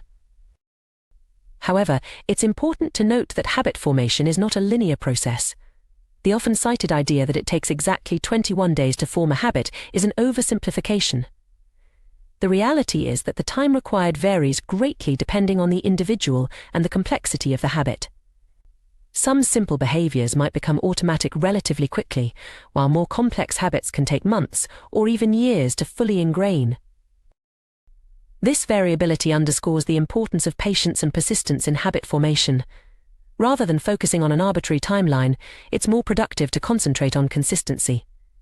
Each repetition, regardless of how small, is a step forward in rewiring your brain. Moreover, it's crucial to approach habit formation with self-compassion. Setbacks and occasional lapses are a normal part of the process.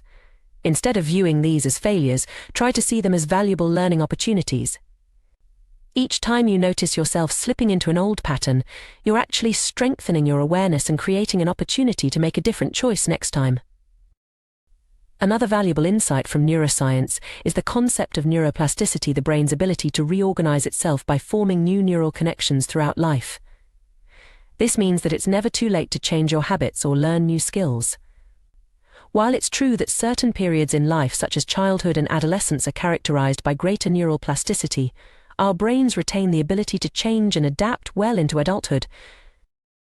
This understanding can be particularly encouraging for those who feel stuck in long-standing habits or believe they're too old to change. The brain's plasticity means that with consistent effort and the right strategies, significant personal growth is always possible. As you embark on your journey of habit formation, it can be helpful to view the process as an experiment. Approach each new habit with curiosity rather than judgment. What works? What doesn't? How can you tweak your approach to make the habit easier or more enjoyable? This mindset of experimentation can make the process more engaging and less daunting. Remember, too, that small changes can lead to significant results over time. The power of habits lies in their compounding nature. A small improvement of just 1% each day might seem insignificant in the moment, but over the course of a year, it leads to a 37-fold improvement.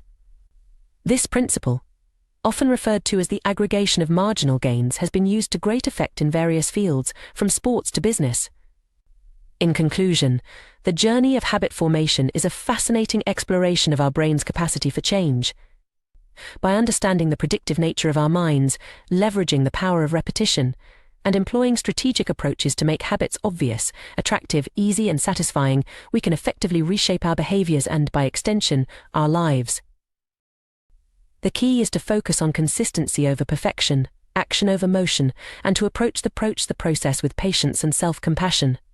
Remember that each repetition of a desired habit, no matter how small, is physically changing your brain, making the behavior more automatic over time. Embrace the journey of personal growth with curiosity and optimism. Your brain is an incredibly adaptable organ, capable of remarkable changes throughout your life. By harnessing this plasticity through deliberate habit formation, you have the power to continuously evolve and become the person you aspire to be. The path may not always be easy or straightforward, but with persistence and the right strategies, lasting change is within your reach. The formation of habits is a fascinating intersection of neuroscience, psychology, and human behavior. At its core, habit formation is about the brain's remarkable ability to optimize our actions for efficiency and ease. This process, while often overlooked in our day-to-day lives, plays a crucial role in shaping our behaviors, abilities, and ultimately our lives. One of the most fundamental principles in habit formation is the power of repetition. Each time we perform an action, we're not just completing a task, we're actually rewiring our brains. This process involves the activation and strengthening of specific neural circuits associated with that particular habit. It's a biological manifestation of the old adage, practice makes perfect. Consider the difference between active practice and passive learning. Imagine two groups of photography students. One group spends their time taking hundreds of photos, experimenting with different techniques and learning from their mistakes. The other group focuses on theoretical perfection, discussing and planning the ideal photograph without actually taking many pictures. It's not hard to guess which group will improve more rapidly and significantly. The group engaging in active practice, through sheer repetition, is literally changing their brains with every shot they take. This principle extends far beyond photography. Whether you're learning to play an instrument, mastering a new language, or trying to incorporate a new exercise routine into your life, the key is consistent repetition. It's not about achieving perfection from the start, but rather about putting in the reps, day after day. As we repeat an action, it gradually moves from requiring conscious effort to becoming automatic. This process, known as automaticity, is the holy grail of habit formation. It's the point at which a behavior becomes so ingrained that we can perform it without actively thinking about each step. Think about how you tie your shoelaces or brush your teeth. These are perfect examples of automaticity in action. The journey from conscious effort to automaticity isn't a sudden leap, but rather a gradual progression. Initially, a new habit requires significant mental energy and focus. With each repetition, it becomes slightly easier, requiring less conscious attention. Eventually, after enough practice, the behavior crosses what we might call the habit line, the point at which it becomes more automatic than conscious. This progression challenges a common misconception about habit formation, the idea that it takes a specific number of days to form a new habit. You've probably heard that it takes 21 days or 30 days to form a habit. In reality, the time it takes is far less important than the number of repetitions. A habit performed twice in 30 days is far less likely to stick than one performed 60 times in the same period. The focus on time rather than frequency is a fundamental misunderstanding of how our brains work. Our neural pathways don't care about the passage of time, they care about the number of times a circuit is activated. This is why consistency is so crucial in habit formation.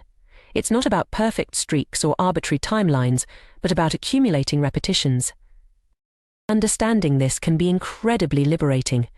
It shifts our focus from an often arbitrary deadline to the process itself.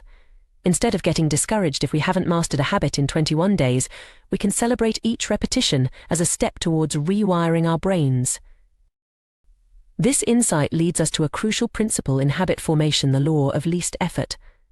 This law, deeply ingrained in human nature, states that when faced with similar options, we will naturally gravitate towards the one that requires the least amount of work.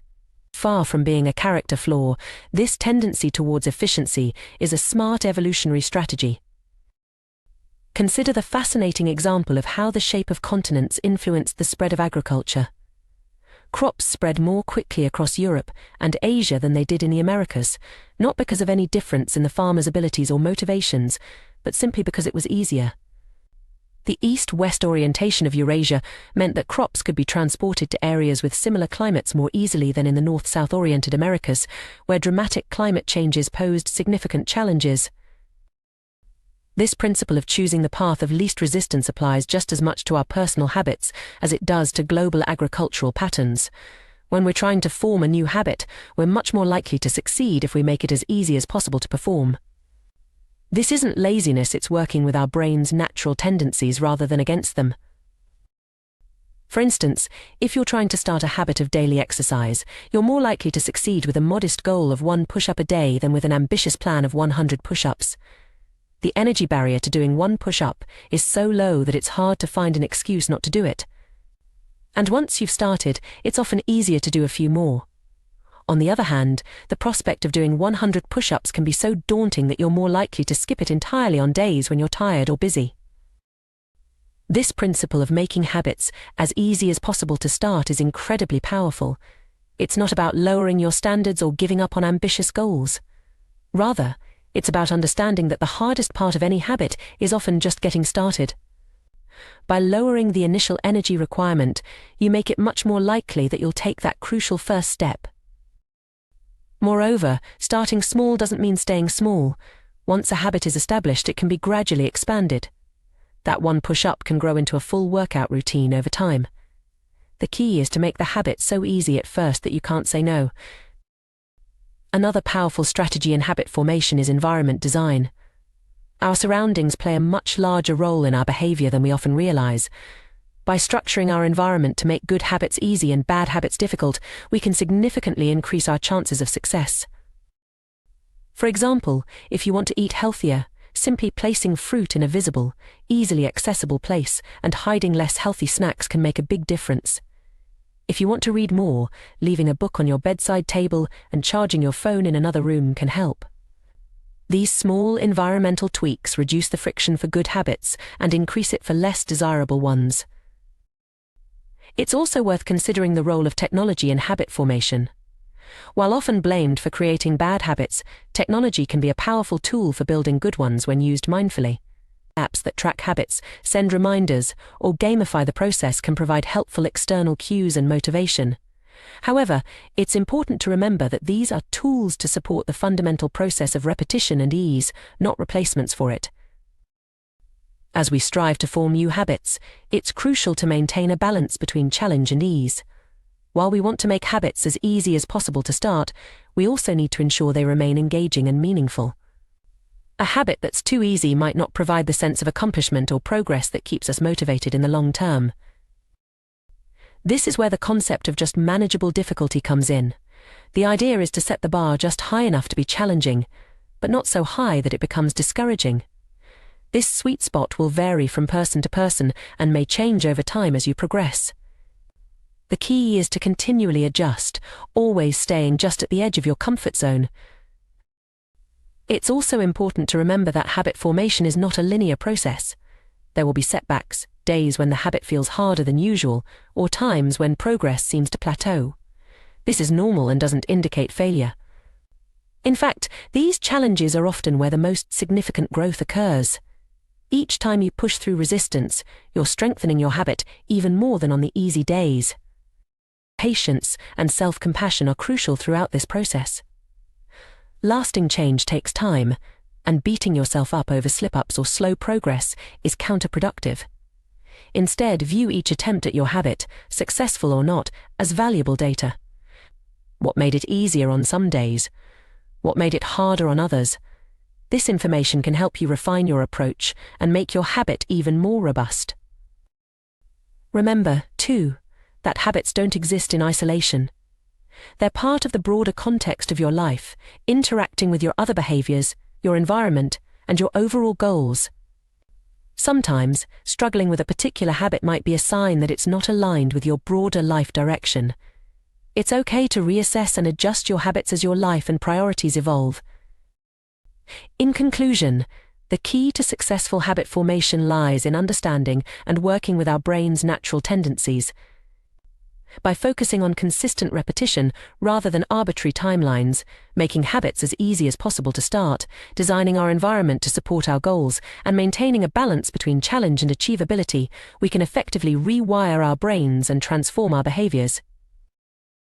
The process of habit formation is a powerful tool for personal growth and transformation. It allows us to automate positive behaviors, freeing up mental energy for other tasks and gradually steering our lives in the direction we choose. While it requires patience and persistence, the compounding effects of good habits over time can lead to remarkable changes. As you embark on your own habit formation journey, remember that you're not just trying to change your behavior, you're literally reshaping your brain. Each repetition, no matter how small, is a step towards rewiring your neural pathways. Celebrate these small victories, learn from the setbacks, and trust in the process.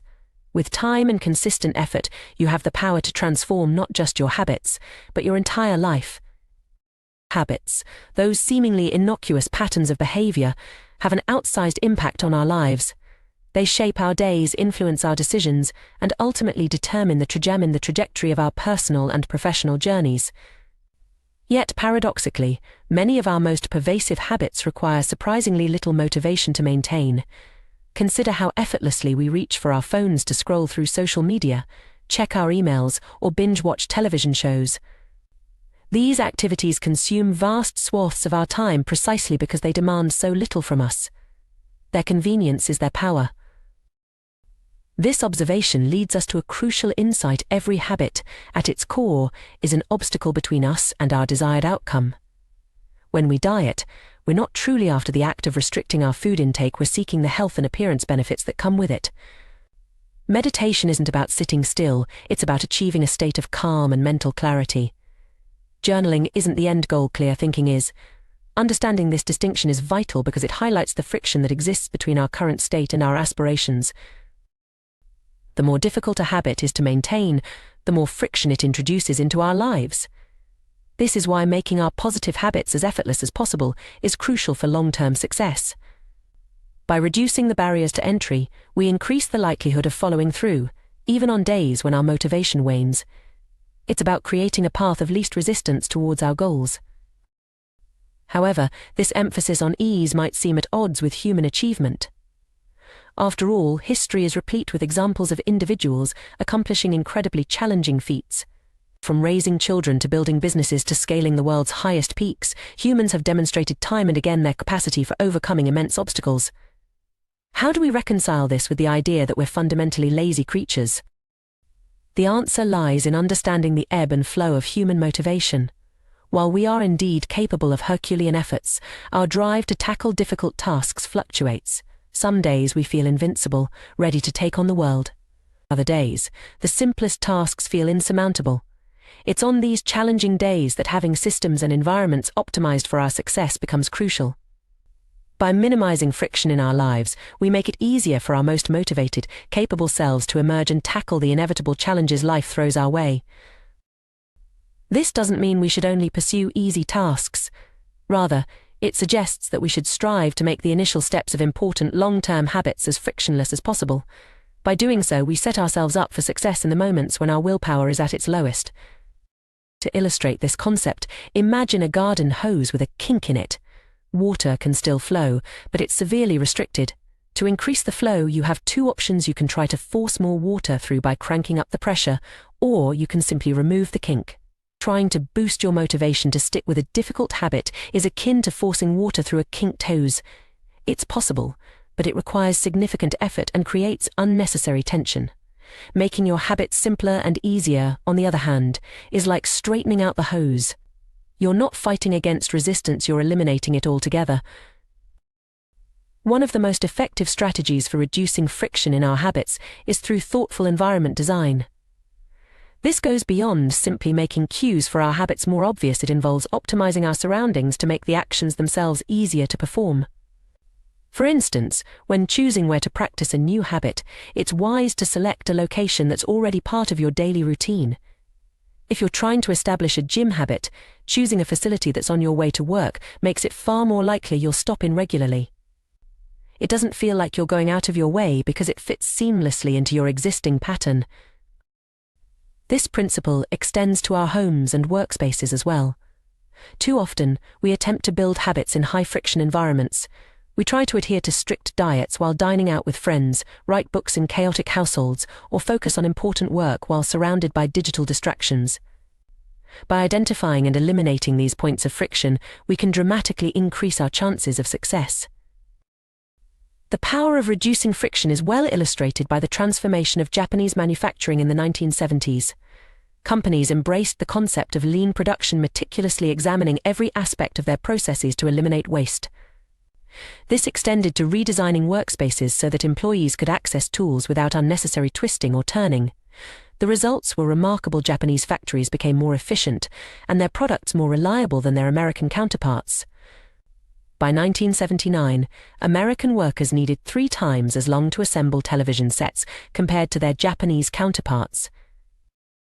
This strategy of addition by subtraction has profound implications beyond manufacturing. In our personal lives, removing obstacles that drain our time and energy allows us to achieve more with less effort. It's why decluttering can feel so liberating. We're not just organizing our space, we're lightening the cognitive load our environment places on us. The most habit-forming products and services in our modern world excel at eliminating friction from our lives. Meal delivery services remove the need for grocery shopping. Dating apps simplify social introductions. Ride-sharing services make getting across town effortless. Each of these innovations automates, eliminates, or simplifies steps in processes that were once more cumbersome. Successful companies apply this principle rigorously to their product design. They reduce form fields, minimize account creation steps, and provide clear, concise instructions. Even small reductions in friction can have significant impacts. When the British government wanted to increase tax collection rates, they made a simple change. Instead of sending citizens to a web page where they could download a tax form, they provided a direct link to the form itself. This minor adjustment increased response rates from 19.2% to 23.4%, translating to millions in additional tax revenue. The key takeaway is clear: create an environment where doing the right thing is as easy as possible.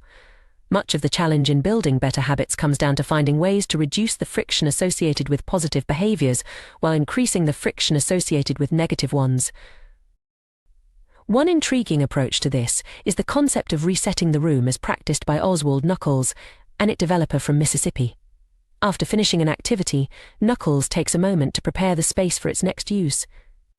After watching TV, he returns the remote to its designated spot, arranges the pillows and folds the blanket. When leaving his car, he disposes of any trash. While waiting for the shower to warm up, he quickly wipes down the toilet. This practice serves a dual purpose. It's not just about cleaning up after the last action, but about reducing friction for the next one. By resetting each space to its optimal state, Knuckles is essentially laying out a welcome mat for his future self. He's making it easier to engage in positive behaviors by ensuring that the environment is always primed and ready. This approach can be applied broadly across various aspects of our lives. For instance, preparing your workout clothes the night before reduces the friction of getting ready for exercise in the morning. Setting out your writing materials or opening your document editor before bed makes it easier to start writing first thing in the day. Clearing your desk at the end of each workday sets the stage for a productive start the next morning. The beauty of this strategy is its simplicity and scalability. Small actions consistently applied can dramatically reshape our environment and, by extension, our behavior. It's a practical application of the idea that our physical space both reflects and influences our mental state. Moreover, the act of resetting our environment can itself become a rewarding habit. It provides a sense of closure to activities, creates a tangible sense of accomplishment, and fosters a mindset of continuous improvement. Over time, this practice can lead to a more organized, intentional way of living that extends far beyond the physical spaces we inhabit. In conclusion, the path to lasting habit change is often more about smart engineering than brute force willpower. By understanding the role of friction in our behaviors, optimizing our environments, and consistently preparing for future actions, we can make significant strides towards our goals with less struggle and more sustainability. This approach acknowledges our human tendencies towards the path of least resistance while harnessing that same tendency to work in our favor. As we navigate the complexities of modern life, with its myriad distractions and competing priorities, these strategies offer a roadmap for reclaiming our time and energy. They remind us that often, the most profound changes come not from grandiose gestures, but from thoughtful adjustments to our daily routines and surroundings. By making our positive habits more convenient and our negative habits less so, we create an environment that naturally nudges us towards our best selves. Ultimately, this perspective invites us to view our habits not as battles to be won through sheer force of will, but as opportunities for intelligent design. It encourages us to be architects of our own behavior, crafting spaces and routines that align with our deepest aspirations. In doing so, we not only increase our chances of success, but also reduce the mental and emotional toll of constant self-regulation. As we move forward, let's challenge ourselves to look at our habits through this lens of friction and flow. Where can we straighten the hose in our lives? How can we reset our rooms, both literally and figuratively, to prime ourselves for success? By asking these questions and acting on the answers, we open up new possibilities for growth, achievement, and fulfillment. the journey of self-improvement need not be a constant uphill battle. With the right approach, it can be a thoughtfully designed path of gradual, sustainable progress. In the intricate tapestry of human behavior, habits stand out as the threads that weave our daily lives together. These automatic routines, often performed with little conscious thought, shape our experiences and outcomes in profound ways. Understanding the power of habits and learning to harness them effectively can be transformative, leading to increased productivity, better health, and greater overall satisfaction in life. Consider the case of Twyla Tharp, a renowned dancer and choreographer whose success is inextricably linked to her daily rituals. Each morning, without fail, Tharp begins her day by hailing a cab to take her to the gym.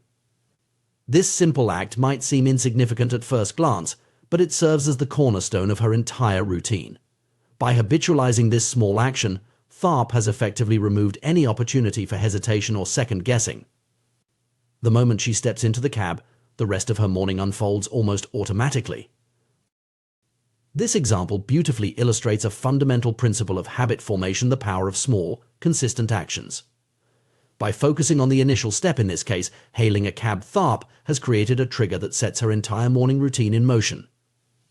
The gym workout that follows becomes an inevitable consequence rather than a decision to be made anew each day. The influence of habits on our daily lives is staggering. Research suggests that between 40 to 50% of our actions on any given day are habitual. However, this statistic, impressive as it is, actually understates the true impact of habits on our behavior. Habits don't just account for a large portion of our actions, they also shape the conscious decisions that follow them. Think of habits as the on-ramps to a highway. Once you've merged onto that road, your direction and speed are largely determined. In the same way, our habits often set us on a path that influences our subsequent choices and actions. This is why we might find ourselves sitting through a movie we're not enjoying, continuing to snack well past the point of fullness, or losing track of time on our smartphones.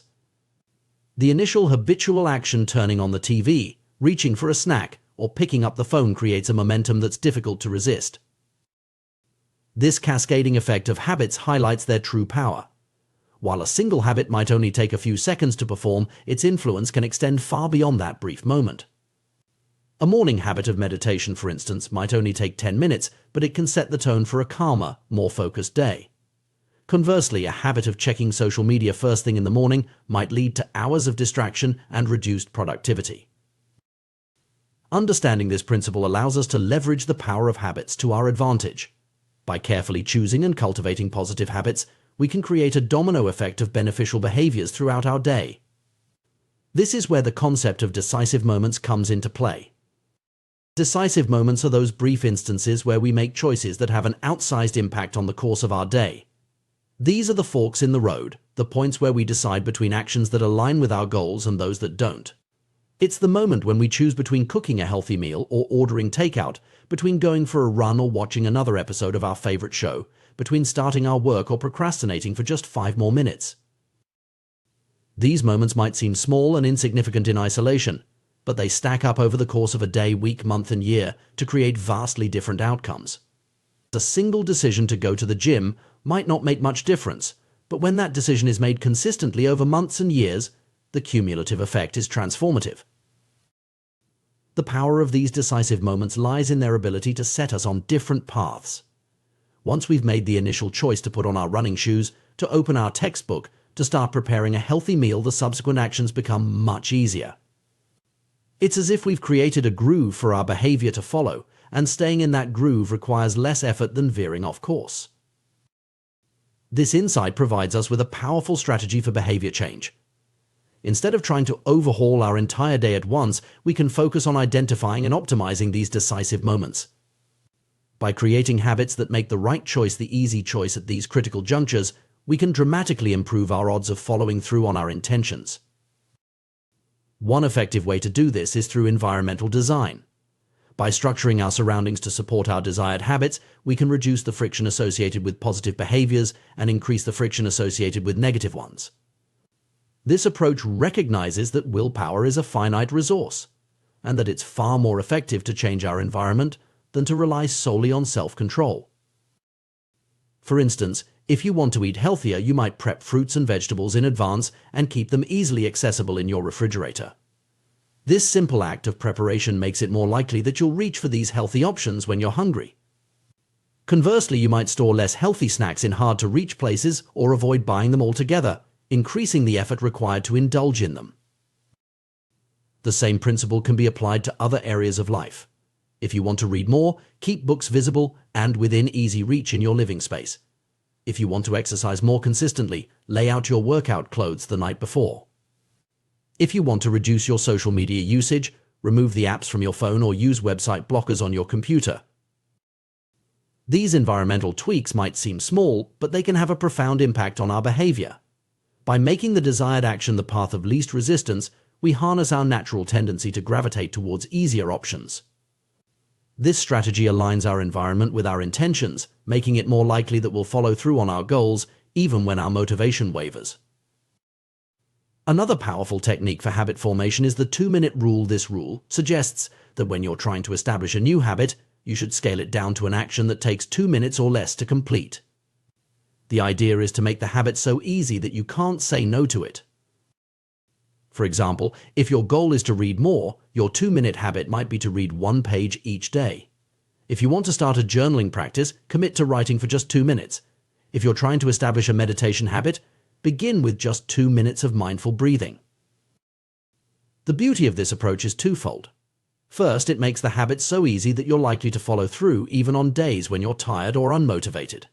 Second, it gets you over the often challenging hurdle of simply starting.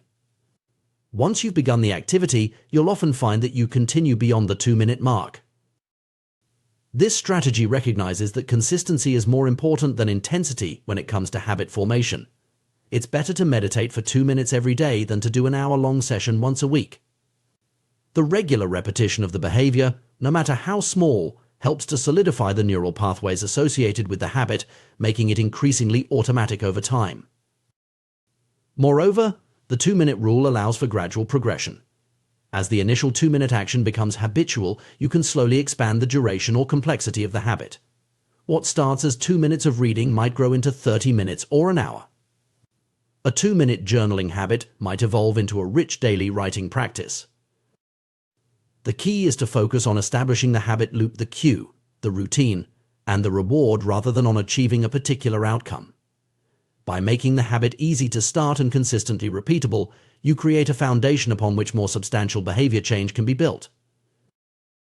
It's also worth noting that the inverse of this principle can be used to break undesirable habits. If you want to reduce a negative behavior, you can increase the friction associated with it. For instance, if you find yourself watching too much television, you might unplug the TV after each use and store the remote in a drawer. This small increase in effort can be enough to break the automatic nature of the habit and give you a moment to reconsider your choice. Ultimately, the goal is to create an environment and a set of habits that make positive behaviors easy and negative behaviors difficult. This approach recognizes that our willpower is limited and that sustained behavior change is more likely to come from changing our surroundings than from sheer force of will. As we navigate the complexities of modern life with its myriad distractions and competing priorities, understanding and leveraging the power of habits becomes increasingly crucial. By focusing on the small, everyday choices that shape our behavior, we can gradually steer ourselves towards the lives we aspire to lead. This perspective invites us to view our daily routines not as a series of inconsequential actions, but as opportunities to align our behavior with our goals. Every habit, no matter how small, is a vote for the type of person we want to become. When we choose to read a page instead of scrolling through social media, when we opt for a healthy snack instead of junk food, when we decide to meditate for 2 minutes instead of immediately checking our emails, we are casting votes for our ideal selves. The cumulative effect of these small choices can be truly transformative. Over time, these habits shape not just our actions, but our identities. We become readers, healthy eaters, mindful individuals not through single, heroic efforts, but through the consistent repetition of small, positive actions. Moreover, this approach to behavior change is inherently empowering. Instead of feeling overwhelmed by the magnitude of our goals, we can focus on taking small, manageable steps in the right direction. We recognize that every day presents us with numerous opportunities to make choices that align with our aspirations. As we become more attuned to the decisive moments in our days, we can approach them with greater intentionality. We can design our environments and routines to support our goals, making it easier to make positive choices even when our motivation wavers. We can leverage the power of small habits to create momentum towards larger changes. In essence, mastering our habits is about mastering ourselves. It's about recognizing the immense power we have to shape our lives through the small choices we make each day.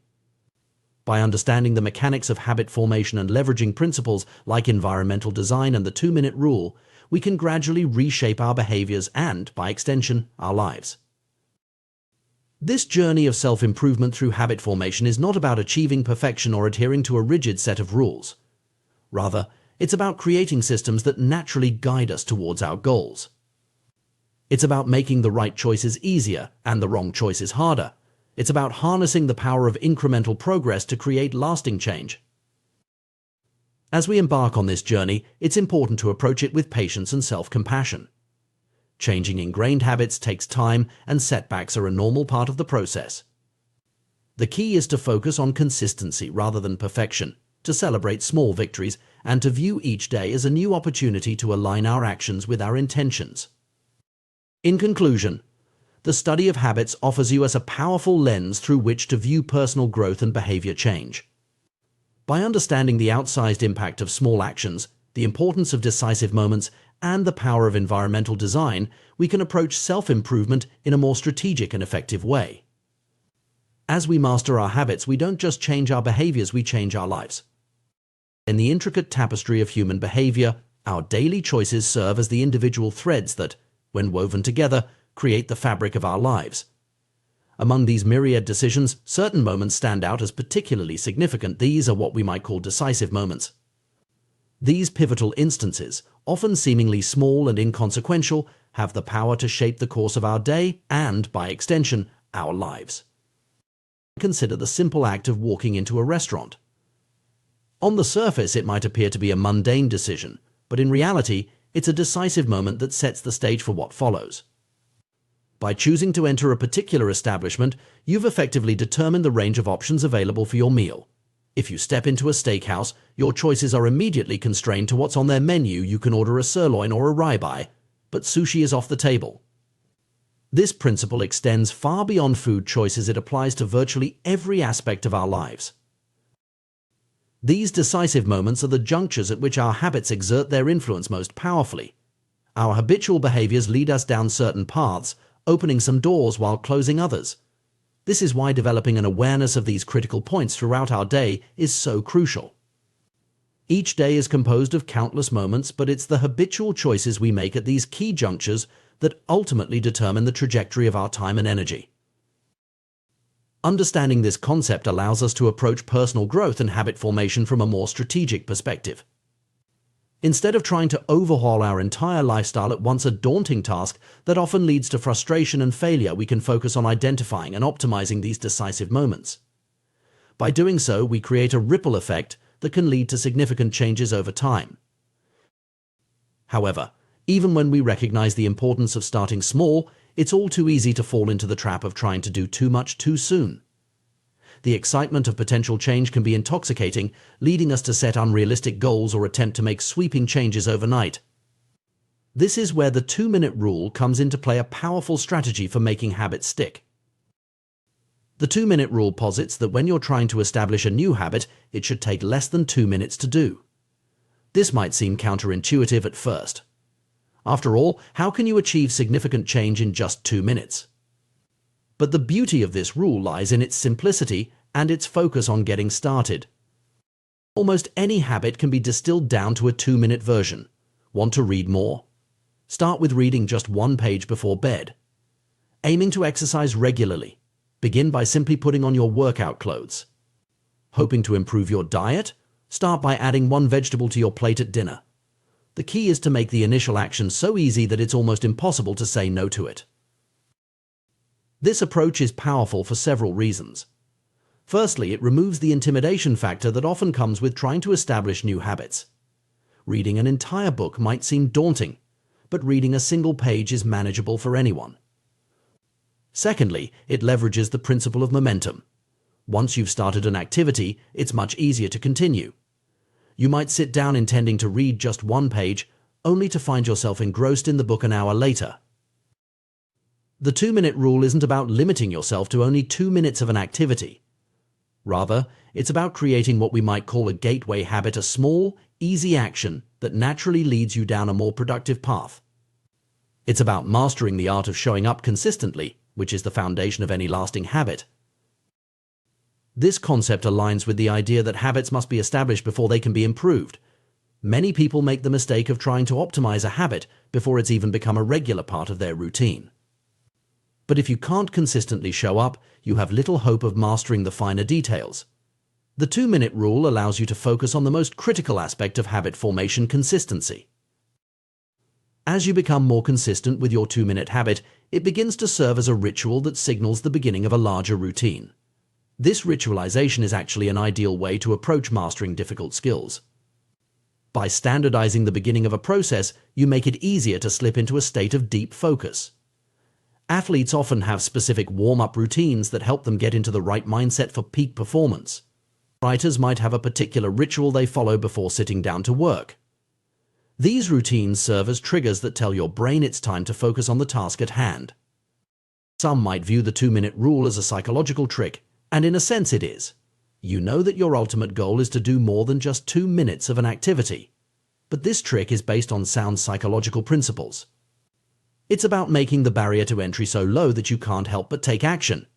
And once you've taken that first step, you've already overcome the hardest part: getting started. If the idea of tricking yourself doesn't sit well with you, try this variation: do the activity for 2 minutes and then stop, even if you want to continue. Go for a run, but stop after 2 minutes. Start meditating, but stop after 2 minutes. Study a new language, but stop after 2 minutes. This approach can be particularly effective because it leaves you wanting more, which increases the likelihood that you'll return to the activity the next day. This strategy has proven effective for many people across various goals. One individual used it to lose over 100 pounds. He started by going to the gym each day, but limiting himself to just 5 minutes. After a few weeks, he naturally began to extend his workouts. The key was that he had established the habit of going to the gym consistently before trying to do lengthy workouts. Journaling provides another excellent example of the power of this approach. Many people avoid journaling or give up quickly because it feels like a chore. But by committing to write for just 2 minutes a day, or to write less than you feel like writing, you can build a consistent habit without it ever feeling burdensome. This principle of stopping before it feels like work can be applied to virtually any habit you're trying to establish. The 2-minute rule and similar strategies are effective for another crucial reason: they reinforce the identity you want to build.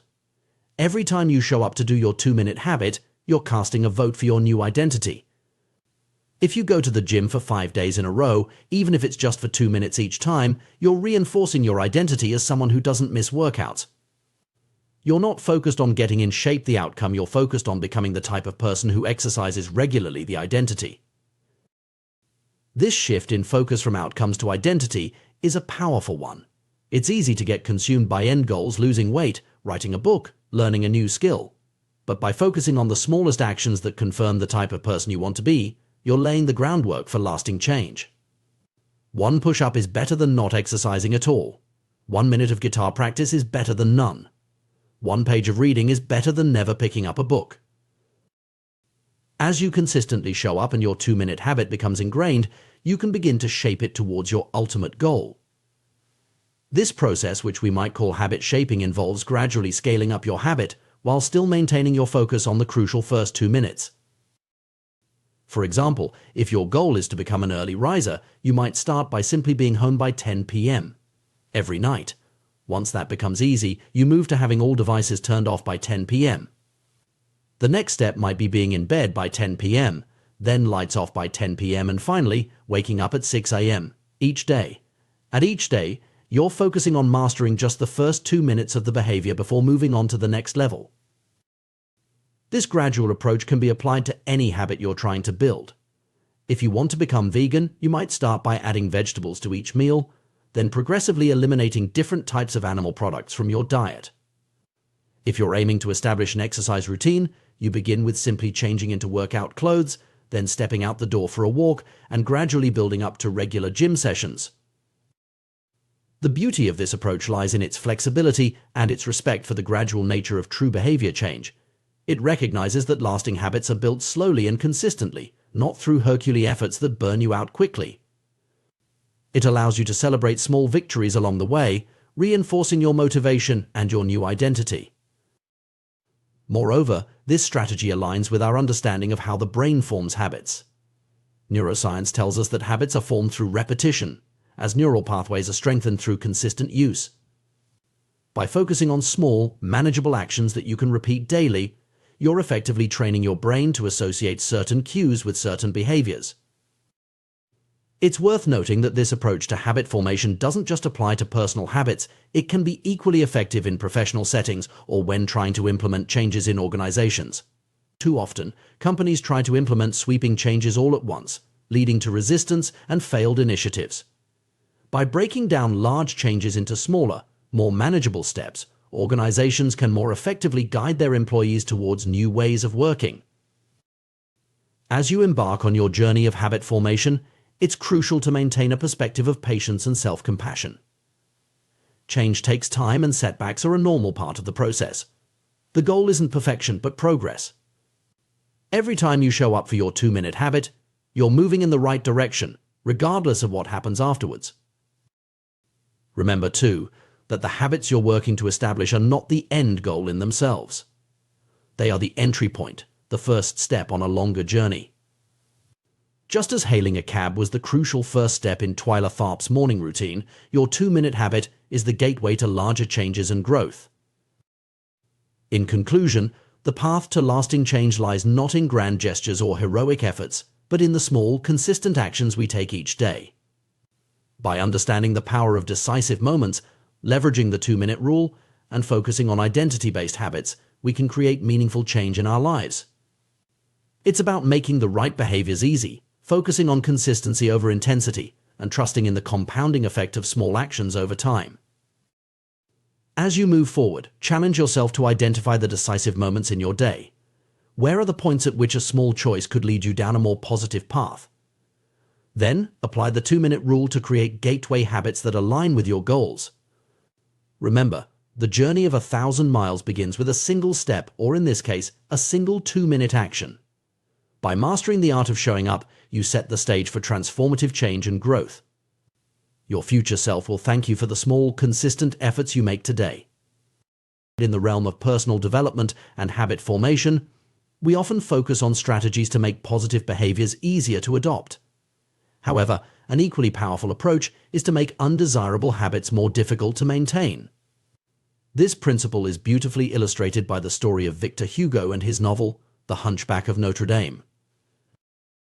In 1830, Hugo found himself in a predicament familiar to many creatives. He had promised his publisher a new book, but had spent the year procrastinating. Faced with an imminent deadline, Hugo devised an ingenious, if unconventional, solution. He gathered all his clothes and had them locked away, leaving himself with nothing but a large shawl to wear.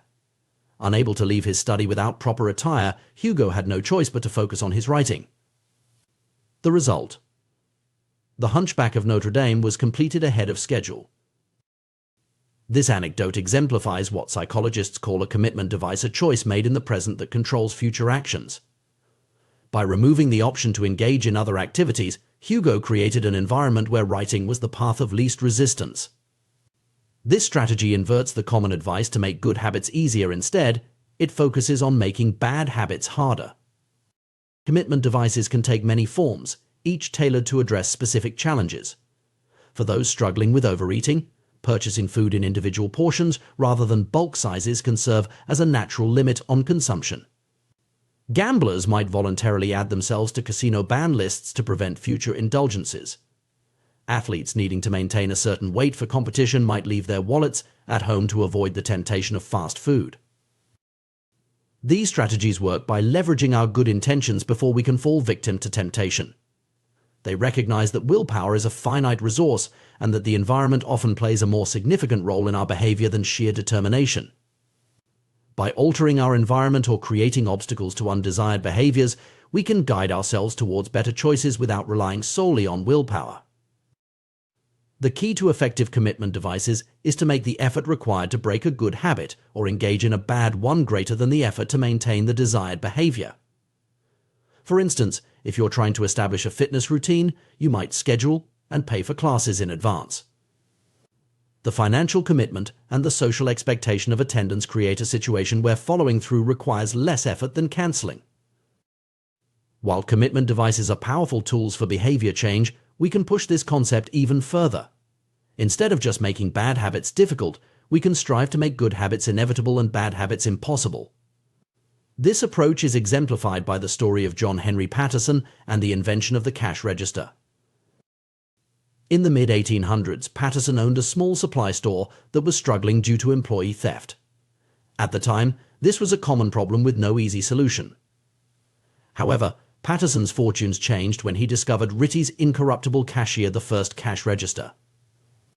By automatically locking away cash and receipts after each transaction, the machine made theft practically impossible. The results were immediate, and dramatic. Patterson's business went from losing money to turning a significant profit within 6 months. The brilliance of the cash register lay in its ability to automate ethical behavior. Rather than trying to change the employee's mindset or increase surveillance, it simply removed the option to steal. This principle can be applied to various aspects of our lives. By creating systems that make preferred behaviors automatic and undesired behaviors impractical, we can effect lasting change with minimal ongoing effort. This concept of one-time actions that pay dividends over time is particularly intriguing. These are choices that require some initial effort, but create increasing value as time passes. For example, installing a water filter can lead to long-term improvements in health and reduced plastic waste. Buying a quality mattress can enhance sleep quality for years to come.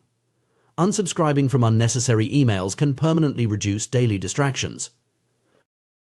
The power of these one-time actions lies in their ability to shape our environment and, by extension, our behavior without requiring constant conscious effort. They embody the principle of making good habits easier and bad habits harder on a long-term scale. By thoughtfully modifying our surroundings and systems, we can create an environment that naturally guides us towards better choices. Consider the impact of seemingly small changes like using smaller plates to reduce caloric intake or removing the TV from the bedroom to improve sleep habits. These simple actions can have profound effects on our health and well-being over time. Similarly, financial habits can be dramatically improved through one-time actions like setting up automatic savings plans or bill payments. The beauty of this approach is its simplicity and accessibility. While not everyone may have the willpower to consistently make healthy choices or stick to a budget, most people can manage a one-time action that sets up a more supportive environment. This democratizes the process of habit formation, making it attainable for a wider range of individuals. Moreover, these strategies often have compounding effects. For instance, improving sleep quality through better bedding and a TV-free bedroom can lead to increased energy and productivity during the day. This, in turn, might make it easier to maintain a regular exercise routine or make healthier food choices. Similarly, automating finances can reduce stress and free up mental energy for other pursuits. It's important to note that while these strategies can be highly effective, they're not a panacea. Personal growth and habit formation still require effort and commitment. However, by focusing on creating an environment that supports our goals, we can significantly reduce the amount of willpower required to maintain positive habits. This approach also aligns well with our understanding of human psychology. We are profoundly influenced by our environment, often more than we realize. By consciously shaping that environment, we can harness this influence for our benefit. It's a way of working with our natural tendencies rather than constantly fighting against them. Furthermore, this strategy of environmental design can be applied at various scales. Individuals can use it to improve personal habits, but it can also be implemented at organizational or societal levels. For example, companies might redesign office spaces to encourage more movement or collaboration. Cities could modify urban planning to promote walking and cycling over driving. As we consider implementing these strategies in our own lives, it's worth taking time to reflect on our specific challenges and goals. What are the habits we're struggling to form or break?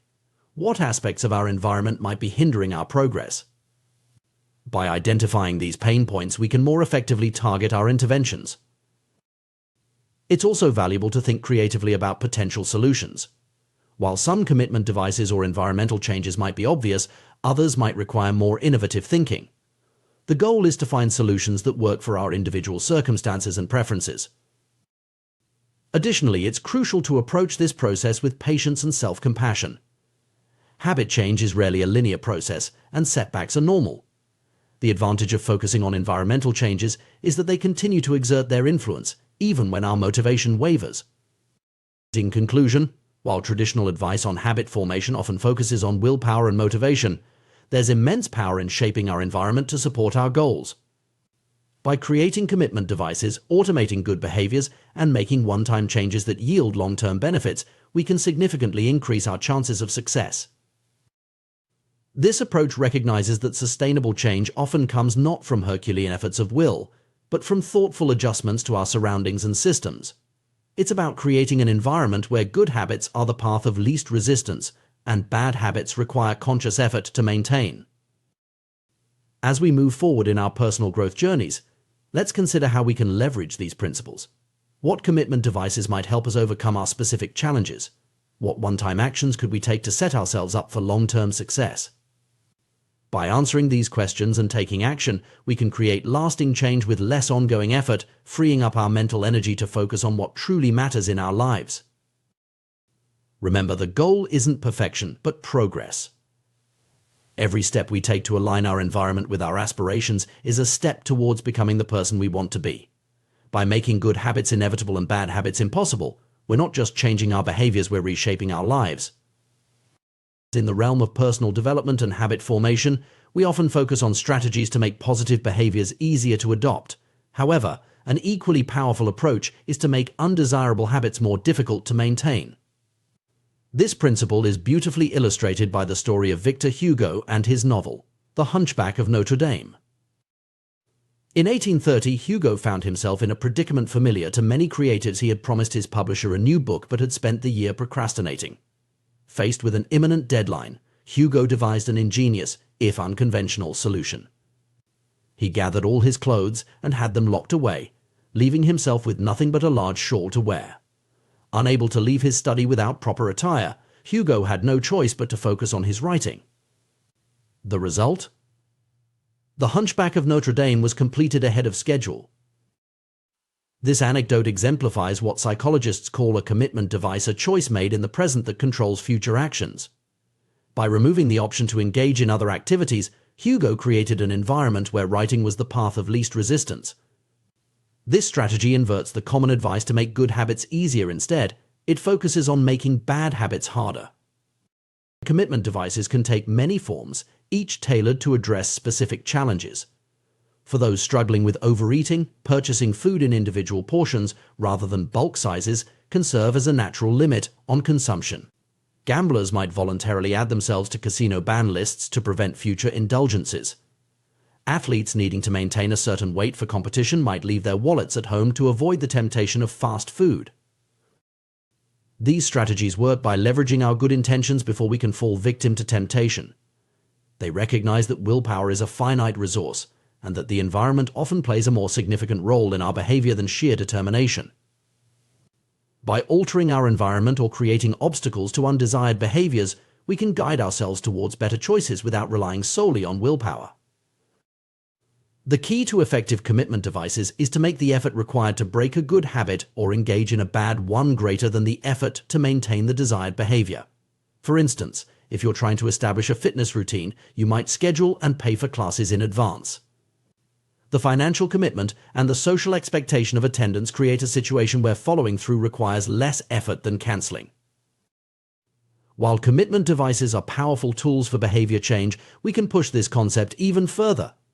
Instead of just making bad habits difficult, we can strive to make good habits inevitable and bad habits impossible.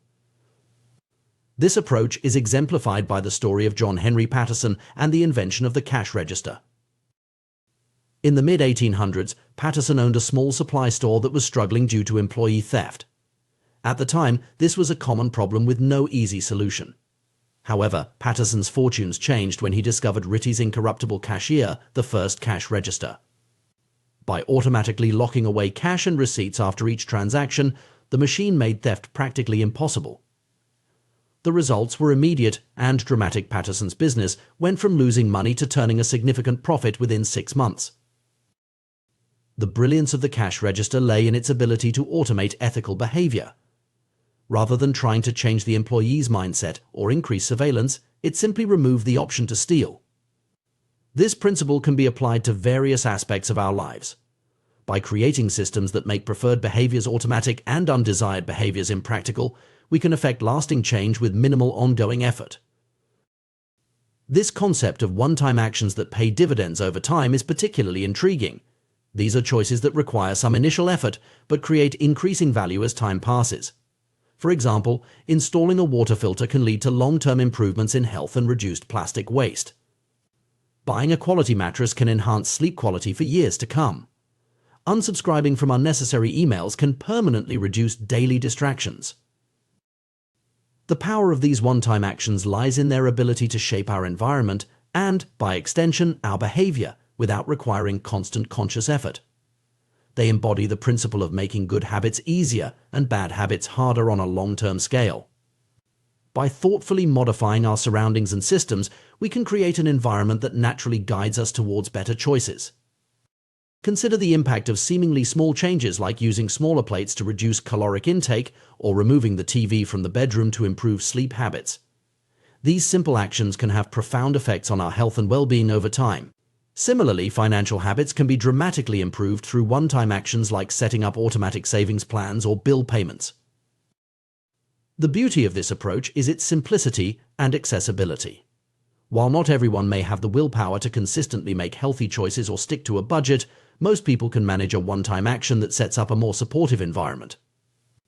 This democratizes the process of habit formation, making it attainable for a wider range of individuals. Moreover, these strategies often have compounding effects. For instance, improving sleep quality through better bedding and a TV-free bedroom can lead to increased energy and productivity during the day. This, in turn, might make it easier to maintain a regular exercise routine or make healthier food choices. Similarly, automating finances can reduce stress and free up mental energy for other pursuits. It's important to note that while these strategies can be highly effective, they're not a panacea. Personal growth and habit formation still require effort and commitment. However, by focusing on creating an environment that supports our goals, we can significantly reduce the amount of willpower required to maintain positive habits. This approach also aligns well with our understanding of human psychology. We are profoundly influenced by our environment, often more than we realize. By consciously shaping that environment, we can harness this influence for our benefit. It's a way of working with our natural tendencies rather than constantly fighting against them. Furthermore, this strategy of environmental design can be applied at various scales. Individuals can use it to improve personal habits, but it can also be implemented at organizational or societal levels. For example, companies might redesign office spaces to encourage more movement or collaboration. Cities could modify urban planning to promote walking and cycling over driving.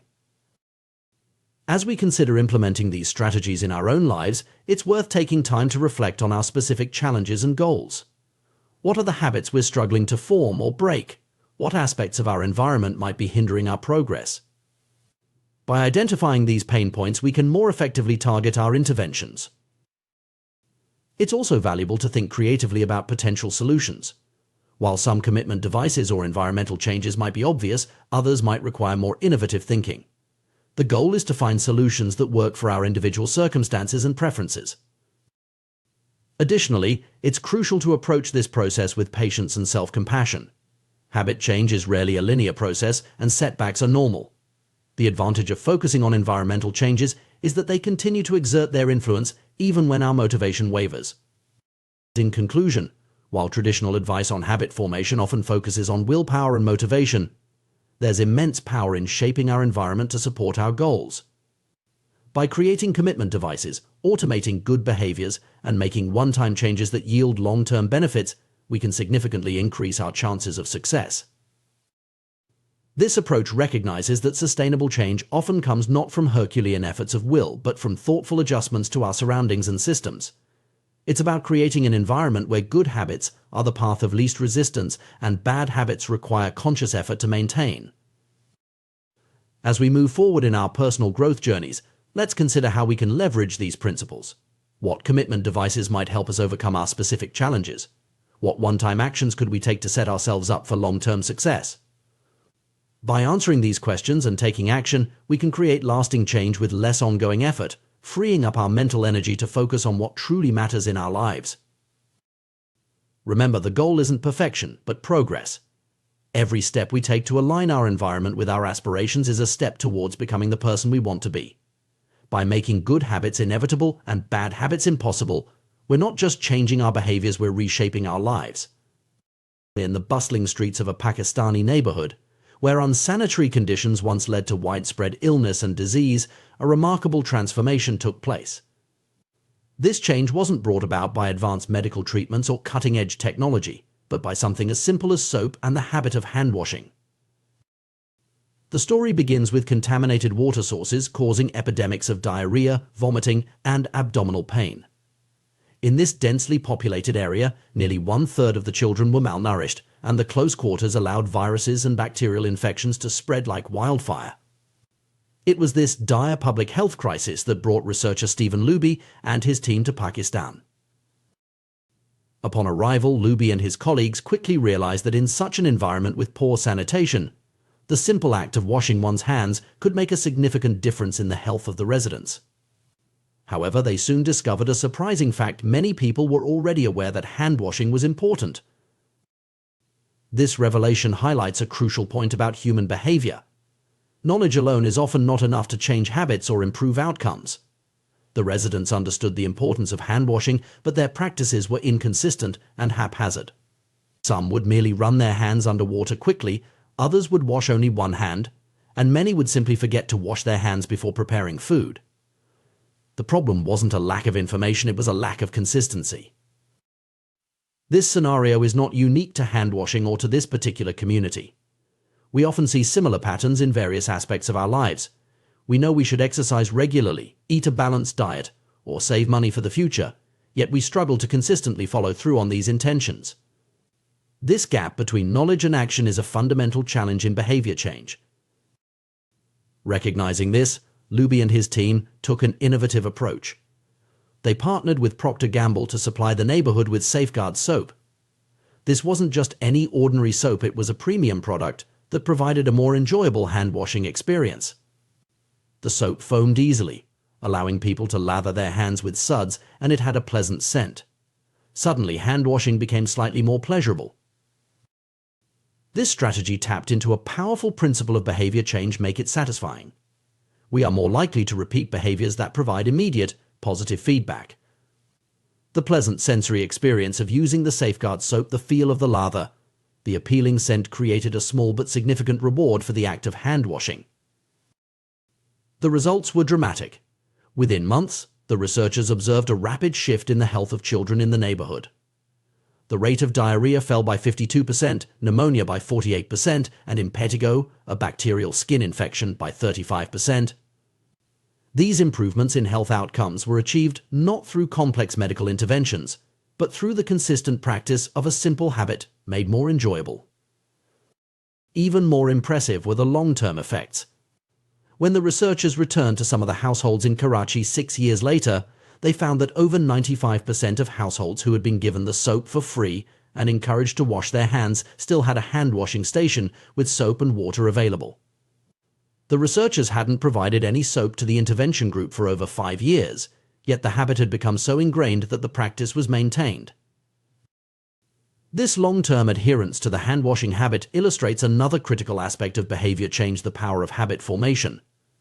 Once a behavior becomes habitual, it requires less conscious effort and decision-making.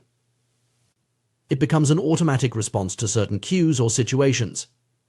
In this case, the residents had internalized hand-washing as a routine part of their daily lives, continuing the practice even years after the initial intervention.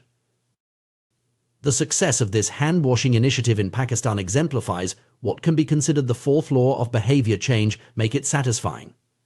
This principle asserts that we are more likely to repeat a behavior when the experience is satisfying. It's a logical concept. Feelings of pleasure, even minor ones, signal to our brain that a behavior is worth remembering and repeating. This principle isn't limited to hand washing. We can see its application in various products and behaviors that have become widespread habits. Take chewing gum, for instance. While gum had been sold commercially throughout the 1800s, it wasn't until Wrigley launched in 1891 that it became a worldwide habit. Wrigley's innovation was to add flavors like spearmint and juicy fruit, making the product more enjoyable to use. They further enhanced the appeal by marketing gum as a way to refresh your taste, associating it with the pleasant feeling of a clean mouth. The success of flavored toothpaste follows a similar pattern. Manufacturers saw great success when they added flavors like spearmint, peppermint, and cinnamon to their products. These flavors don't actually improve the effectiveness of toothpaste in cleaning teeth. Instead, they create a clean mouth feel and make the experience of brushing teeth more pleasurable. This added satisfaction makes people more likely to maintain the habit of regular toothbrushing. These examples illustrate a fundamental truth about human behavior: what is rewarded is repeated, and what is punished is avoided. We learn what to do in the future based on what we were rewarded for or punished for in the past. Positive emotions cultivate habits, while negative emotions tend to destroy them. However, there's a crucial aspect to this principle that's easy to overlook.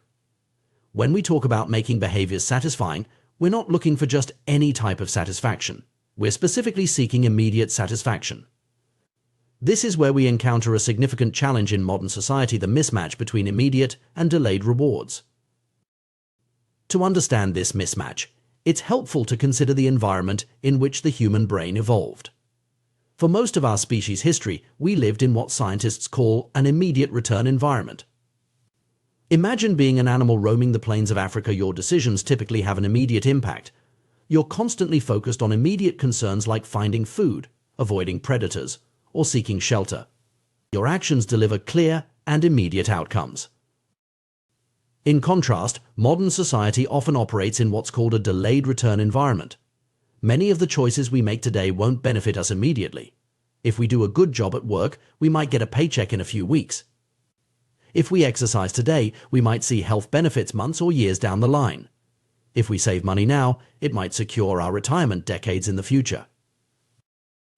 This shift to a delayed return environment is relatively recent in human history, primarily occurring in the last 500 years or so. Compared to the age of the human brain, which has remained largely unchanged for about 200,000 years, modern society is brand new. Our brains evolved in an environment where immediate rewards were crucial for survival. And we still carry that hardware with us today.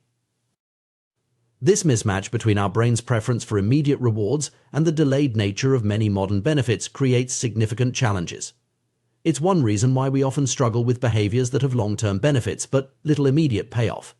Saving for retirement, maintaining a healthy diet, or studying for future exams all require us to override our innate preference for immediate gratification. Understanding this mismatch is crucial for anyone trying to change their behavior or habits. It explains why it's often so difficult to maintain motivation for long-term goals, and why we're easily swayed by short-term pleasures even when we know they might not be in our best interest. So, how can we bridge this gap between our brain's desire for immediate satisfaction and the often delayed rewards of beneficial behaviors?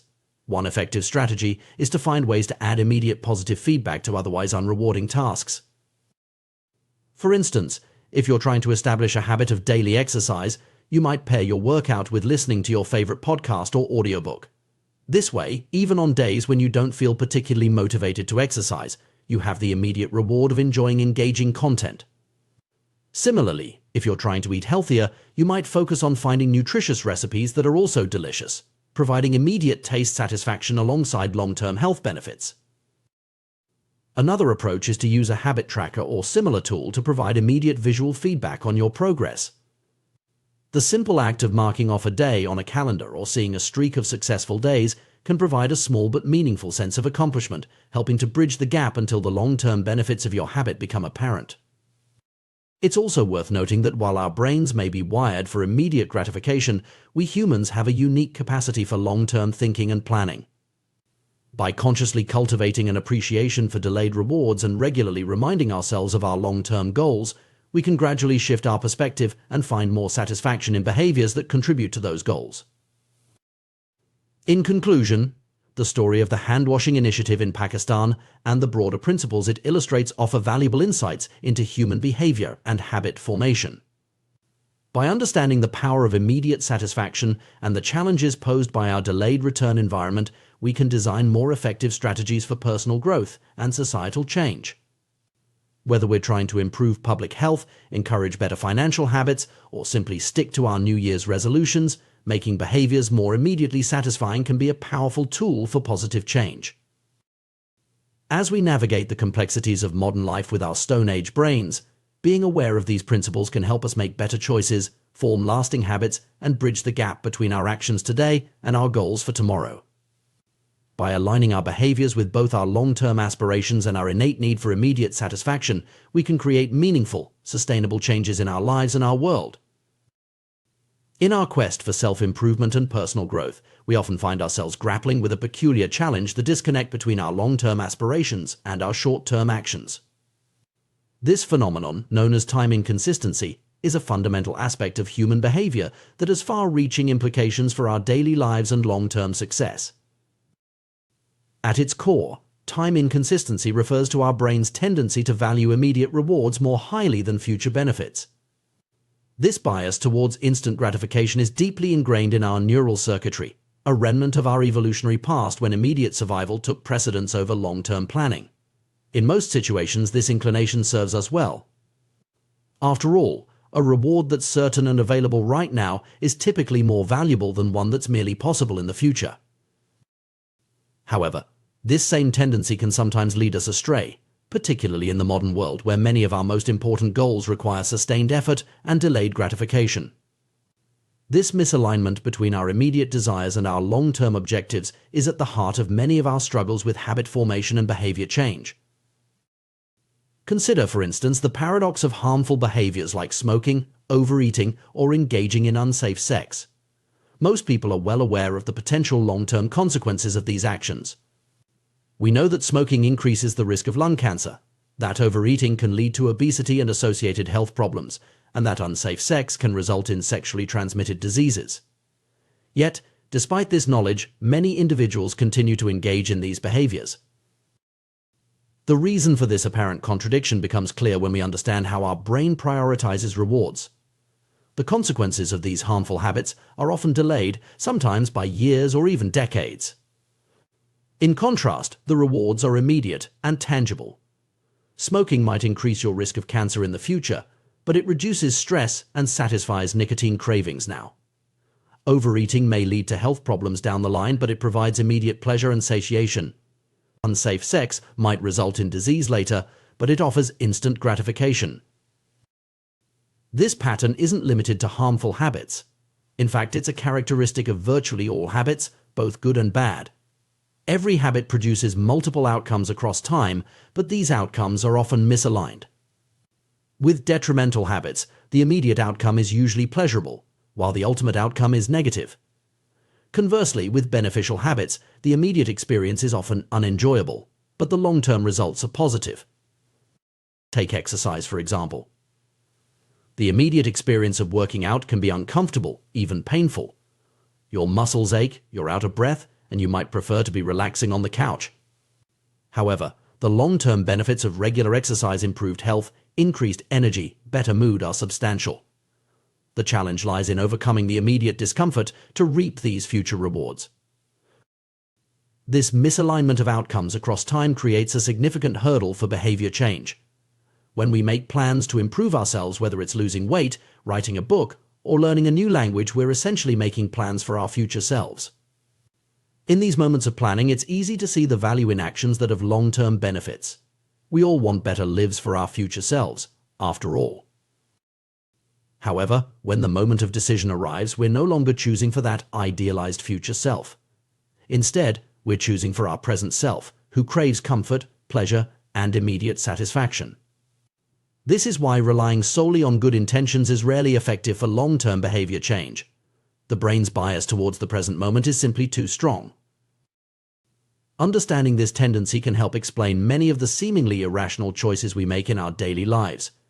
It's why we might choose to watch TV instead of studying, even though we know studying will lead to better grades. It's why we might grab fast food instead of cooking a healthy meal, even though we're trying to eat better. In each of these moments, the allure of immediate gratification overpowers our longer-term goals. This preference for instant gratification reveals an important truth about success. Most people spend their days chasing quick hits of satisfaction. The path less traveled is the road of delayed gratification. If you're willing to wait for rewards, you'll often face less competition and potentially reap greater benefits. As the saying goes, the last mile is always the least crowded. Research consistently supports this idea. Studies have shown that individuals who are better at delaying gratification tend to have higher SAT scores, lower levels of substance abuse, lower likelihood of obesity, better responses to stress, and superior social skills. We've all observed this play out in our own lives. The student who resists the temptation to procrastinate and completes their assignments on time generally achieves better grades. The individual who forgoes purchasing junk food at the grocery store often maintains a healthier diet at home. At some point, success in nearly every field requires the ability to ignore an immediate reward in favor of a delayed, but ultimately more significant reward. This is true whether you're an athlete training for a competition, an entrepreneur building a business, or a writer working on a novel. The ability to delay gratification is a crucial skill for achieving long-term success.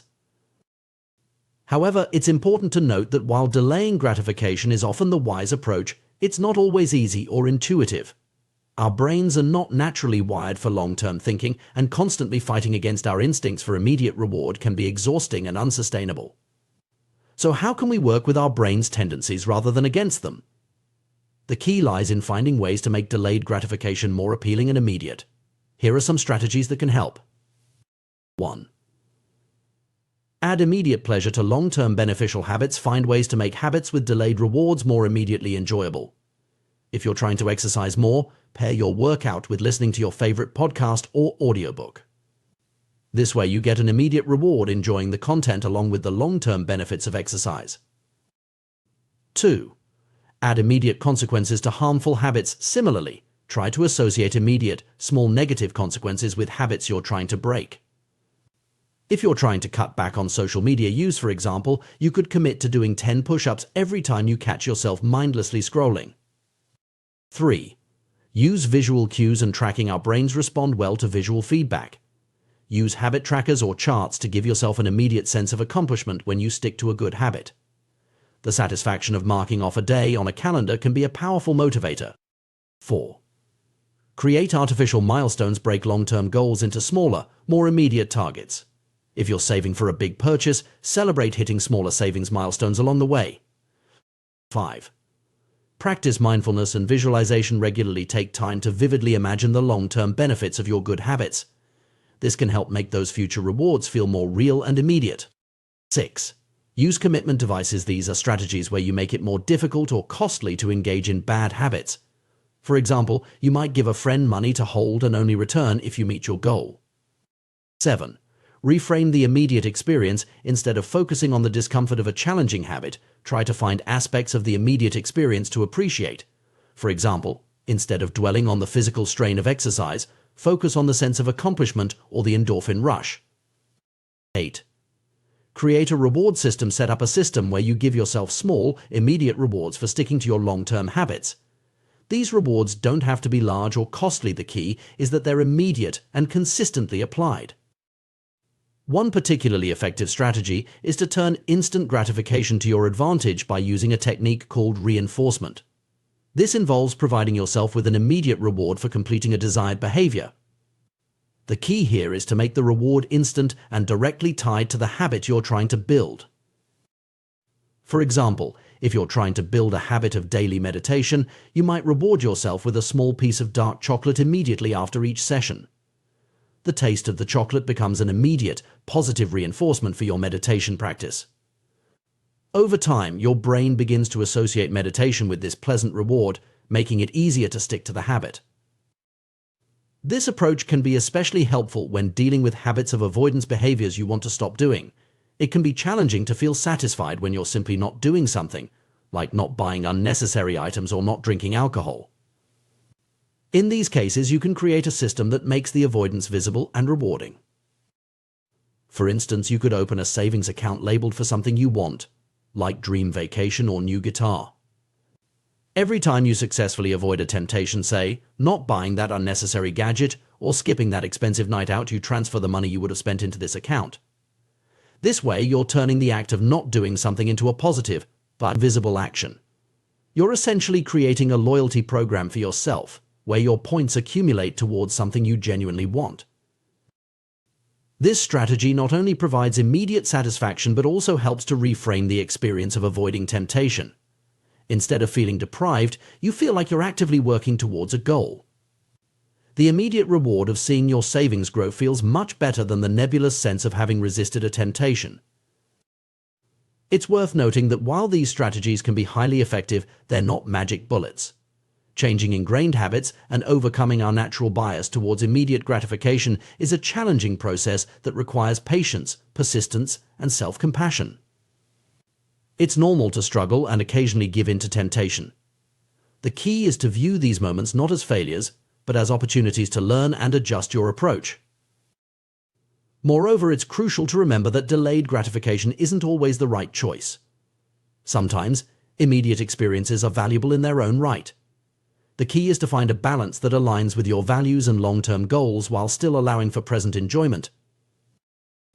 In conclusion, understanding the concept of time inconsistency and our brain's bias towards immediate rewards can be a powerful tool in our quest for personal growth and habit formation. By acknowledging this aspect of our nature, we can design strategies that work with our brain's tendencies rather than against them.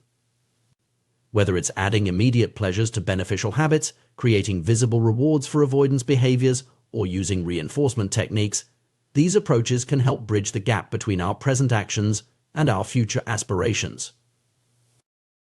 Ultimately, the ability to delay gratification and work towards long-term goals is a skill that can be developed and strengthened over time.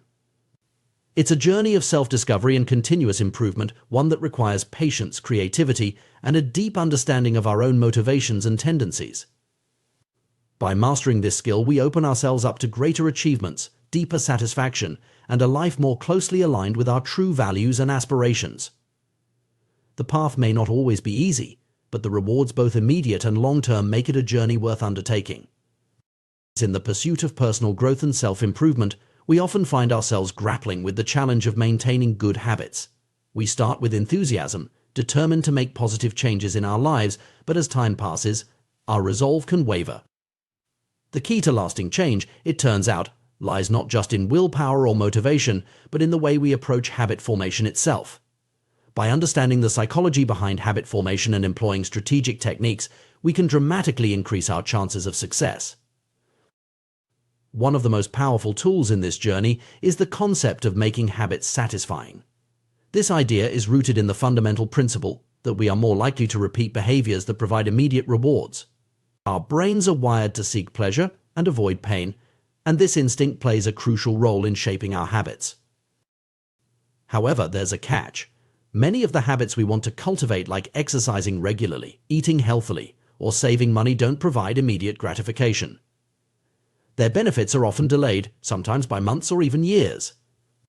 This delay can make it challenging to stick with these habits, especially when we're faced with more immediately rewarding alternatives.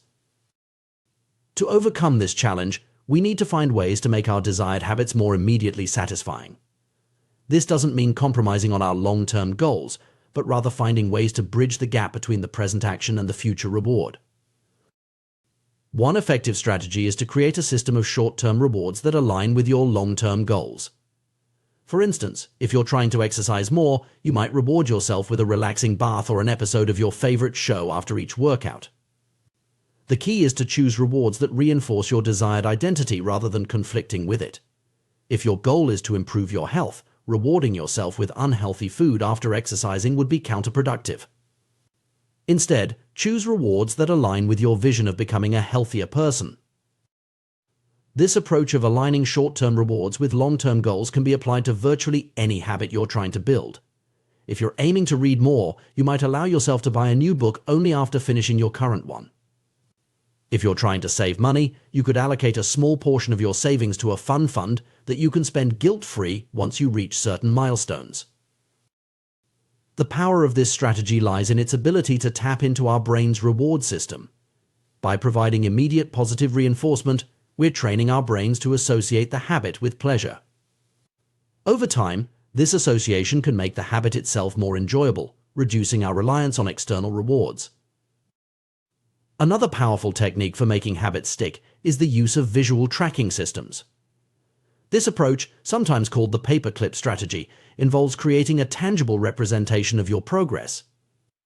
The name comes from a story about a young stockbroker who used 2 jars of paper clips to track his daily sales calls. Each time he made a call, he would move a paper clip from one jar to another. This simple act provided a clear, visual measure of his progress, which proved to be incredibly motivating. The beauty of this strategy lies in its simplicity and flexibility. You can adapt it to virtually any habit you're trying to build. For example, if you're trying to write a book, you might move a marble from one jar to another for each page you complete. If you're aiming to increase your daily step count, you could use a similar system to track your progress. These visual tracking systems work on multiple levels. First, they provide immediate satisfaction. The act of moving a paperclip or marking an X on a calendar gives you a small sense of accomplishment, which can be particularly motivating on days when you might not feel like sticking to your habit. Second, they make your progress visible. On days when you're feeling discouraged, you can look at your tracker and see how far you've come, which can provide the motivation to keep going. Perhaps the most comprehensive form of visual tracking is the habit tracker. This tool, which can be as simple as a calendar where you mark off each day you complete your habit, has been used by many successful individuals throughout history. Benjamin Franklin famously used a small booklet to track 13 personal virtues, while comedian Jerry Seinfeld is known for his don't break the chain approach to writing jokes every day. Habit tracking is powerful because it leverages multiple principles of behavior change simultaneously. It makes the habit obvious by providing a visual cue, attractive by showcasing your progress, and satisfying by giving you a sense of accomplishment each time you mark off a day. Moreover, habit tracking keeps you honest. Many of us have a tendency to overestimate how consistently we perform our habits. By keeping a record, we're forced to confront the reality of our behavior. This awareness alone can be a powerful motivator for change. The effectiveness of habit tracking has been demonstrated in numerous studies. Research has shown that people who track their progress on goals like losing weight, quitting smoking, and lowering blood pressure are more likely to succeed than those who don't. One study found that individuals who kept a daily food log lost twice as much weight as those who didn't track their eating habits. However, it's important to note that while tracking can be a powerful tool, it's not without potential pitfalls.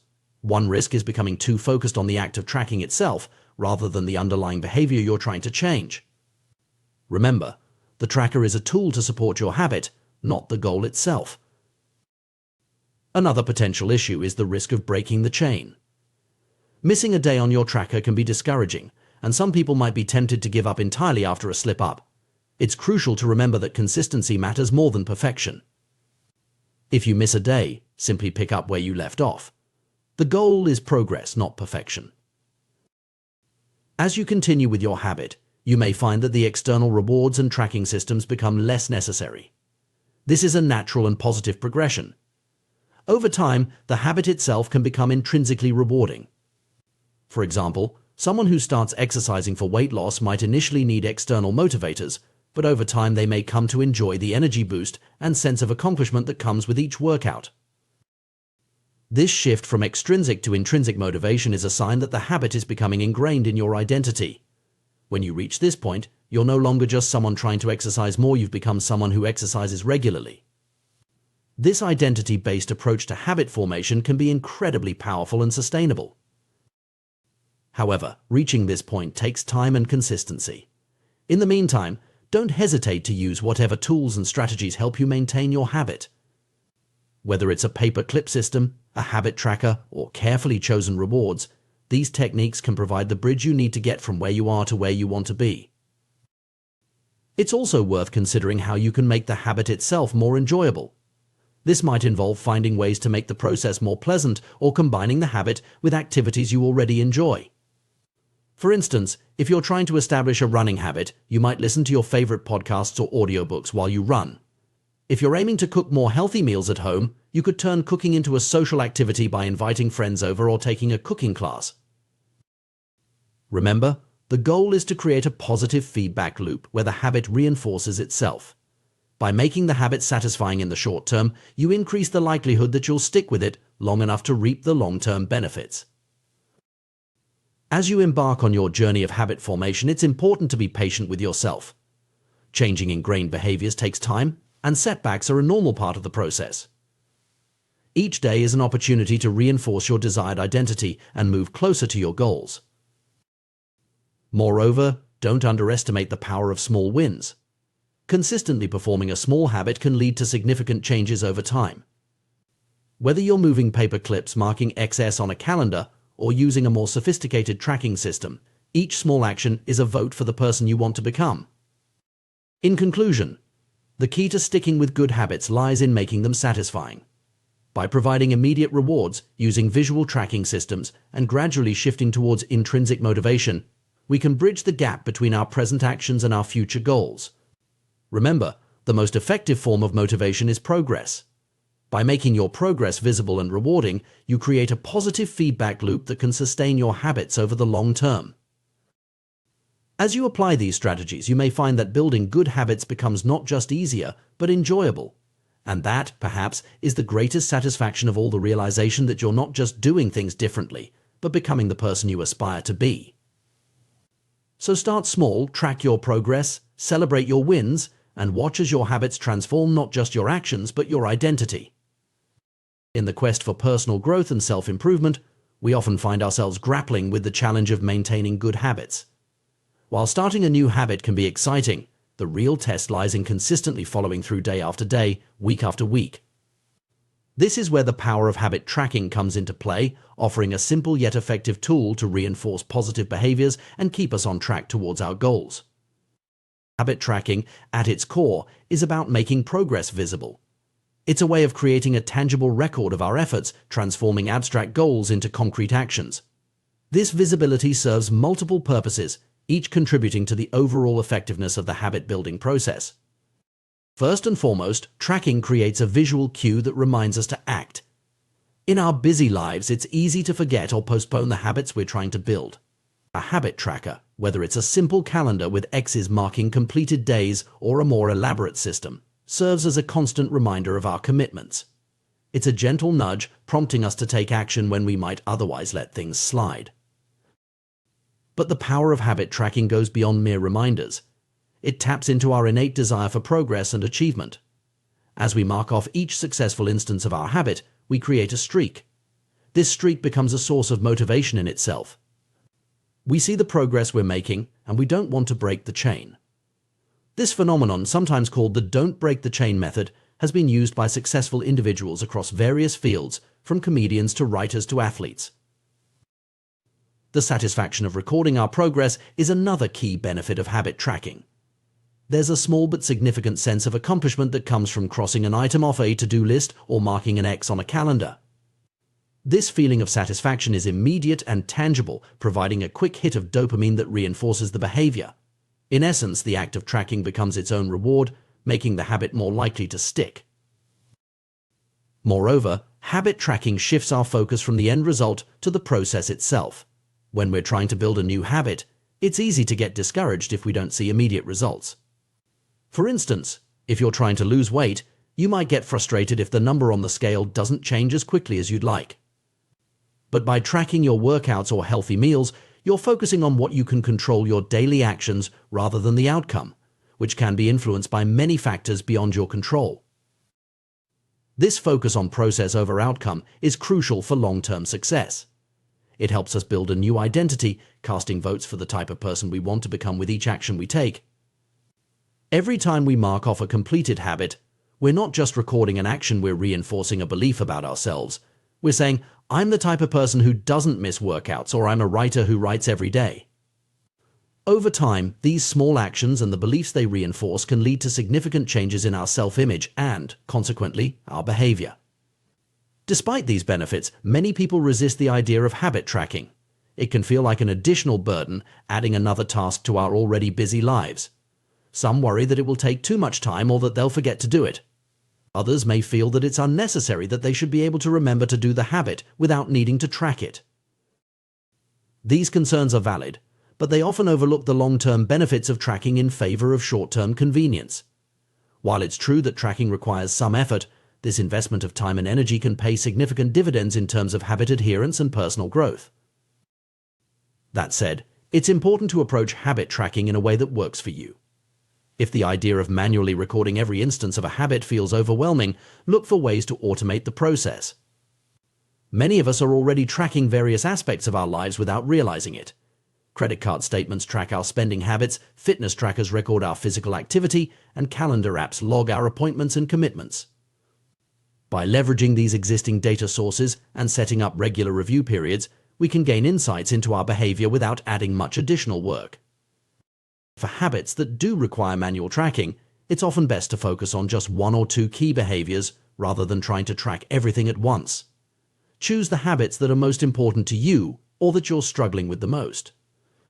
By limiting your focus, you increase the likelihood of consistent tracking. Another key to successful habit tracking is to record each instance of the habit immediately after it occurs. This approach, combined with habit stacking linking a new habit to an existing one, can make tracking feel more natural and less of a chore. For example, you might decide to record your workout immediately after putting away your gym bag or log your meditation session right after turning off your meditation app. While consistent tracking can be incredibly powerful, it's important to remember that perfection is not the goal. Life is unpredictable, and there will inevitably be times when our habits get disrupted. The key is not to let these disruptions derail you as completely. One powerful principle to keep in mind is never miss twice. If you slip up and miss a day, the most important thing is to get back on track as quickly as possible. Missing once is an accident, missing twice is the start of a new habit. By recommitting to the habit immediately after a slip-up, you prevent a temporary setback from turning into a permanent abandonment of your goals. This principle of quick recovery is a distinguishing feature of successful individuals across various fields. Everyone has bad days or periods of lower performance. What sets high achievers apart is their ability to rebound quickly from these setbacks. They understand that the occasional bad day or missed habit is far less important than the overall trend of their behavior. In fact, showing up on the days when you don't feel like it or can't perform at your best can be even more important than the days when everything goes smoothly. These bad days maintain the compound gains you've accrued from previous good days. Even if you can't do the habit as thoroughly or effectively as you'd like, doing something is always better than doing nothing. It's about maintaining momentum and reinforcing your identity as someone who follows through on their commitments. This approach also helps avoid the all-or-nothing mindset that can be so detrimental to habit formation. Too often, people fall into the trap of thinking that if they can't do something perfectly, they shouldn't do it at all. This black and white thinking can lead to giving up entirely after a small setback. By embracing the idea that something is always better than nothing, we can maintain consistency even when circumstances aren't ideal. While habit tracking can be a powerful tool, it's important to ensure we're tracking the right things. Sometimes, the most obvious or easiest to measure metrics aren't necessarily the most meaningful. For example, if you're trying to improve your diet, simply tracking calories might not give you the full picture. You might be hitting your calorie goals but not getting proper nutrition. In this case, tracking the number of whole, unprocessed foods you eat each day might be more beneficial. Similarly, if you're trying to improve your productivity at work, tracking hours worked might not be as useful as tracking the number of important tasks completed. The key is to choose metrics that truly align with your goals and provide meaningful feedback on your progress. It's also worth noting that not all habits need to be tracked indefinitely. Sometimes tracking is most useful in the early stages of habit formation when we're still establishing the behavior. Once the habit becomes more ingrained, we might be able to ease off on tracking without losing the habit itself.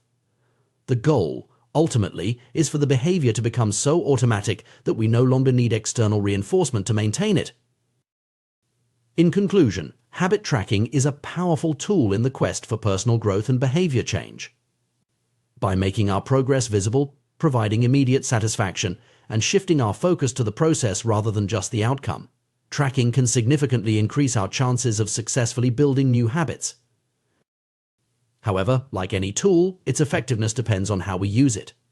By choosing meaningful metrics, focusing on consistency rather than perfection, and using tracking as a means to reinforce our desired identity, we can harness the full potential of this approach. Remember, the goal isn't just to check boxes or create perfect streaks. It's to gradually shape ourselves into the person we want to become. Each tracked instance of a habit is a vote for that future self. Over time, these small votes can lead to profound changes in our behavior, our self-image, and ultimately our lives. So whether you're trying to exercise more, eat healthier, write daily, or any other positive habit, consider incorporating tracking into your approach. Start small, be consistent, and don't be discouraged by occasional setbacks. With patience and persistence, you may find that the simple act of tracking your habits becomes a transformative force in your journey of self-improvement. In the realm of behavior change and habit formation, we often focus on positive reinforcement and making good habits more attractive. However, there's another powerful tool in our arsenal making bad habits immediately unsatisfying. This approach, while less discussed, can be incredibly effective in curbing unwanted behaviors and promoting positive change. The concept is rooted in our innate tendency to avoid pain and discomfort. Just as we're more likely to repeat experiences that end on a satisfying note, we're equally inclined to avoid experiences that conclude with discomfort or pain. This principle can be harnessed to great effect in our quest for self-improvement and behavioral change. Consider the story of Roger Fisher, a Harvard Law School professor who specialized in negotiation and conflict management. In the 1970s and 1980s, as the threat of nuclear war loomed large, Fisher proposed an unconventional idea to prevent hasty decisions about nuclear launches. He suggested implanting the nuclear launch codes in a volunteer's chest right next to their heart. The president, if ever deciding to launch nuclear weapons, would first have to physically kill this volunteer to access the codes. Fisher's proposal, while extreme, illustrates a profound point about human behavior. By making the act of launching nuclear weapons viscerally and immediately painful, it would force decision-makers to confront the reality of their actions in a way that abstract numbers and distant consequences never could. The immediacy and personal nature of the pain would serve as a powerful deterrent. This principle extends far beyond hypothetical scenarios about nuclear war. It applies to our everyday lives and habits in numerous ways. Pain, both physical and emotional, is an incredibly effective teacher. When failure or mistakes result in immediate and tangible pain, we're quick to learn and adapt. This is why a plumber strives for excellence in their work. The threat of a bad review or lost business is an immediate and costly consequence of poor performance. Similarly, restaurants maintain high standards because the possibility of customers never returning is a constant, immediate threat. In fields where the stakes are even higher, such as surgery, the immediate and severe consequences of mistakes drive professionals to master their craft with utmost precision. The cost of cutting the wrong blood vessel is so high and immediate that surgeons are motivated to achieve exceptional levels of skill and care. The key here is the immediacy of the consequence. When the pain or cost of an action is delayed, it's easier to ignore or discount. This is why many harmful habits persist. The negative consequences are often far removed in time from the behavior itself. Smoking might lead to lung cancer, but not immediately. Overeating doesn't instantly result in obesity. The delay between action and consequence makes it easier for us to persist in behaviors we know are harmful in the long run. To leverage this principle for positive change, we need to find ways to make the consequences of bad habits more immediate and tangible. This could involve creating artificial consequences or finding ways to bring long-term effects into the present moment. For instance, some people use apps that donate money to causes they dislike every time they break a commitment to exercise. The immediate financial pain serves as a powerful motivator. However, it's crucial to note that for this approach to be effective, the strength of the consequence must match the relative strength of the behavior it's trying to correct. A minor inconvenience won't be enough to deter a deeply ingrained habit. The cost of procrastination must outweigh the perceived benefit of putting things off. The discomfort of exercise must be less than the pain of remaining sedentary. Moreover, the consequences need to be reliably enforced. Inconsistent enforcement can lead to a gambling mentality where individuals take chances on avoiding punishment. This is why consistent, immediate feedback is so crucial in habit formation and behavior change. One effective way to implement this strategy is through the use of habit contracts. A habit contract is an agreement you make with yourself or others that spells out the consequences of failing to stick to a desired behavior. These contracts can be particularly powerful when they involve other people, adding a layer of social pressure and accountability. For example, you might create a contract with a friend stating that if you don't go to the gym 3 times a week, you have to pay them $50. Or you could agree to perform an unpleasant chore if you fail to meet your writing goals for the week. The key is to make the consequence immediate and unpleasant enough that you're motivated to avoid it. Habit contracts work because they bring the pain of failure into the present moment. Instead of worrying about abstract long-term consequences, you're faced with a concrete, immediate cost for not following through. This immediacy can be a powerful motivator, especially in the early stages of habit formation when the long-term benefits aren't yet apparent.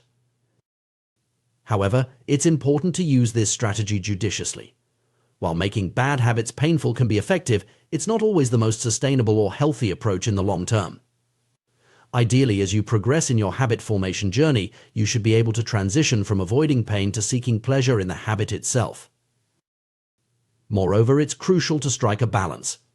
If the consequences you set for yourself are too severe, you might find yourself avoiding the situation entirely rather than facing the possibility of failure. The goal is to create enough discomfort to motivate change, but not so much that it becomes paralyzing. Another consideration is the potential for unintended consequences. Sometimes, focusing too much on avoiding negative outcomes can create anxiety or stress that's counterproductive to your goals.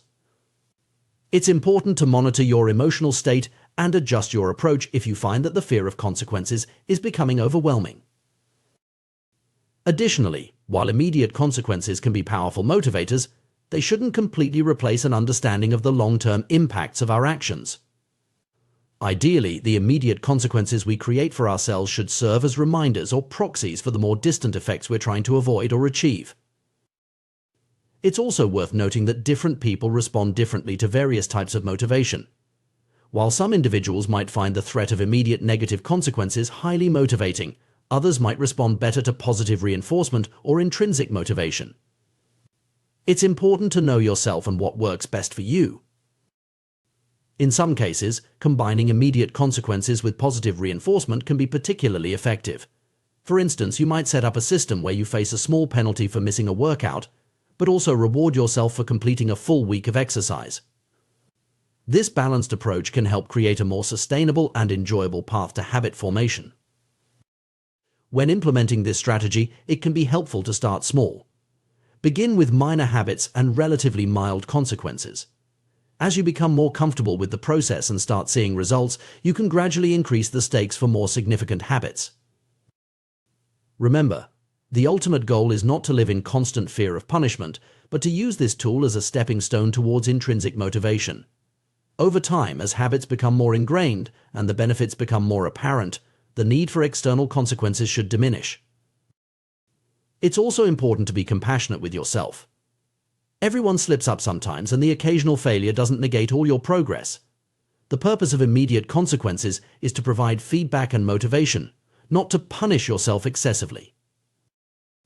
In conclusion, while making good habits attractive and satisfying is crucial, we shouldn't overlook the power of making bad habits immediately unsatisfying. By bringing the consequences of our actions into the present moment, we can create a powerful impetus for change. Whether through habit contracts, accountability partners, or other creative methods, finding ways to make the cost of bad habits immediate and tangible can be a game changer in our pursuit of personal growth and positive change. However, this approach should be used thoughtfully and in conjunction with other strategies for habit formation. The goal is not to create a life ruled by fear of consequences, but to use this tool as a stepping stone towards building habits that are intrinsically rewarding and aligned with our long-term goals. By understanding and leveraging the power of immediate consequences, we can create an environment that supports our desired behaviors and helps us become the people we aspire to be. The power of habits in shaping our lives cannot be overstated. From the mundane daily routines to life-changing behaviors, habits form the backbone of our existence. One of the most striking examples of habit formation on a societal scale is the adoption of seatbelt usage in the United States. In just a few decades, we witnessed a dramatic shift from a time when most people didn't wear seatbelts to a present where the vast majority of Americans buckle up every time they get in a car. This transformation wasn't just a matter of individual choice, it was largely driven by legislation and the creation of a new social contract. The seatbelt story illustrates how governments can use laws and regulations to influence collective behavior. By mandating seatbelt use and enforcing penalties for non-compliance, states effectively reshape the habits of millions.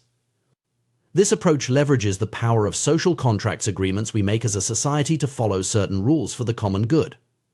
Similar strategies have been employed to address other public health and safety concerns, such as smoking bans in restaurants and mandatory recycling programs. While these large-scale interventions are effective, we can apply similar principles on a personal level to cultivate positive habits or break undesirable ones.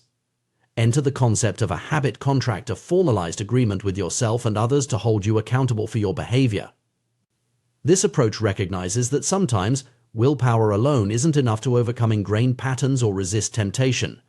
By explicitly stating your commitments and the consequences of failing to meet them, you create a powerful motivational tool. Consider the case of Brian Harris, an entrepreneur who used a habit contract to achieve his health and fitness goals. After the birth of his son, Harris realized he needed to make some changes to his lifestyle. Instead of relying solely on good intentions, he drafted a detailed contract outlining his objectives, the specific actions he would take, and the consequences of non-compliance. Crucially, he involved his wife and personal trainer as accountability partners, having them sign the contract alongside him. Harris's contract was comprehensive, breaking down his overall goal into phases and specifying daily habits like logging his food intake and weighing himself. The consequences for failing to follow through were concrete and meaningful, having to dress formally for work, a departure from his usual casual attire, and paying his trainer a financial penalty. This level of detail and the inclusion of external accountability proved to be highly effective. As someone who initially viewed such contracts as unnecessarily formal, I've come to appreciate their value. The act of signing a physical document signals a deeper level of commitment than a mere verbal agreement or mental note. It transforms vague intentions into concrete promises, not just to yourself but to others.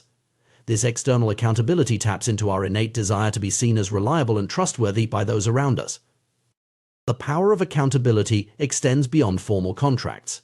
Simply having someone to check in with regularly can significantly boost our likelihood of sticking to a new habit or breaking an old one.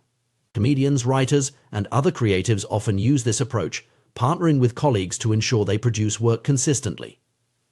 The knowledge that someone is watching and expecting results can be a powerful motivator, helping us overcome procrastination and laziness. In our digital age, we can even automate accountability. Thomas Frank, an entrepreneur, devised an ingenious system to ensure he wakes up early each morning. If he fails to rise by his target time, a pre-scheduled tweet goes out to his followers, offering a small financial reward to the first few people who call him out on his tardiness. This public commitment adds an extra layer of motivation to his morning routine. These strategies work because they tap into fundamental aspects of human psychology. We are social creatures, deeply concerned with how others perceive us. The desire to present our best selves to the world influences many of our behaviors, from personal grooming to academic and professional achievements.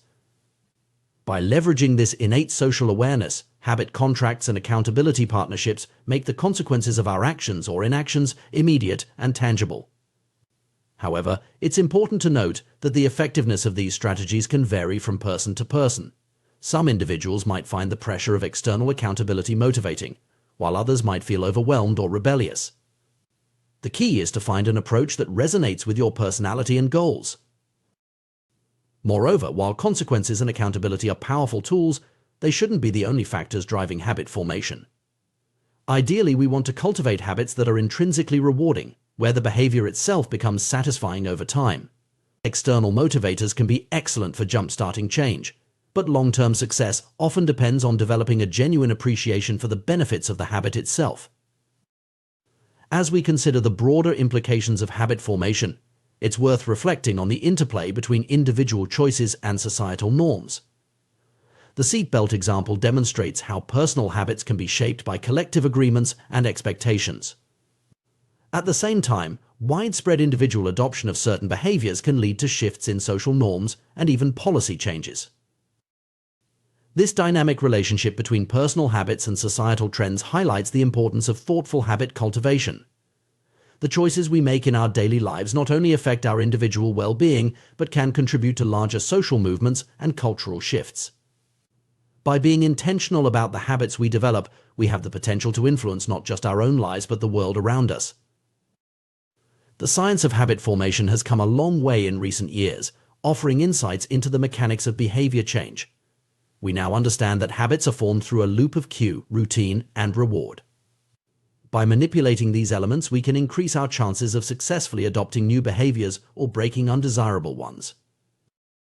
For those looking to create positive habits, there are several strategies to consider.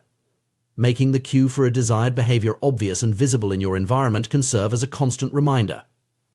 Pairing a new habit with something you already enjoy, a technique known as temptation bundling, can make it more attractive. Reducing friction by preparing your environment in advance can make good habits easier to perform. And finding ways to make the habit immediately satisfying can reinforce the behavior. Conversely, breaking bad habits often involves inverting these principles. Removing cues that trigger unwanted behaviors, making the habit less attractive or more difficult to perform, and creating immediate negative consequences can all help in breaking detrimental patterns. One particularly effective tool for both creating and breaking habits is the use of a habit tracker. This simple practice of recording each successful day of performing or avoiding a particular behavior can be remarkably motivating. The visual representation of your progress creates a sense of accomplishment and taps into our natural desire to maintain streaks or chains of success. However, it's crucial to approach habit formation with self-compassion. Slip-ups are an inevitable part of the process, and how we respond to these moments can determine our long-term success. The never miss twice rule is a helpful guideline. If you forget or fail to perform a habit one day, make it a priority to get back on track immediately the next day. This approach prevents temporary setbacks from derailing your entire effort. As we navigate the complex landscape of habit formation, it's important to remember that change is a gradual process. Small, consistent actions over time lead to significant transformations. The power of habits lies not in dramatic, overnight changes, but in the compounding effect of daily choices. Moreover, the journey of habit formation is deeply personal. What works for one person may not work for another. Experimentation and self-reflection are key to finding the strategies that resonate with your unique circumstances and personality. Be willing to adjust your approach as you learn more about yourself and your responses to different techniques. In conclusion, the science and practice of habit formation offer powerful tools for personal growth and societal change. From seatbelt laws to personal fitness goals, the principles of habit creation and modification shape our lives in countless ways. By understanding these principles and applying them thoughtfully, we can take greater control of our behaviors and, by extension, our destinies. Whether through formal contracts, accountability partnerships, or simple daily tracking, we have the ability to reshape our habits and, in doing so, reshape our lives. The journey may be challenging, but the potential rewards in health, productivity, and overall well-being are immeasurable. As we continue to uncover new insights into human behavior, the possibilities for positive change, both individual and collective, are truly exciting. The intricate interplay between genetics, personality, and habit formation is a fascinating area of study that sheds light on why some individuals excel in certain domains while others struggle. This complex relationship underscores the importance of aligning our habits and pursuits with our innate tendencies and strengths.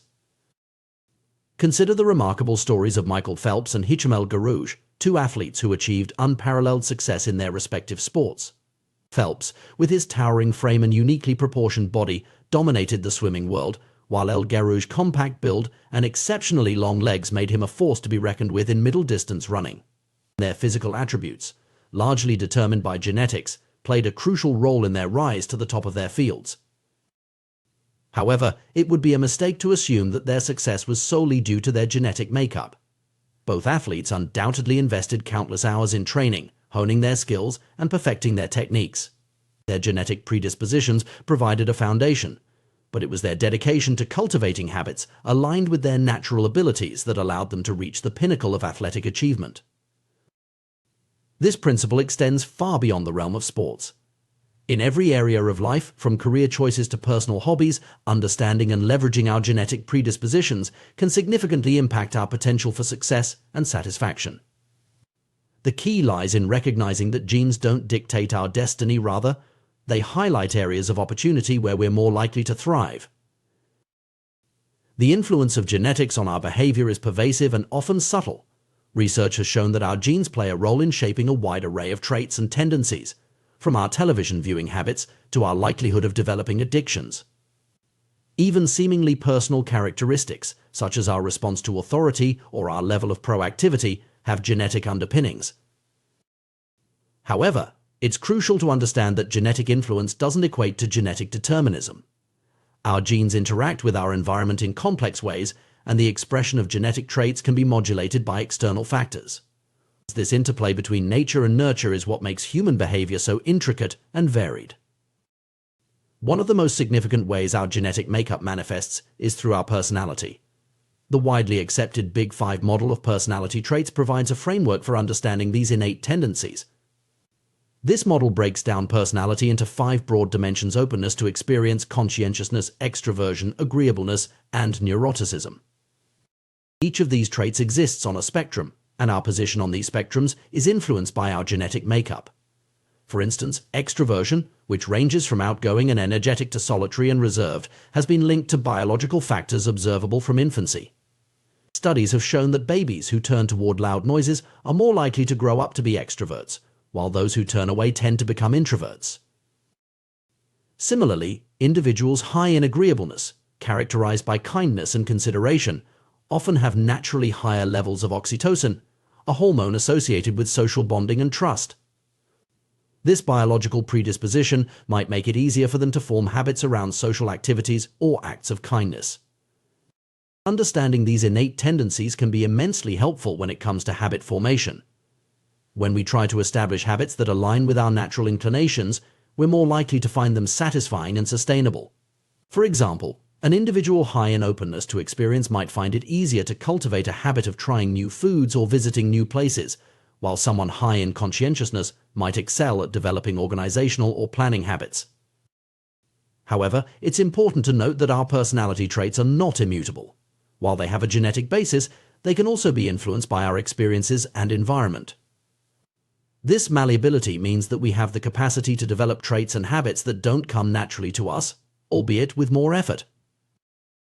The key to leveraging our genetic predispositions for habit formation lies in self-awareness. By understanding our natural tendencies, we can make informed decisions about which habits to cultivate and how to approach their formation. This doesn't mean we should limit ourselves only to activities that come easily. Rather, it suggests that we should be strategic in our approach to personal growth and development. For instance, if you know you're naturally high in neuroticism, you might find it particularly beneficial to develop habits around stress management and mindfulness. These practices could help mitigate the anxiety and sensitivity associated with this trait. Conversely, if you're low in conscientiousness, you might need to put extra effort into creating systems and routines to support habits related to organization and time management. The concept of aligning our habits with our genetic predispositions also has implications for how we approach skill development and career choices. Just as Michael Phelps was uniquely suited for swimming, each of us has areas where our natural abilities give us an edge. Identifying these areas can help us focus our efforts where they're most likely to yield results. However, this doesn't mean we should avoid challenges or give up on areas where we're not naturally gifted. Instead, it suggests that we should be realistic about the effort required to excel in different domains. If we choose to pursue an area where we don't have a natural advantage, we should be prepared to put in extra work to compensate for our genetic disadvantages. Moreover, the interaction between our genes and our environment means that the suitability of our traits can change depending on the context. A trait that's advantageous in one situation might be a hindrance in another. For example, high neuroticism might be detrimental in a high-stress job, but beneficial in a role that requires attention to detail and risk assessment. This contextual nature of genetic influence underscores the importance of finding the right environment for our traits to flourish. Sometimes the key to success isn't changing ourselves, but rather finding or creating an environment that suits our natural tendencies. This might involve choosing a career that aligns with our personality, seeking out social groups that appreciate our unique qualities, or modifying our physical environment to support our desired habits. It's also worth noting that while our genes influence our behavior, they don't control it entirely. We have the capacity for self-reflection and choice, which allows us to override our natural inclinations when necessary. This ability to act against our instincts is what allows us to grow and change over time. In fact, the process of habit formation itself can be seen as a way of shaping our behavior patterns to align more closely with our goals, even when those goals require us to act in ways that don't come naturally. Through consistent practice and reinforcement, we can develop new neural pathways that make desired behaviors more automatic, effectively rewiring our brains over time. This plasticity of the brain highlights an important point. While our genes provide a starting point, our habits and experiences play a crucial role in shaping who we become. The habits we choose to cultivate can enhance our natural strengths, compensate for our weaknesses, and even develop entirely new capabilities. Understanding the role of genetics in habit formation also has implications for how we approach behavior change on a societal level. Public health initiatives, educational policies, and workplace practices could all benefit from a more nuanced understanding of how genetic factors influence behavior. By recognizing the diversity of genetic predispositions within a population, we can design more effective interventions and support systems that cater to a range of natural tendencies. For instance, smoking cessation programs might be more effective if they offer a variety of approaches, recognizing that individuals with different genetic profiles might respond better to different strategies. Similarly, educational systems could be designed to accommodate a wider range of learning styles and personality types, helping each student find the approach that best suits their innate tendencies. As our understanding of genetics and behavior continues to evolve, we're likely to gain even more insights into how our genes shape our habits and tendencies. This knowledge has the potential to revolutionize our approach to personal development, allowing us to craft more effective strategies for growth and change. However, as we delve deeper into this field, it's crucial to maintain a balanced perspective. While genetic factors are important, they are just one piece of the puzzle. Our choices, experiences, and environment all play significant roles in shaping who we are and who we can become. Moreover, we must be cautious about overinterpreting genetic information or using it as an excuse for inaction. The knowledge of our genetic predispositions should empower us to make informed decisions, not limit our aspirations or justify harmful behaviors. In conclusion, the relationship between genetics, personality, and habit formation is a complex and fascinating area of study. By understanding our genetic predispositions, we can make more informed choices about which habits to cultivate and how to approach their formation. We can leverage our natural strengths while also developing strategies to compensate for our weaknesses. At the same time, we must remember that our genes are not our destiny. They provide a starting point, but our habits, choices, and experiences shape who we ultimately become. By combining self-awareness of our genetic tendencies with intentional habit formation, we can work towards becoming the best versions of ourselves, regardless of the hand we were dealt by our DNA. The journey of personal growth and habit formation is a deeply individual one, influenced by the unique interplay of our genes, personality, and environment. By embracing this complexity and approaching our development with curiosity and intention, we can unlock our full potential and lead more fulfilling lives.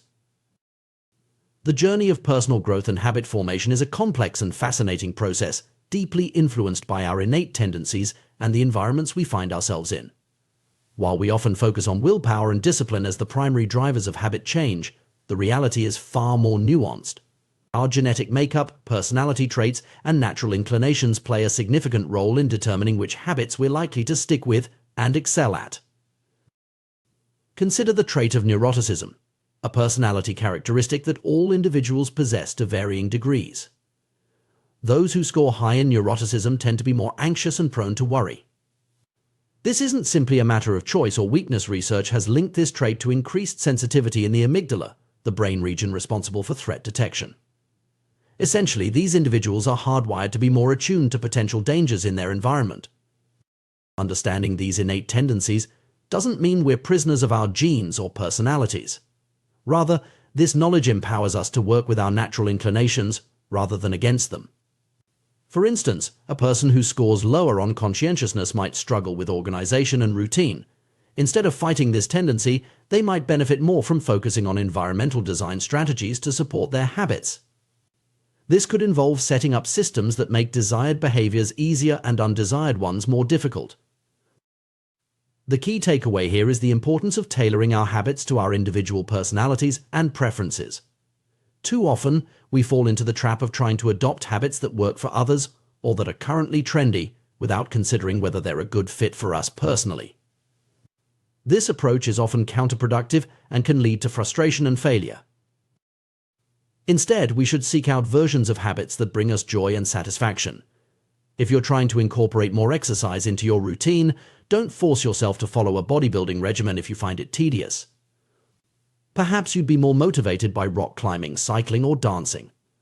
The specific activity matters less than finding something that resonates with you personally. This principle extends to all areas of life. If you're trying to read more, don't feel pressured to tackle dense nonfiction if you find yourself drawn to romance novels or science fiction. The goal is to cultivate the habit of reading the genre as secondary. By choosing activities that naturally appeal to us, we're more likely to stick with them in the long run. However, finding the right habits is only part of the equation. To truly thrive, we need to identify areas where we have a natural advantage, situations where the odds are in our favor. This concept is crucial for maintaining motivation and achieving success. Think about it: when we engage in activities that come easily to us, we're more likely to perform well.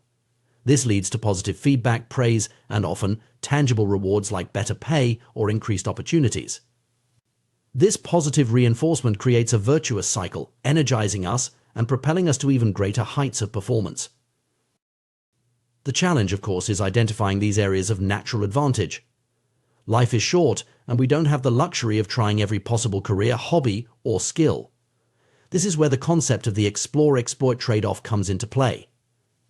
In the early stages of any new endeavor, whether it's a career, a relationship, or a hobby, there should be a period of exploration. This is the time to cast a wide net, try out different possibilities, and gather information. In relationships, we call this dating. In education, it's the liberal arts approach. In business, it might manifest as split testing or market research. After this initial exploratory phase, the focus shifts to exploiting the best options you've discovered. However, it's crucial to maintain some level of exploration even at this stage. A common rule of thumb is to spend about 80 to 90% of your time and energy on your primary focus, while reserving 10 to 20% for continued exploration and experimentation. This balance isn't fixed, it should be adjusted based on your current situation. If you're succeeding in your chosen area, it makes sense to double down on what's working. If you're struggling, that's a sign to increase your exploratory efforts. The optimal approach also depends on your time constraints. Early in your career or when starting a new project, you have more latitude for exploration. As deadlines approach or as you advance in your field, the focus naturally shifts more towards exploitation of your established skills and knowledge. But how do you navigate this process of discovery? There are several key questions you can ask yourself to help identify areas where you're likely to thrive. What activities feel like fun to you but seem like work to others? This is a powerful indicator of your natural inclinations. The tasks that you find energizing, even when they're challenging, are likely areas where you have a natural advantage. When do you lose track of time? The state of flow, where you're so engrossed in an activity that you lose awareness of your surroundings, is a strong sign that you're engaged in something well suited to your abilities and interests. Where do you seem to get better results than the average person? If you find yourself progressing faster or achieving more in a particular area compared to your peers, that's a good indication you found a field where you have a natural advantage. What feels natural to you? This requires honest self-reflection, setting aside societal expectations and ingrained beliefs. When do you feel most authentically yourself? These moments of genuine engagement and enjoyment are signposts pointing towards your areas of natural strength. It's important to acknowledge that some of this process involves an element of luck. We don't choose our genetic makeup or the environment we're born into. Some individuals, like Olympic athletes Michael Phelps or Hicham are fortunate to have rare physical attributes that are highly valued in their specific sports. Moreover, they had the opportunity to be exposed to and develop those talents. However, this doesn't mean we should leave our personal growth entirely to chance. By actively exploring different areas, paying attention to what energizes us, and being willing to pivot when something isn't working, we can significantly increase our odds of finding our personal sweet spots. This approach to personal development and habit formation represents a shift from the traditional no pain, no gain mentality. It's not about forcing yourself to adopt habits or pursue goals that don't align with your natural inclinations. Instead, it's about understanding yourself deeply, identifying your areas of natural strength, and then leveraging those strengths to achieve your goals. This doesn't mean avoiding challenges or staying within your comfort zone. Growth often requires pushing our boundaries. However, when we're working in areas aligned with our natural talents and interests, these challenges feel more like exciting opportunities than daunting obstacles. Moreover, this approach can lead to more sustainable success and fulfillment. When we're engaged in activities that naturally resonate with us, we're more likely to persist in the face of difficulties. We're also more likely to achieve a state of flow, which research has linked to increased happiness and life satisfaction. It's worth noting that this process of self-discovery and alignment is ongoing. Our interests and strengths can evolve over time, and what worked for us at one stage of life might not be as effective in another. This is why maintaining that element of exploration is crucial, even when we've found areas where we excel. This perspective on personal growth also has implications for how we approach education and career development. Rather than pushing everyone towards a standardized set of skills or career paths, we should be encouraging exploration and helping individuals identify their unique strengths and interests. In the workplace, this might mean allowing employees more flexibility to shape their roles around their strengths, or providing opportunities for people to explore different areas of the business. In education, it could involve more personalized learning paths that allow students to delve deeper into areas where they show natural aptitude or interest. However, it's important to strike a balance. While focusing on our strengths is generally a good strategy, there's also value in developing a broad base of skills and knowledge. Sometimes, seemingly unrelated experiences or skills can combine in unexpected ways to give us a unique advantage.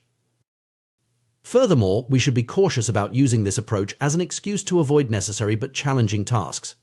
There will always be aspects of any pursuit that are less enjoyable or more difficult. The key is to find a path where the overall balance tilts in favor of activities that energize and engage us. As we navigate this process of aligning our habits and goals with our natural inclinations, it's crucial to remain patient and compassionate with ourselves. Finding our optimal path is rarely a straightforward process. It often involves trial and error, false starts, and occasional setbacks. Remember, the goal isn't perfection but progress. Each experiment, each habit we try, teaches us something about ourselves. Even if a particular habit doesn't stick, the attempt provides valuable information that can guide our future efforts. Moreover, as we become more attuned to our natural strengths and preferences, we often find that our definition of success evolves. Instead of chasing external markers of achievement, we may find ourselves more focused on personal fulfillment and the joy of engaging in activities that truly resonate with us. This shift can have profound implications for our overall well-being. When we're aligned with our natural inclinations, work often feels less like a chore and more like a calling. We're more likely to experience states of flow, which research has linked to increased happiness and life satisfaction. In conclusion, the path to personal growth and successful habit formation is not about forcing ourselves to conform to a one-size-fits-all approach. Instead, it's a journey of self-discovery, of finding and nurturing our natural strengths, and of aligning our habits and goals with our innate tendencies. This doesn't mean avoiding challenges or staying within our comfort zones. Growth often requires pushing our boundaries. However, when we're working in areas aligned with our natural talents and interests, these challenges feel more like exciting opportunities than daunting obstacles. By understanding our genetic predispositions, personality traits, and areas of natural strength, we can craft a personal development strategy that works with us rather than against us. This approach not only increases our chances of success, but also leads to a more fulfilling and enjoyable journey. Remember, the goal is not to become someone else, but the best version of yourself. By embracing your unique combination of traits and talents, and continually exploring and refining your path, you can create a life filled with habits that not only serve you well, but also bring you joy and satisfaction. The journey to success in any field is often long, challenging, and filled with unexpected twists and turns. Yet, some individuals manage to persevere through years of struggle, honing their craft, and ultimately achieving remarkable success. The story of Steve Martin, one of America's most beloved comedians, perfectly illustrates this path of persistent dedication and gradual improvement. Martin's journey began in the most humble of circumstances as a 10-year-old boy selling guidebooks at Disneyland. This early exposure to the world of entertainment sparked a passion that would shape the rest of his life. As he transitioned to working in the park's magic shop, Martin began to experiment with performance, trying out simple tricks and jokes on visitors. It was here that he discovered his true calling was not in magic, but in comedy and performance more broadly. The road from this realization to stardom was long and arduous. Martin spent his teenage years performing in small clubs around Los Angeles, often to indifferent or non-existent audiences. He would sometimes deliver his routine to empty rooms, persisting even when there was no one there to appreciate his efforts. This dedication to his craft, even in the face of apparent failure, is a testament to Martin's intrinsic motivation and love for comedy. What's particularly noteworthy about Martin's journey is the gradual, incremental nature of his progress. He didn't burst onto the scene with a fully formed hour-long set. Instead, he started with routines that lasted only a minute or two. Over time, he expanded his material, reaching 5 minutes in high school, then 10 minutes, and eventually 20 minutes by the age of 19. Even then, he had to pad his show with poetry readings just to fill the time slot. This gradual expansion of his repertoire highlights a crucial aspect of skill development and habit formation: the importance of consistent, incremental progress. Martin didn't try to leap from novice to expert overnight. Instead, he focused on steady improvement, constantly refining and expanding his material. This approach allowed him to build his skills and confidence gradually, avoiding the overwhelming pressure that might have come from trying to create a full-length show right from the start. Martin's persistence is particularly impressive given the nature of stand-up comedy. Few endeavors are as immediately and brutally honest in their feedback as comedy. A joke either lands or it doesn't, and the comedian knows instantly whether they've succeeded or failed. The courage required to face this potential rejection night after night, for years on end, is remarkable. It took nearly 15 years of this dedicated practice and refinement before Martin achieved his breakthrough. When success came, it came in a big way. His tours drew tens of thousands of fans, and he quickly rose to the top of his field. But this overnight success was, in reality, the result of almost 2 decades of persistent effort. Martin's own reflection on his journey is particularly insightful. He describes it as 10 years spent learning, 4 years spent refining, and 4 years as a wild success. This breakdown offers a valuable perspective on the nature of mastery and success. The learning phase, the longest part of the journey, is where the foundational skills are developed.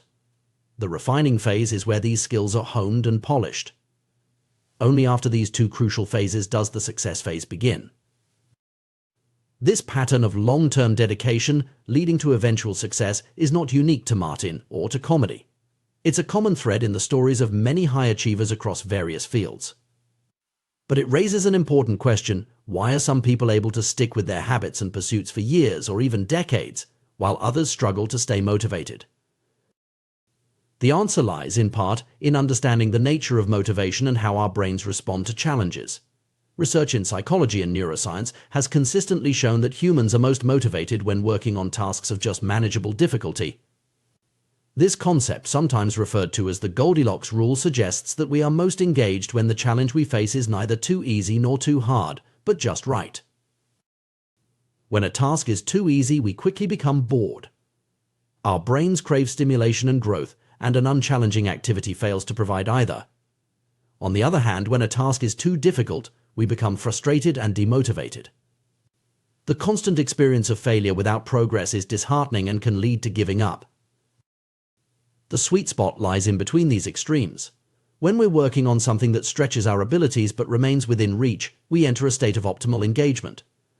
This state is often associated with the concept of flow, described by psychologist Mihaly Csikszentmihalyi as a condition of full immersion in an activity characterized by energized focus and enjoyment. In Martin's case, we can see how he intuitively followed this principle throughout his career. He consistently pushed himself to expand his routines and improve his craft, but he did so in manageable increments. Each small success, a new joke that landed well, a slightly longer routine successfully delivered, provided the motivation to continue pushing forward. This approach of seeking just manageable difficulty can be applied to any habit or skill we're trying to develop. Whether it's learning a new language, improving our fitness, or developing a professional skill, the key is to find that sweet spot where we're challenged but not overwhelmed. For example, if you're trying to develop a reading habit, you might start with short articles or novellas rather than diving straight into complex literature. As your reading stamina improves, you can gradually increase the length and complexity of your chosen texts. Similarly, if you're working on improving your physical fitness, you might begin with short, manageable workouts and progressively increase the duration and intensity as your strength and endurance improve. The beauty of this approach is that it creates a self-reinforcing cycle of motivation and improvement. As we successfully navigate challenges at the edge of our abilities, we experience a sense of accomplishment and growth. This positive experience motivates us to continue engaging with the activity, which in turn leads to further improvement. Over time, tasks that once seemed daunting become manageable, allowing us to take on even greater challenges. However, maintaining this optimal level of challenge requires constant adjustment. As we improve at a task, what was once challenging becomes easy. To maintain motivation, we need to continually seek out new challenges that match our growing abilities. This might involve learning new skills, taking on more complex projects, or setting more ambitious goals. In Martin's comedy career, we can see this principle in action. He didn't stop once he could consistently deliver a 5-minute routine. Instead, he continually pushed himself to expand his material, try new comedic styles, and perform for larger audiences.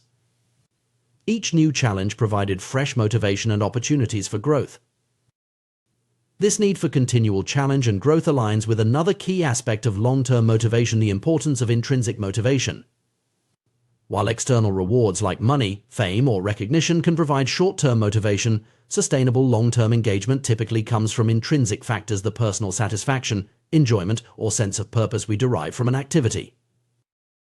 For Martin, the love of performance and the creative satisfaction of crafting and delivering jokes provided this intrinsic motivation. Even when external success was lacking, when he was performing to empty rooms or uninterested audiences, this internal drive kept him going. Cultivating this kind of intrinsic motivation is crucial for maintaining any long-term habit or pursuit. It involves connecting with the inherent value or enjoyment of the activity itself, rather than focusing solely on external outcomes. This might mean focusing on the sense of accomplishment you feel after a workout, rather than just the number on the scale, or savoring the process of creating art, rather than fixating on selling your work. Another crucial factor in maintaining long-term motivation is the environment we create for ourselves. Our surroundings, both physical and social, can have a profound impact on our ability to stick with our habits and pursuits. In Martin's case, immersing himself in the world of entertainment, first at Disneyland, then in the Los Angeles comedy scene, provided constant exposure to his chosen field and opportunities for practice and improvement. Creating a supportive environment for our habits might involve setting up a dedicated workspace for a creative pursuit, surrounding ourselves with like-minded individuals who share our interests, or removing obstacles that make it difficult to engage in our chosen activity. The goal is to make it as easy as possible to engage in the habit consistently, reducing the reliance on willpower alone. The role of failure and setbacks in the journey of habit formation and skill development is also worth considering. Martin's story includes many moments that could be considered failures: jokes that didn't land, performances to empty rooms. Yet he persisted. This resilience in the face of setbacks is a crucial component of long-term success. Developing this resilience involves reframing how we view failure. Rather than seeing setbacks as indictments of our abilities or reasons to give up, we can view them as valuable feedback and opportunities for learning. Each failed joke or performance gave Martin information about what didn't work, helping him refine his material and delivery. This growth mindset, the belief that our abilities can be developed through dedication and hard work, is a powerful tool for maintaining motivation over the long term. It allows us to see challenges as opportunities for growth rather than threats to our self-image. As we reflect on Martin's journey and the principles of motivation and habit formation it illustrates, we can draw several key lessons. 1. Success often requires a long period of dedicated practice and incremental improvement. The overnight success is usually anything but. 2. Maintaining motivation over the long term requires finding the right level of challenge tasks that stretch our abilities without overwhelming us. 3. Intrinsic motivation deriving satisfaction and enjoyment from the activity itself is crucial for sustaining long-term engagement. 4. Creating a supportive environment can make it easier to stick with our habits and pursuits. 5. Resilience in the face of setbacks, coupled with a growth mindset, allows us to persist through difficulties and learn from our failures. 6. Continual adjustment and seeking out new challenges is necessary to maintain engagement as our skills improve. These principles can be applied to any area of life where we're seeking to develop new skills, form positive habits, or achieve long-term goals. Whether we're aspiring comedians like Martin, or simply individuals looking to improve our health, learn a new skill, or advance in our careers, understanding and applying these concepts can help us stay motivated and achieve our objectives. In conclusion, the story of Steve Martin's rise to comedic stardom offers more than just an inspiring tale of perseverance. It provides a roadmap for anyone looking to achieve mastery in their chosen field or stick with a challenging habit over the long term. By embracing the process of gradual improvement, seeking out appropriate challenges, cultivating intrinsic motivation, and persisting through setbacks, we can all work towards our own versions of success, whatever form that may take. The journey may be long and challenging, but as Martin's story shows, the results can be truly remarkable. The pursuit of excellence in any field is a journey fraught with challenges, but perhaps the most formidable obstacle isn't failure or lack of talent, it's boredom. This insight, counterintuitive as it may seem, holds the key to understanding why some individuals achieve remarkable success while others falter despite initial promise. Consider the process of mastering a skill or habit. In the beginning, everything is new and exciting. Each small improvement brings a rush of satisfaction, and the novelty of the experience keeps us engaged. This is the honeymoon phase of skill acquisition, where motivation is high and progress seems rapid. However, as we become more proficient, a curious phenomenon occurs. The very consistency that leads to improvement also breeds familiarity, and with familiarity comes the potential for boredom. The rush of excitement that accompanied our initial efforts begins to fade, replaced by the steady, sometimes monotonous work of continued practice. This is where many people falter. When the initial excitement wears off, it's easy to lose focus or seek out new, more stimulating pursuits. But those who achieve mastery in their chosen fields are those who find ways to push through this plateau of boredom.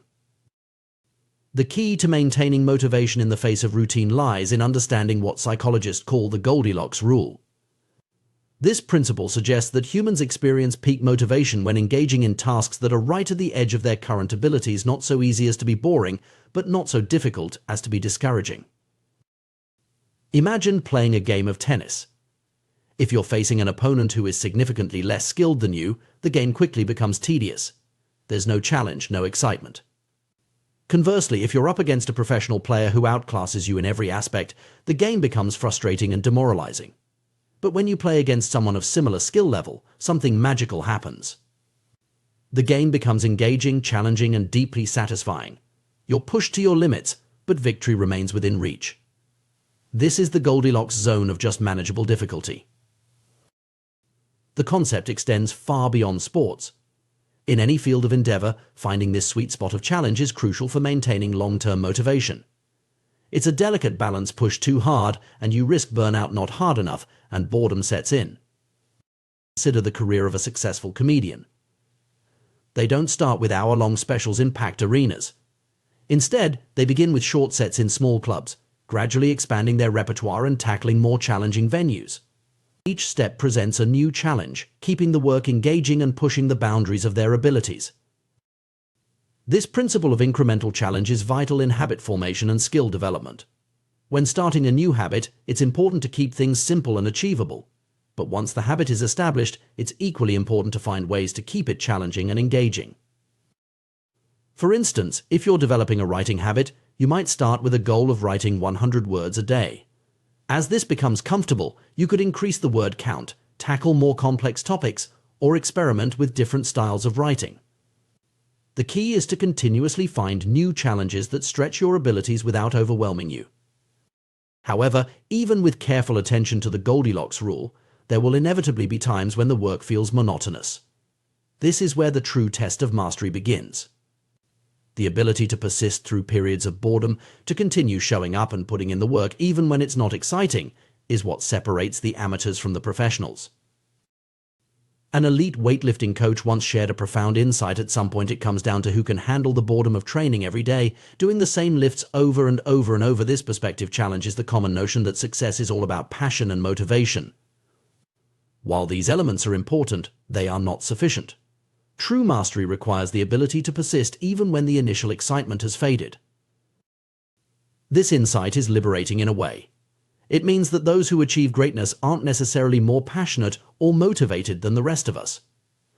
They simply have developed the ability to push through the periods of boredom and continue their practice regardless of how they feel on any given day. The challenge, then, is to fall in love with boredom. To find satisfaction not just in the exciting moments of breakthrough, but in the quiet, consistent work that leads to those breakthroughs. This doesn't mean that the work should always feel tedious. Indeed, finding ways to inject novelty and challenge into your practice is crucial for long-term engagement. One way to maintain interest is through the concept of variable rewards. This principle, well known in psychology, explains why activities like gambling can be so addictive. When rewards are unpredictable, they create a stronger dopamine response in the brain, enhancing memory recall and accelerating habit formation. While not all habits should or could involve variable rewards, imagine if flossing only sometimes resulted in clean teeth. Understanding this principle can help in designing practices that remain engaging over time. For instance, a fitness routine could incorporate different types of workouts, a reading habit could explore various genres, or a meditation practice could experiment with different techniques. However, it's important to note that novelty alone is not the answer.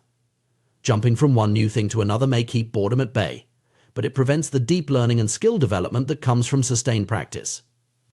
The key is to find a balance between consistency and novelty to keep the core of the practice steady while finding new challenges within it. This brings us to another crucial point: the importance of identity in maintaining long-term habits.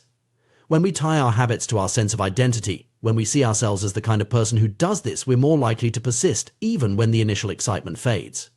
A writer writes, even on days when the words don't flow easily.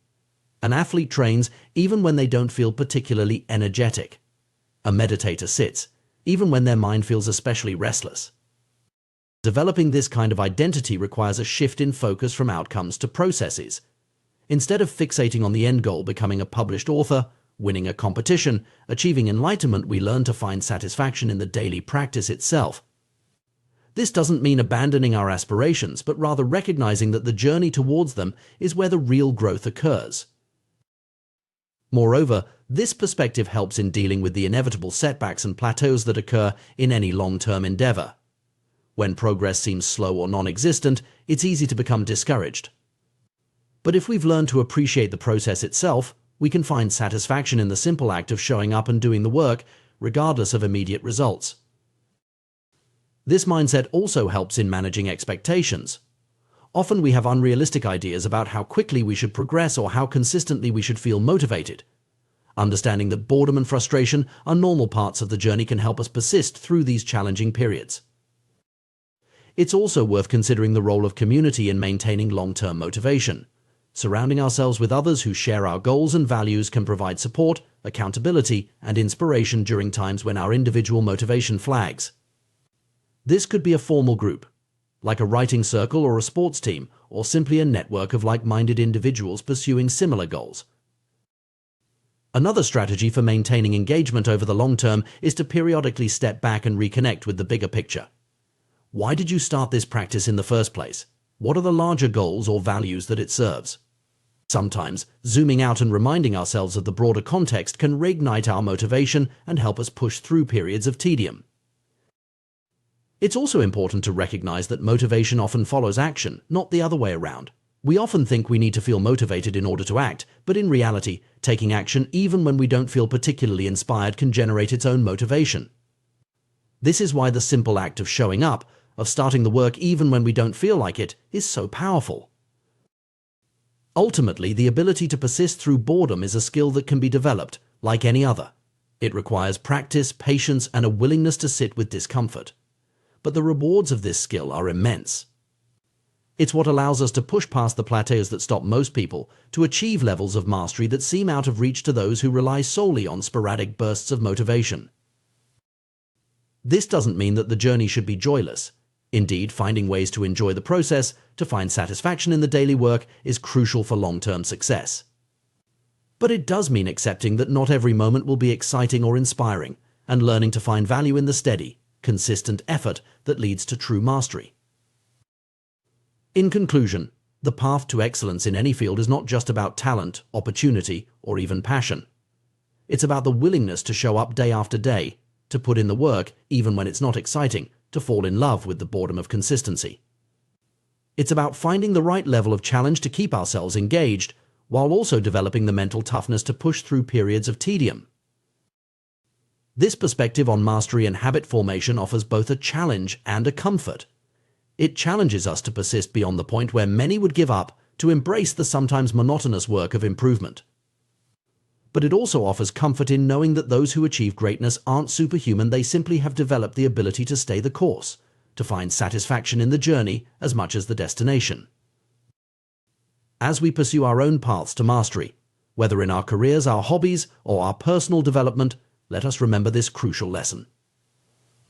Let us strive to find the right balance of challenge and consistency, to inject novelty into our practices while maintaining their core, and above all, to cultivate the mental fortitude to push through boredom. For it is in these quiet moments of persistence, when no one is watching and motivation is low, that true mastery is forged. The pursuit of excellence is a journey that requires more than just talent or sporadic bursts of motivation. It demands consistency, dedication, and a willingness to embrace the monotony that often accompanies mastery. This is a truth that applies across all fields, whether you're an athlete, artist, entrepreneur, or professional in any domain. Consider the contrast between professionals and amateurs. Professionals adhere rigorously to their schedules, refusing to let life's distractions derail their progress. They have a clear vision of what matters most to them and work tirelessly towards their goals with unwavering purpose. Amateurs, on the other hand, often find themselves blown off course by the urgent demands of daily life, struggling to maintain focus on their long-term objectives. This distinction is particularly evident in the realm of habit formation. Take meditation, for instance. Many people approach meditation as fair-weather practitioners, only engaging in the practice when they feel particularly inspired or when life is going smoothly. However, true growth and transformation come from consistency, especially when it's challenging. The same principle applies to athletics, writing, or any other pursuit. To achieve greatness, one must be willing to show up and put in the work regardless of mood or circumstance. There's a common misconception that successful individuals always feel motivated and energized to tackle their goals. The reality is quite different. Even the most accomplished people frequently face moments of reluctance or lack of enthusiasm. The key difference is their ability to push through these feelings and take action anyway. They understand that regret often comes from inaction, not from pushing oneself to complete important tasks. This idea extends to the concept of deliberate practice, which is crucial for achieving mastery in any field. Deliberate practice involves focused, intentional efforts to improve specific aspects of performance. It's not always enjoyable, and it certainly isn't easy, but it's essential for progress. The willingness to engage in deliberate practice, even when it feels tedious or challenging, is what separates the truly exceptional from the merely good. Interestingly, the path to excellence often requires embracing boredom. This might seem counterintuitive, as we often associate passion and excitement with high achievement.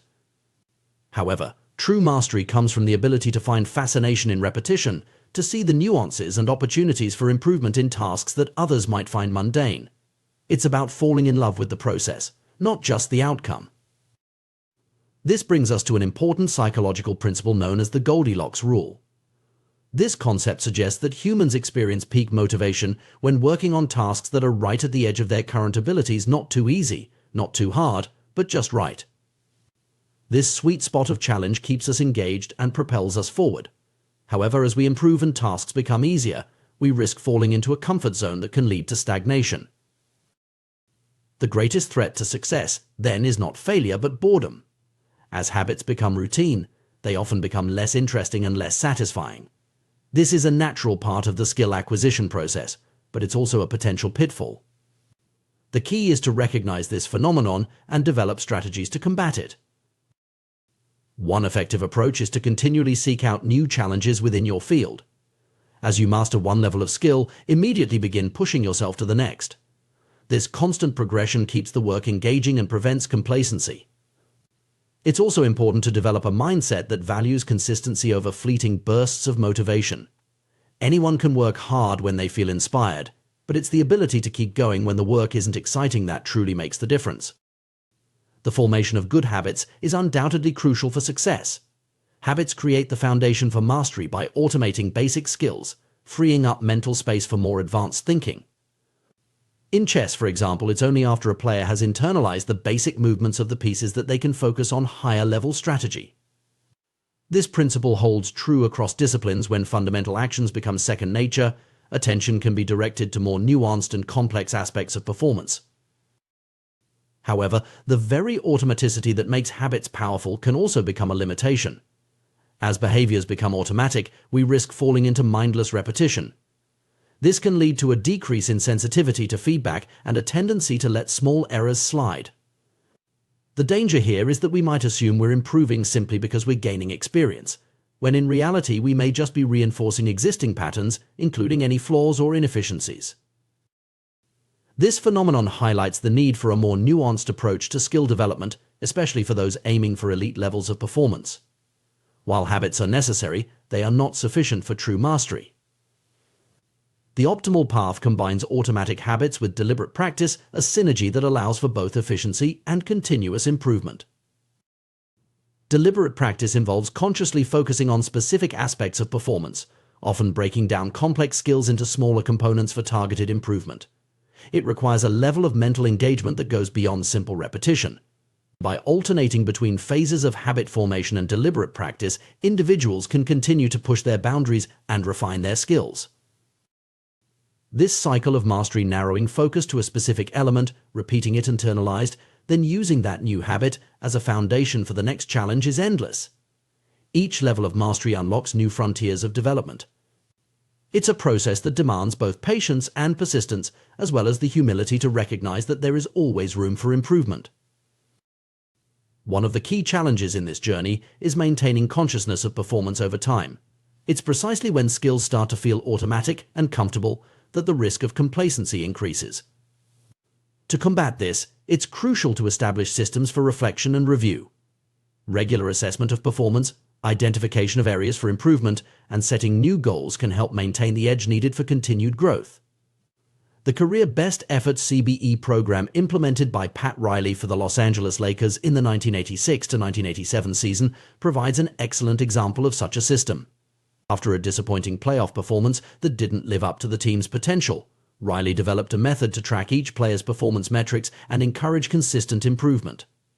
The goal was for each player to improve their output by at least 1% over the course of the season.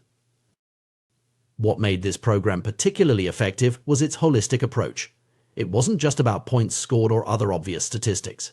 Riley included unsung hero deeds in his evaluations, things like diving for loose balls, helping teammates on defense, and other efforts that might not show up in the box score but contribute significantly to team success. This comprehensive view of performance encouraged players to focus on all aspects of their game, not just the most visible ones. The CBE program illustrates several key principles of effective habit formation and performance improvement. First, it emphasizes the importance of establishing a baseline understanding current performance levels before setting goals for improvement. Second, it focuses on small, incremental improvements rather than dramatic overhauls. This approach makes progress feel more achievable and sustainable. Third, it recognizes and rewards effort and behavior, not just outcomes. This helps to reinforce the right habits and mindset, even when results might fluctuate due to factors outside an individual's control. Implementing a similar system of reflection and review can be beneficial in any field.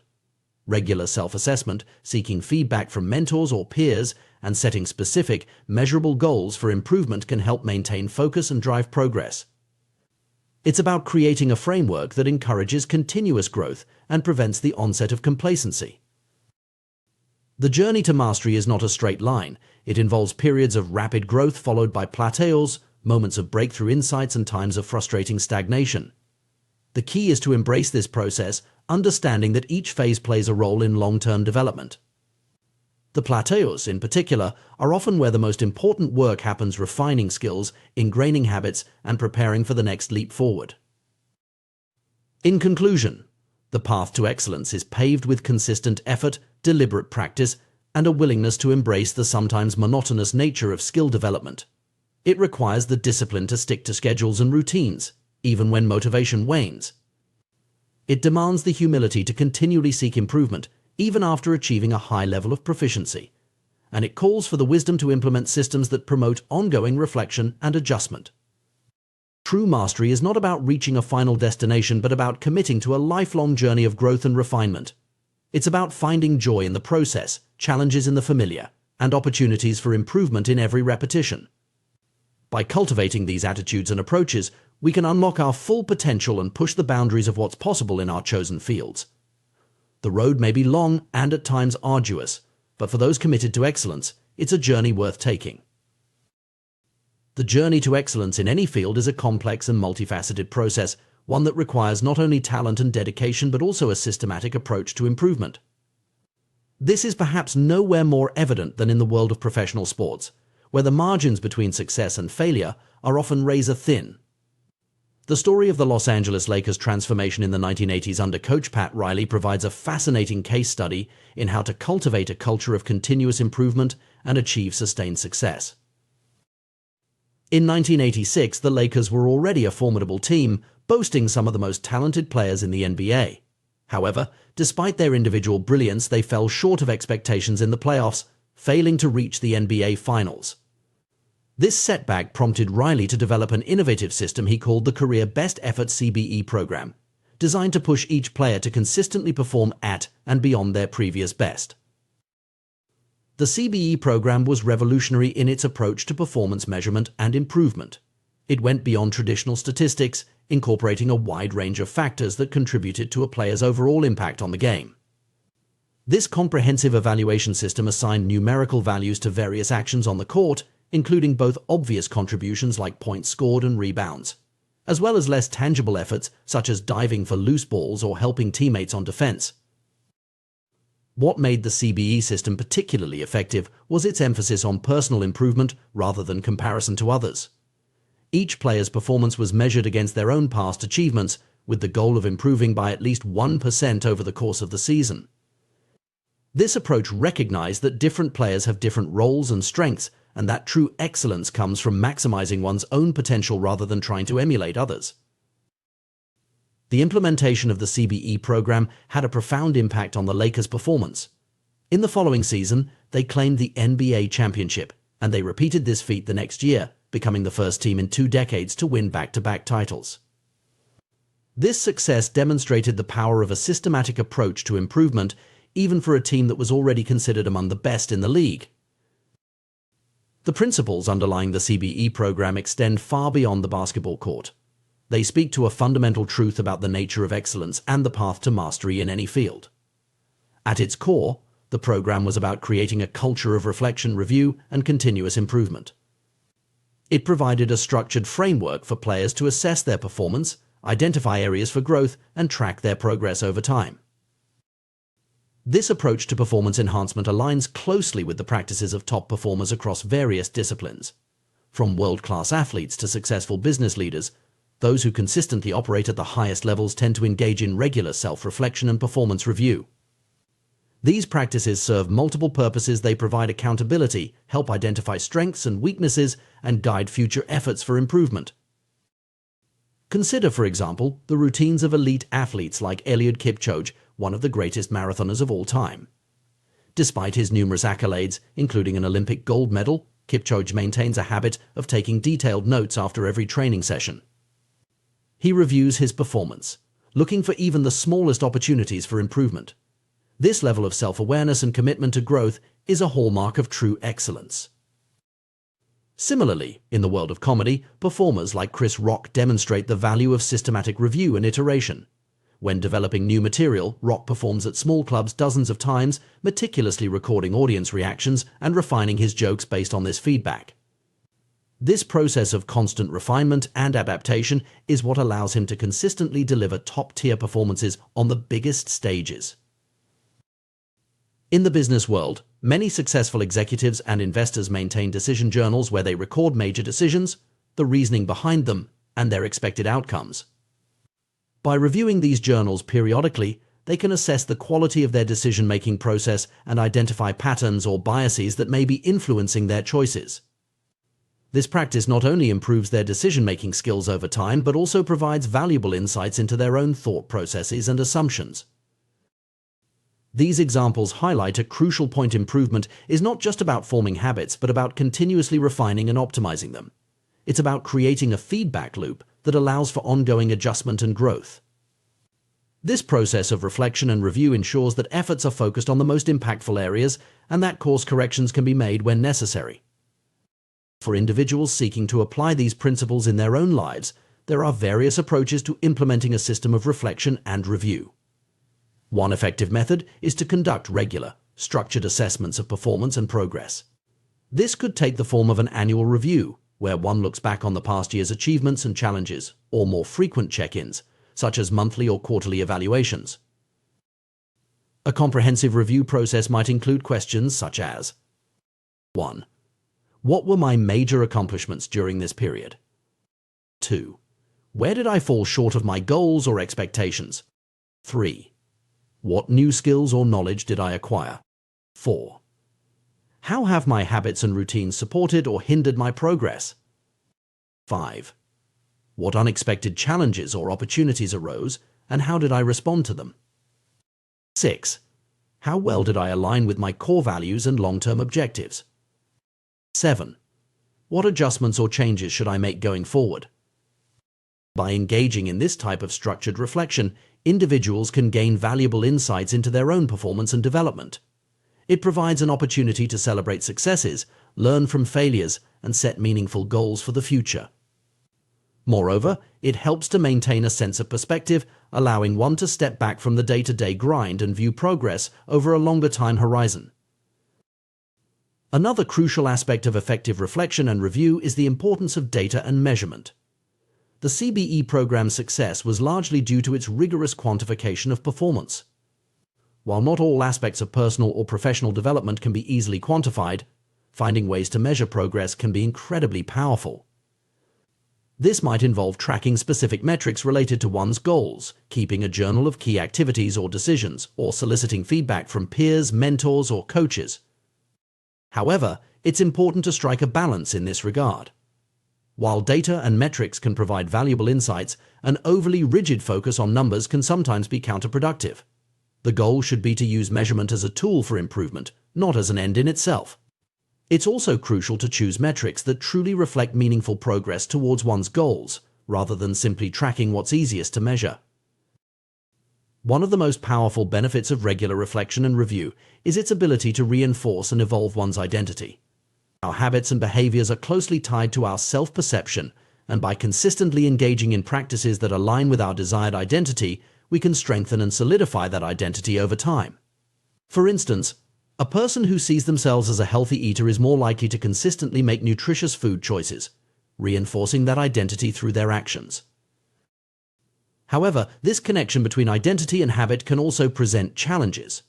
As we become more invested in a particular self-image, we may become resistant to change or criticism that challenges that identity. This can lead to a form of stagnation, where we cling to outdated methods or beliefs out of a sense of pride or fear of change. It's a phenomenon seen across various fields: the experienced teacher who refuses to adapt their methods, the veteran manager who insists on doing things their way, or the successful artist who gets stuck in a creative rut. To avoid this pitfall, it's crucial to cultivate a growth mindset, a belief that our abilities and intelligence can be developed through effort, learning, and persistence.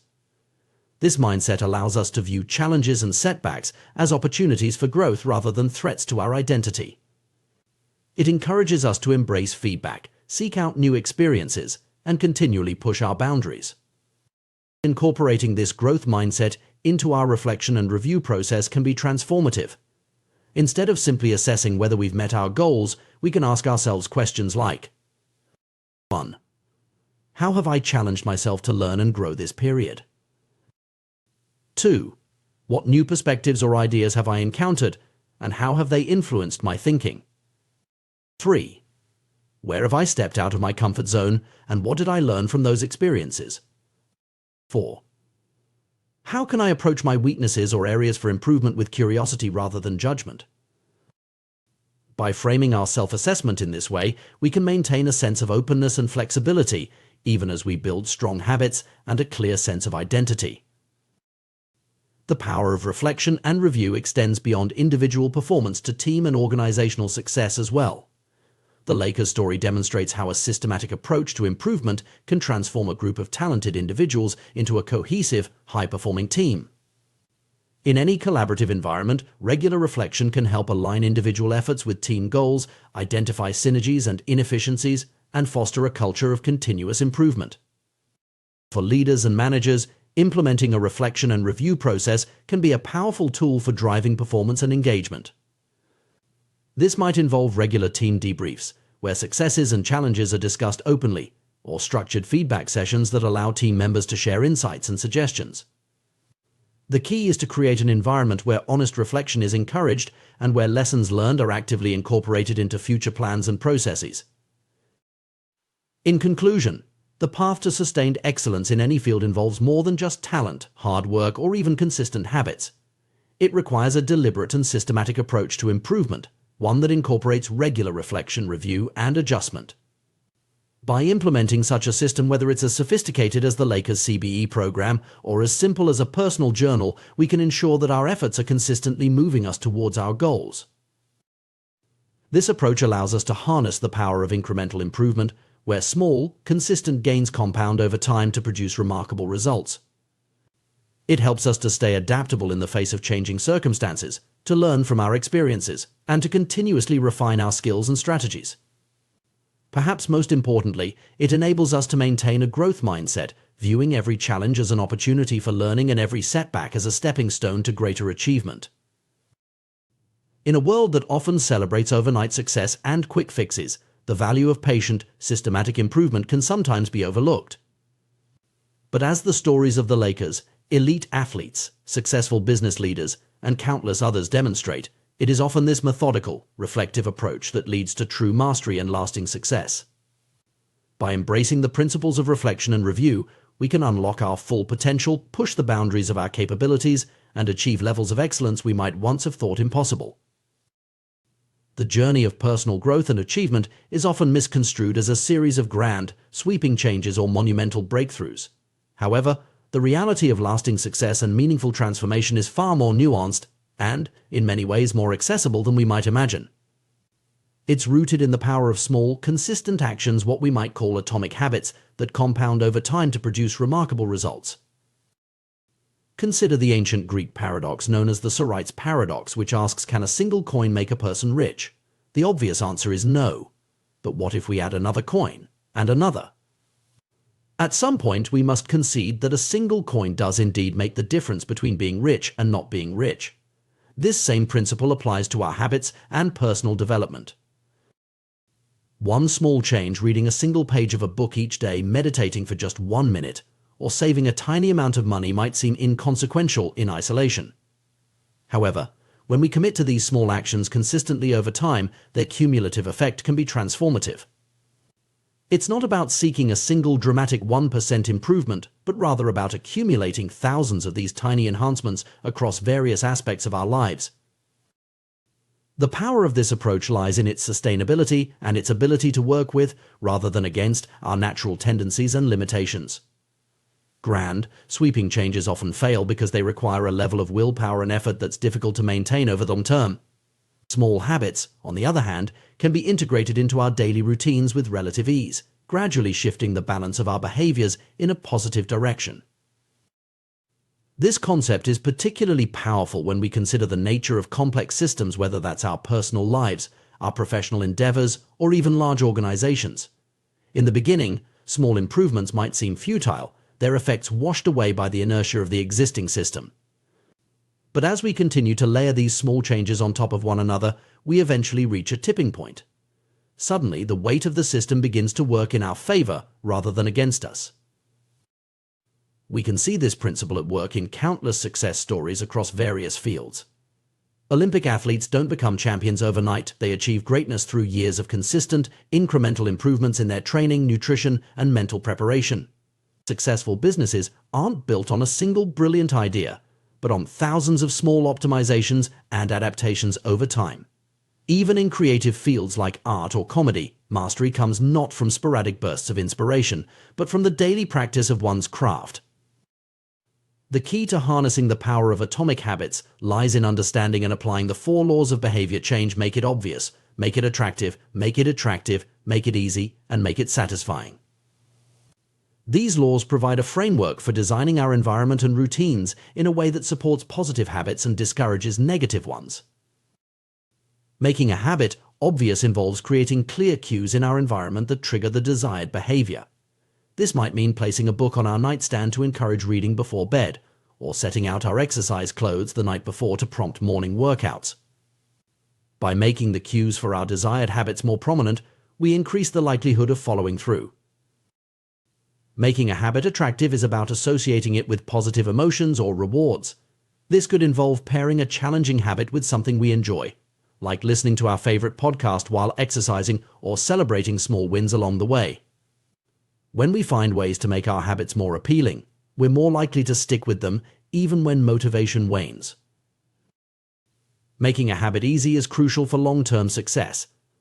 This often involves breaking down larger goals into smaller, more manageable steps. Instead of committing to an hour-long workout, we might start with just 5 minutes of exercise. By lowering the barrier to entry, we make it more likely that we'll start, and starting is often the hardest part.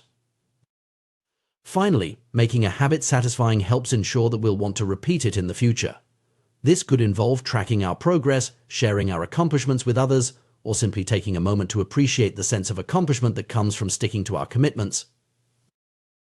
By applying these 4 laws, we can gradually shift our behavior patterns, making positive habits more automatic and negative habits less appealing. Over time, these small shifts can lead to significant changes in our lives. However, it's important to recognize that this process is not a one-time effort, but an ongoing journey of refinement and adaptation. Success is not a fixed destination, but a continual process of improvement.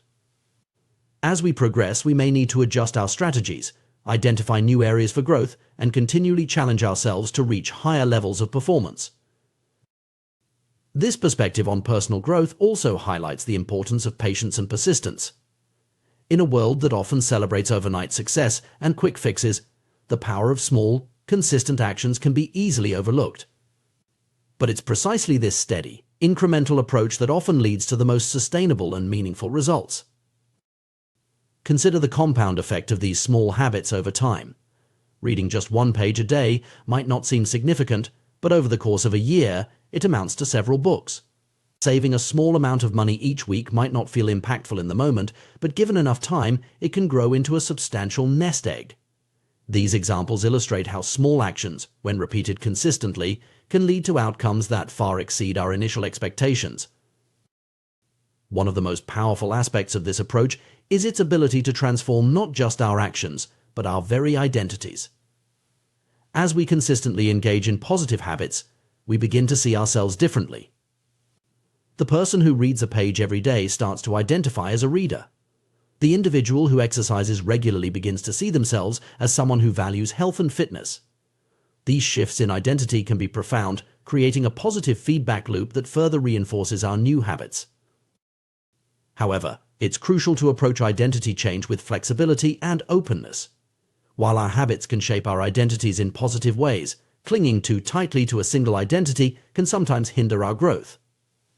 For instance, an athlete who defines themselves solely by their sport might struggle when their athletic career ends.